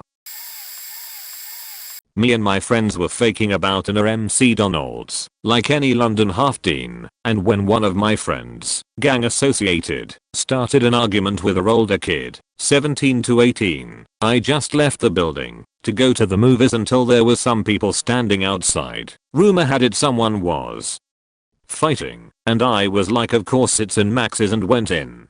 As soon as I entered, my gang associated friend ran out and all I saw was a adolescent holding a massive knife with angry look on his face. I dashed my eyes out if the McDonald's, dropped my fries while running, spilled my Fanta while running, and dodged multiple car and me and my friends ran. It was a group as we were split up, and my stupid ass pretended to be on the phone and try to be someone else until they shouted it's one of them, and I started running like Usain Bolt until I went to the central part and we lost them. They took another route and it said one of our older friends, 16, got robbed by them. Anyways, we all went to watch Spider-Man NWH until some other gang, it's London what do you expect, sat there in the cinema only 30 minutes in, and my friends, not me, started messing around and throwing popcorn, crisps, cans, slushes at our friends in the row in front of us. Anyways, I went out of NWH to go to the damn toilet, and once I left, the two of the other gang member pulled me by my jacket into the toilet and said, if you and your friends keep messing about, I'ma come after your whole row, while holding a knife to my face. Young's probably deserved it, and I ran back to the cinema to tell my friends to stop cheating around because we were gonna get killed, and guess what? They didn't, and a few minimums later they stopped and we watched the movie. That day was crazy. When I was around 16 years old, I used to take care of the oven in the basement for heating during winter. Behind the first wooden door is the staircase that leads into the basement, and after descending there is a second steel door which has a spring on it to keep it shut in case of a fire. The second door was so old, yet it had very little rust, but that's beside the point. This door only opens from one side when you enter. If you want to be able to leave, you got to keep it open by putting something between the frame and the door. One night I thought I put something there and actually didn't. The door shut on me and I was trapped. I never took my phone downstairs either. So, yeah, it's hard to hear someone from the basement, especially behind the steel door. So I was shouting and banging, and about 10 seconds into being trapped the lights shut off. Mind you, this is a very old house, and it doesn't have any advanced lighting that would turn off when the door is shut. At this point I freaked out, because the light never turned off on its own and the switch didn't seem to work. So I banged against the steel door, screamed from the top of my lungs, until my dad opened the door, and a few seconds later the lights turned back on. Again, no advanced lighting. This house is old, and I mean old. We fixed the door after that incident, meaning it could be opened from both doors. I'm almost 30 now. The basement still gives me the creeps when I visit my parents. I, 11 at the time, was in the backseat of my dad's old car playing Minecraft on my Kindle Fire. This was a 6-hour drive home, so I didn't really care if I had my seatbelt on or not. I was laying on my stomach, so I didn't have it on, but then I noticed something was wrong. I sat up, and my dad had started to speed up more and more. I tried to get him to stop, saying one thing I forgot and the other, "Dad, you're gonna get us killed." Both of which I didn't get a reply to. He just kept speeding up, trying to take a picture of his miles per hour. I had my seatbelt on at this point, knowing that something was gonna go wrong.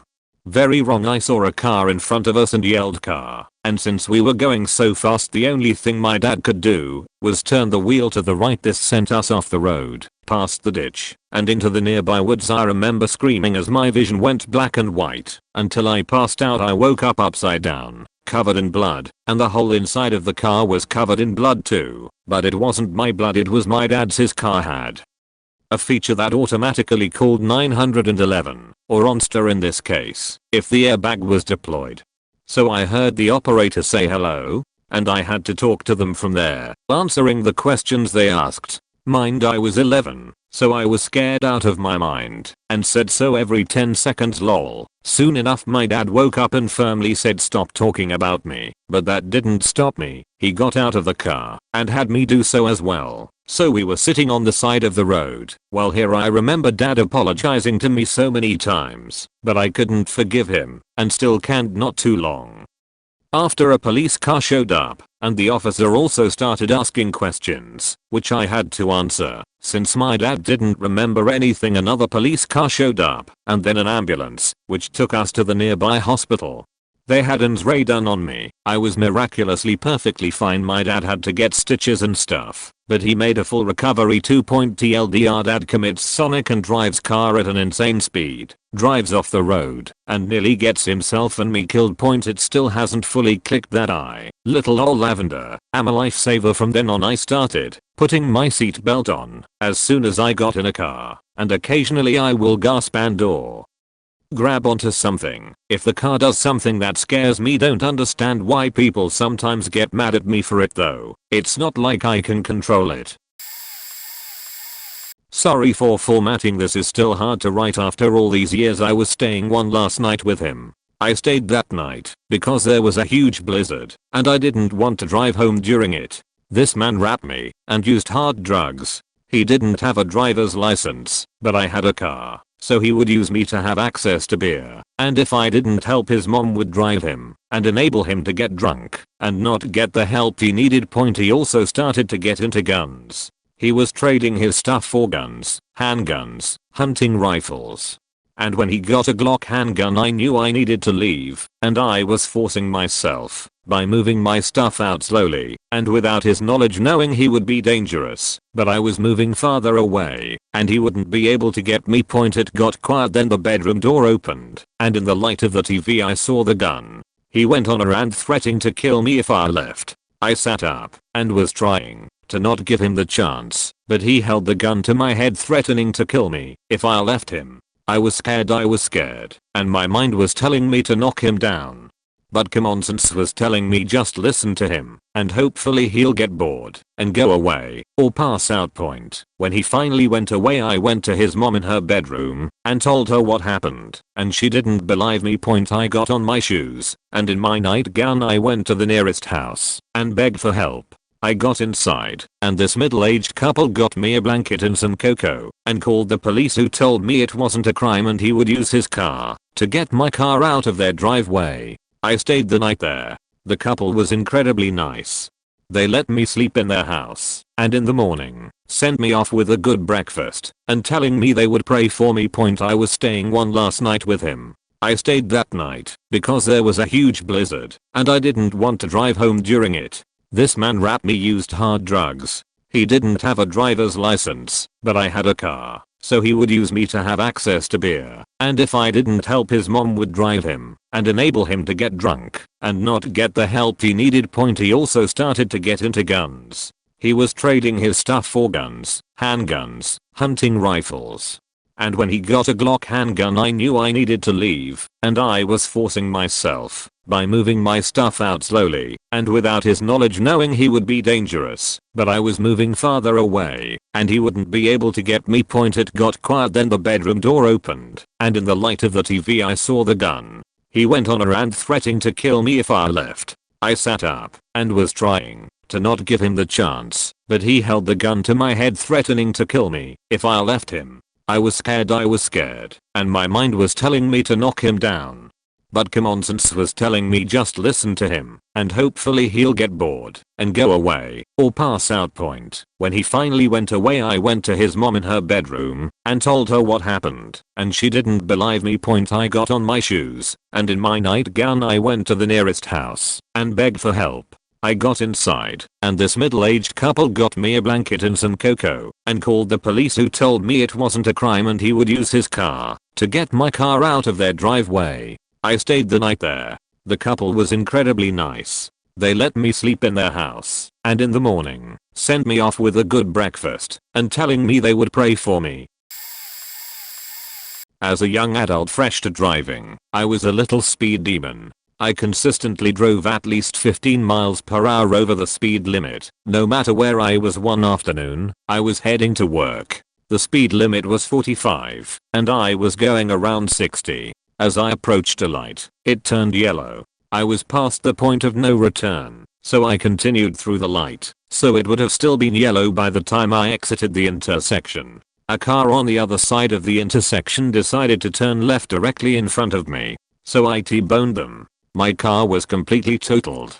When the dust settled I took in my surroundings. My airbag didn't go off, but the passenger side did, so I had smashed my chest into the steering wheel. The hood of my car had a hinge broken, so the corner of the hood on my side had punctured the glass and was directly level with my face and sticking through the glass. Had I been going any faster, it would have hit me in the face and I would almost definitely be dead. The other driver was technically in the wrong and got ticketed, and insurance settled in my favor. But had I been going the speed limit, I would have probably had time to slam on my brakes and stop before hitting her. I'm lucky I noticed her at all and hit the brakes. I probably was only going 55 by the time we collided, and if I had been going faster or didn't hit the brakes as soon as I had, the hood of my car would have made it that extra 12 inches to my face. Ever since then I have only gone 527 over the speed limit when passing someone. I drive the speed limit otherwise.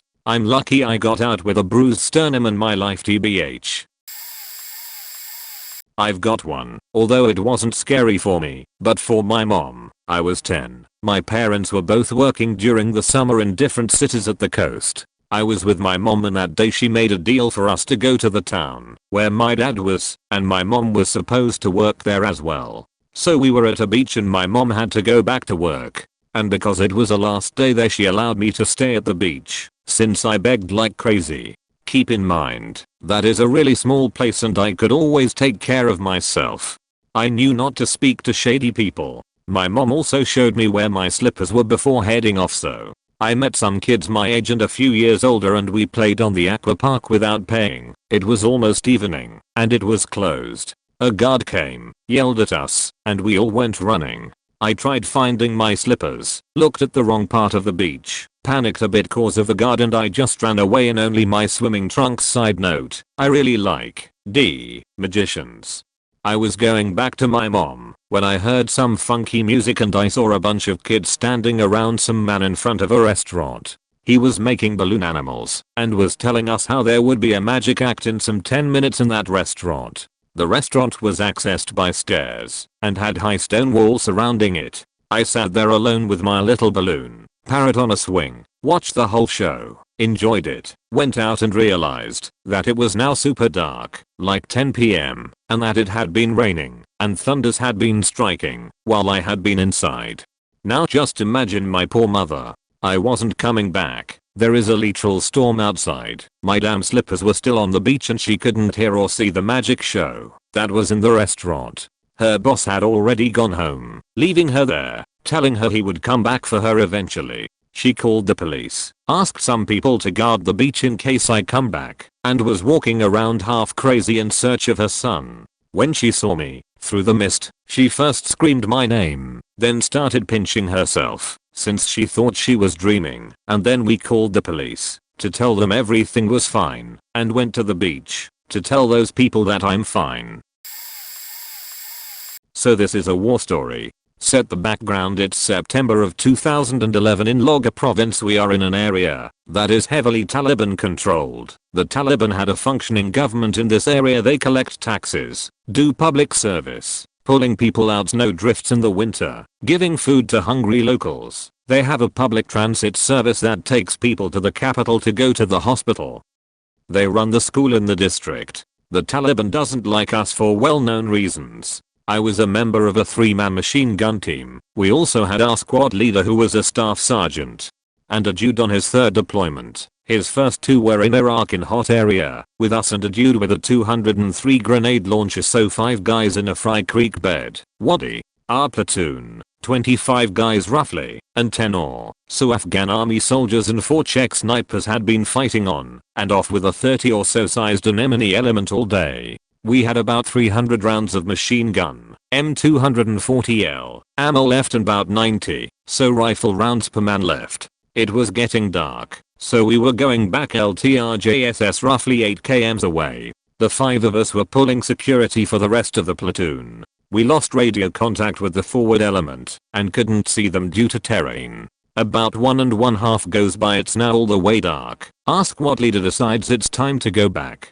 The 5 of us start moving using the terrain, staying low, using cover on the outskirts of a series of very hostile villages. If we get shot at, there's a good chance the 5 of us will die. We are short on ammo and outnumbered. Locals are outside looking at us and hollering at us in Pashto. We keep moving, sprinting from cover to cover all the way back to the JSS. About 1.5 km from the JSS we see 3 men standing below the slope of a small hill looking at us about 300 meters west. Through the starlight and half moon we can see one has an AK of some type across his chest and another is carrying an RPG.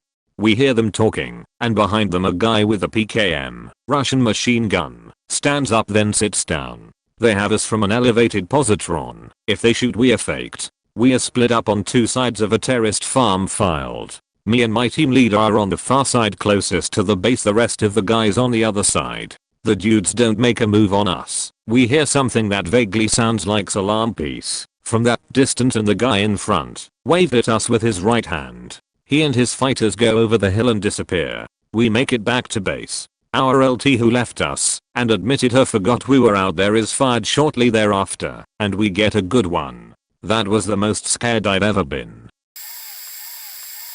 Today my coworker nearly died. It was during lunchtime, so not many people in the office. We heard some screams and thought people were joking around and laughing as usual. When we dropped by the main meeting room we realized someone was on the floor, and it was not a joke. He was having an epileptic attack and was choking bad. He was dark purple by the time we got there. One of our directors, he'd already tried to open his mouth unsuccessfully and had very deep bite marks on his fingers along with blood everywhere. As he screamed for something to use to pry open my coworker's mouth, I stood over my coworker using my legs to keep him on his side and started patting him on his back and his neck, trying to get him to regain consciousness. Another coworker came by with a spoon and they managed to force his jaw open, breaking some teeth on the process and finally getting some air into his lungs. It was a huge relief to see him turn from purple to a normal skin color. He started sleeping and coming in and out of it, looking at me very confused with bloody eyes, while I tried to calm him down and assure him things were okay. The paramedics showed up a few minutes later and took him away, and after a few hours we got to know he's already back at home recovering. The gravity of the situation didn't sink in until a few hours later. I can still picture the whole thing on my mind. It's the first time I see someone who might literally die in front of me. Made me think a bit more how precious life really is. I'm pretty susceptible to spiritual presences. I can't talk to them or anything, but I can sense their presence. One day in 2020, my family and I went to the graveyard where most of my relatives dating back to the late 1700s are buried to visit my great-grandma's grave. As soon as we stepped out of the car, there was this really pungent sickening smell and a row of new plots being laid next to my great-grandma's grave. My mom said that it was a strong drug that they used to lay out new graves, but that we shouldn't stay for long. As we started walking around, I got really dizzy. I thought it was from the smell until I started walking behind a row of graves. My vision clouded completely, and I saw/heard an apparition in my mind of an older woman with bright red curly hair screaming. Oddly enough, the smell started to get worse when this happened, and I was on the opposite side of the cemetery, where the new graves were being laid. I started crying, so my family and I left immediately. When I got home, I was chilling in bed when all of a sudden the air turns on, and there's this weird smell that starts to filter into my room.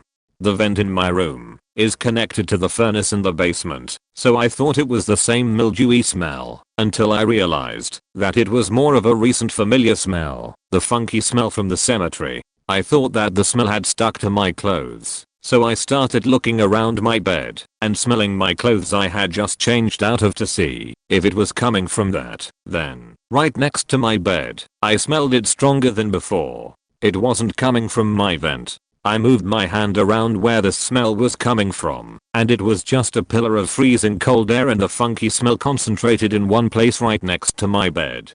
I started sobbing and praying for God to take this thing that followed me home from the cemetery away, praying for this demonic presence to leave in the name of Jesus. It all went away, smell, cold air, tears, and all. Almost immediately. I've heard people question whether or not it could been all in my head because of the nauseating smell, but my biggest piece of proof that this was an actual, terrifying experience is that as soon as I prayed to God for this demonic presence to leave, it did, and I never experienced it again. I also hold on to this as analytical proof that God is real, and he will fight for us because he loves us.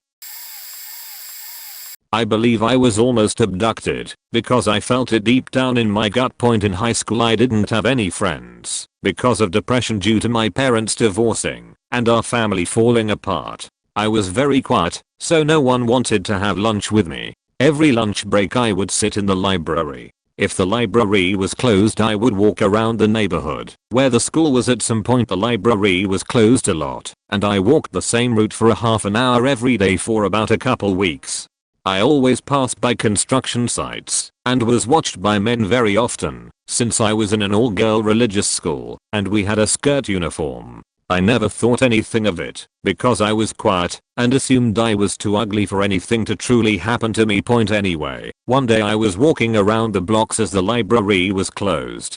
I was about to turn the corner onto the side street back to school when a big white truck drove slowly past me, and as it was driving by the side door opened. An arm came out and tried to grab me. All I remember is flinching very quickly and moving my body away, and then the door closed and they sped off. I had chills all the way down my body and honestly had a feeling something was very wrong about what had just happened. I had such a bad feeling I went straight home and didn't go to class. I didn't really tell anyone either, but I know what I felt freaked me out so much I never walked around there again and sat near the library whenever it was closed. I guess it still gives me a sick feeling. I didn't have any friends. I highly doubt anyone would noticed me missing. At the time my mother was neglectful. I cold been gone. Edit. I was about 14 to 15 years old at the time. I was working as a contractor in Afghanistan back in 2011, and the day it was announced that the US had killed OBL, my company was moving me to a safer location outside the city, Kabul, when our armored vehicle broke down in the middle of some outdoor market. I had a cell phone, but as you can imagine, cell service in Afghanistan was a joke, and with almost no reception anywhere. After about 30 minutes sitting there, while the driver tried to fix the vehicle, he told me that about half a mile away was an ISAF base that I needed to go to so I could get help. The driver was a local and didn't have authority to go on base, but he decided to walk with me there. Several Afghan checkpoints later I get to the front gate and show the front guards my American passport, USAID paperwork and work visa, asking them for help to get back in touch with my company and to a place of safety. The guards then inform me that I cannot enter the base without a letter of authorization from the DOD. Since I was there for a State Department project, I had no way to get on the base. I walked back to the vehicle trying to figure out my next move. Still trying to get cell service, trying to figure out a way to get help the local driver was trying to call as well. Anyways, long story short, eventually the car was able to restart, and I made it, 3 hours later, to the compound I needed to get to. The entire ordeal was terrifying as I was very obviously an American female walking around Kabul with no security whatsoever. I've been through some things, but one of the scariest was this. At my grandparents', we all went to the fair and my grandmother got tired and went home. We got home to find out she had quite a few drinks and was riding around on her golf cart. She came up to me and pressured me to go on with her. I didn't want to as I wasn't wearing any shoes and I knew she was drunk. I was 8. I finally caved and said one lap around the house. We went around a couple times. It wasn't so bad. Then my grandpa moved his truck to a spot where we passed with the cart. She told me to lean close to her and not hold the side as we were going to be close to the hedge. I listened and almost fell in front of it when we crashed. She was so close to hitting me and my head shut the front that covers the engine. I told her I was done as she wanted to keep going and I walked barefoot across the yard crying in pain. I told my mom what happened. She was furious. My mom started yelling at my grandmother as she was still across the yard, and my grandfather started yelling at my mom to back off. Next thing I knew was my grandfather put his hands on my mom and my dad pushed him back. It started getting really heated. Haha, that's a pun. Just keep reading. So my dad told me to grab my brother and get in the truck and that we were leaving. My brother was 3. I put him in his car seat and started doing up his buckles, and I looked behind us through the back window and saw my uncle. He was laughing maniacally with newspaper that was on fire and threw it on the back of the truck. He said something, but I'm not exactly sure what. I began to undo the buckles and got stuck on the childproof red button. For the first time I said shit about 5 times over and yelled for my dad. Uncle is trying to light the truck on fire. My other uncle ran over and tackled him and started yelling. I got my brother out and ran to my dad. Once the situation became under control, we did leave and go to the trailer. We moved in with my grandparents about 2 weeks before this. My dad apologized on the way to the trailer and said this is not what he wanted for us when we moved in. They made up somehow and we stayed about a year before we moved out permanently. A lot happened behind the scenes, like fights and even some things my grandfather did to me. But overall I think that day was the scariest by far. I was working as a contractor in Afghanistan back in 2011 and the day it was announced that the US had killed OBL, my company was moving me to a safer location outside the city, Kabul, when our armored vehicle broke down in the middle of some outdoor market. I had a cell phone, but as you can imagine, cell service in Afghanistan was a joke, and with almost no reception anywhere. After about 30 minutes sitting there, while the driver tried to fix the vehicle, he told me that about half a mile away was an ISAF base that I needed to go to, so I could get help. The driver was a local and didn't have authority to go on base, but he decided to walk with me there. Several Afghan checkpoints later I get to the front gate and show the front guards my American passport, USA paperwork and work visa, asking them for help to get back in touch with my company and to a place of safety. The guards then inform me that I cannot enter the base without a letter of authorization from the DOD. Since I was there for a State Department project, I had no way to get on the base. I walked back to the vehicle trying to figure out my next move. Still trying to get cell service, trying to figure out a way to get help the local driver was trying to call as well. Anyways, long story short, eventually the car was able to restart and I made it, 3 hours later, to the compound I needed to get to. The entire ordeal was terrifying as I was very obviously an American female walking around Kabul with no security whatsoever. I used to work second shift in a bonded warehouse. With it being bonded, people had to be escorted everywhere, so when a truck driver came to pick up or deliver, they walk straight into a little cage with a keypad on the door and remain until we let them in. Some guy I had never seen before came in one night, which wasn't unusual, but for the most part you generally saw the same people. He seemed off from the beginning, but he didn't have the proper paperwork for what he was trying to do. But at first I was still trying to help him out, but he just kept getting a major attitude and finally pissed me off. So I told him to fuck off, and if his company wanted this freight they could send a different driver who actually has the correct sheet. By this point it had gotten a bit loud, so the two guys I work with had come over to see what was up. We all three watched him drive away and assumed that was that point. About 10 to 15 minutes later I was knelt down with a tape measure doing something when for whatever reason, seriously I still don't know why, I looked over my shoulder. I didn't hear anything, I didn't see anything, but for some reason I looked. When I did this, asshole was within 5-6 feet of me running full speed with a big as knife in his hand and a look in his eyes that I never want to see again. I have no doubt in my mind that if I hadn't turned around he would have put that knife in my back without saying a word. I weighed 160 to 170 soaking wet. I grew up with older brothers and I was in a fraternity in college, so I have been in some fights before, but by no stretch of the imagination do I claim to be some badass fighter or even a good fighter. I can take a hit better than I can deliver one. Every instinct in my body tells me to run when I see him, but for about 0.5 seconds I wasn't in control. Someone else had the controller, and I was just watching. Instead of running, kind of in one motion I began standing, turning completely to face him, while simultaneously launching that tape measure and charging him, which to my surprise at least hit him, but in like the hip or some other useless spot. But I guess it was enough to break his stride and I tackled him. I kind of blacked out, if I'm being honest. I just punched him repeatedly with my right hand while trying to hold him with my left. My boss, who was this pretty big black dude, had run out because I guess it had gotten loud again.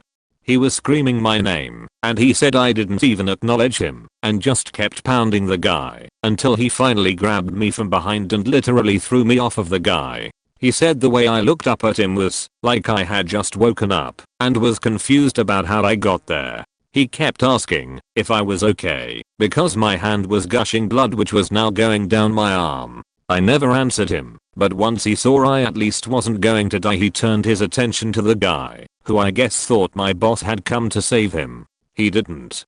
Dude was trying to climb to his feet when he caught a fried goal kick to the face. He then got picked up and thrown into the cage the driver's weight in, which had the door barred from the outside until the police arrived. We never found out how he got in. With it being a bonded facility, it always had to be locked up. SAB would randomly come by and try to sneak/break in, and if they did successfully we would catch a 10k fine, so we made sure to stay on top of that. This dude seriously came back about 3 to 4 months later and tried to sue me and my company for assault. His reasoning: I hit him first, also wanted some damages for the teeth I knocked out, and then swept up and threw away right in front of him. We already had lawyers on retainer and told him to go ahead and we'd see him in court. We never heard from him again.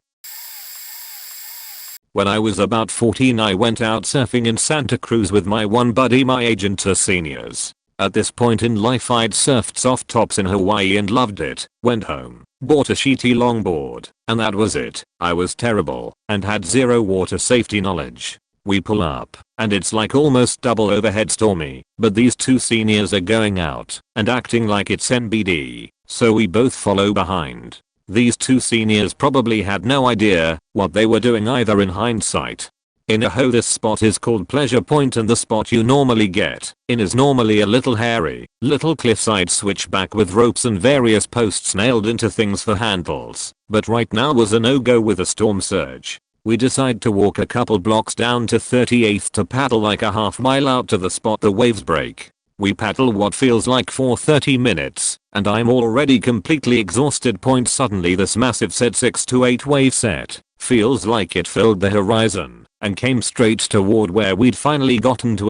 My friend and I just panic and paddle as hard as we can, but we are barely moving at this point. Our arms are so dead. We barely duck dive the first wave, but the second wave in the set lands right in front of us and blows me deep underwater. I was underthrown around for so long I was seeing stars when I came up, and another wave was landing right in front of me again. No idea where my friend was at this point. At this point I get real worried something bad could happen. I didn't see another surfer paddling out the whole time we were paddling out, which should have been an indicator something wasn't right, but I was 14 and dumb. This second wave sent me deep down again, but luckily, when I come up this time I'm a little further from the next breaking wave approaching, and I got to where I could grab my board and at least point it toward shore. This next one shoots me forward towards shore a bit, before I get blown off my board again into the wash.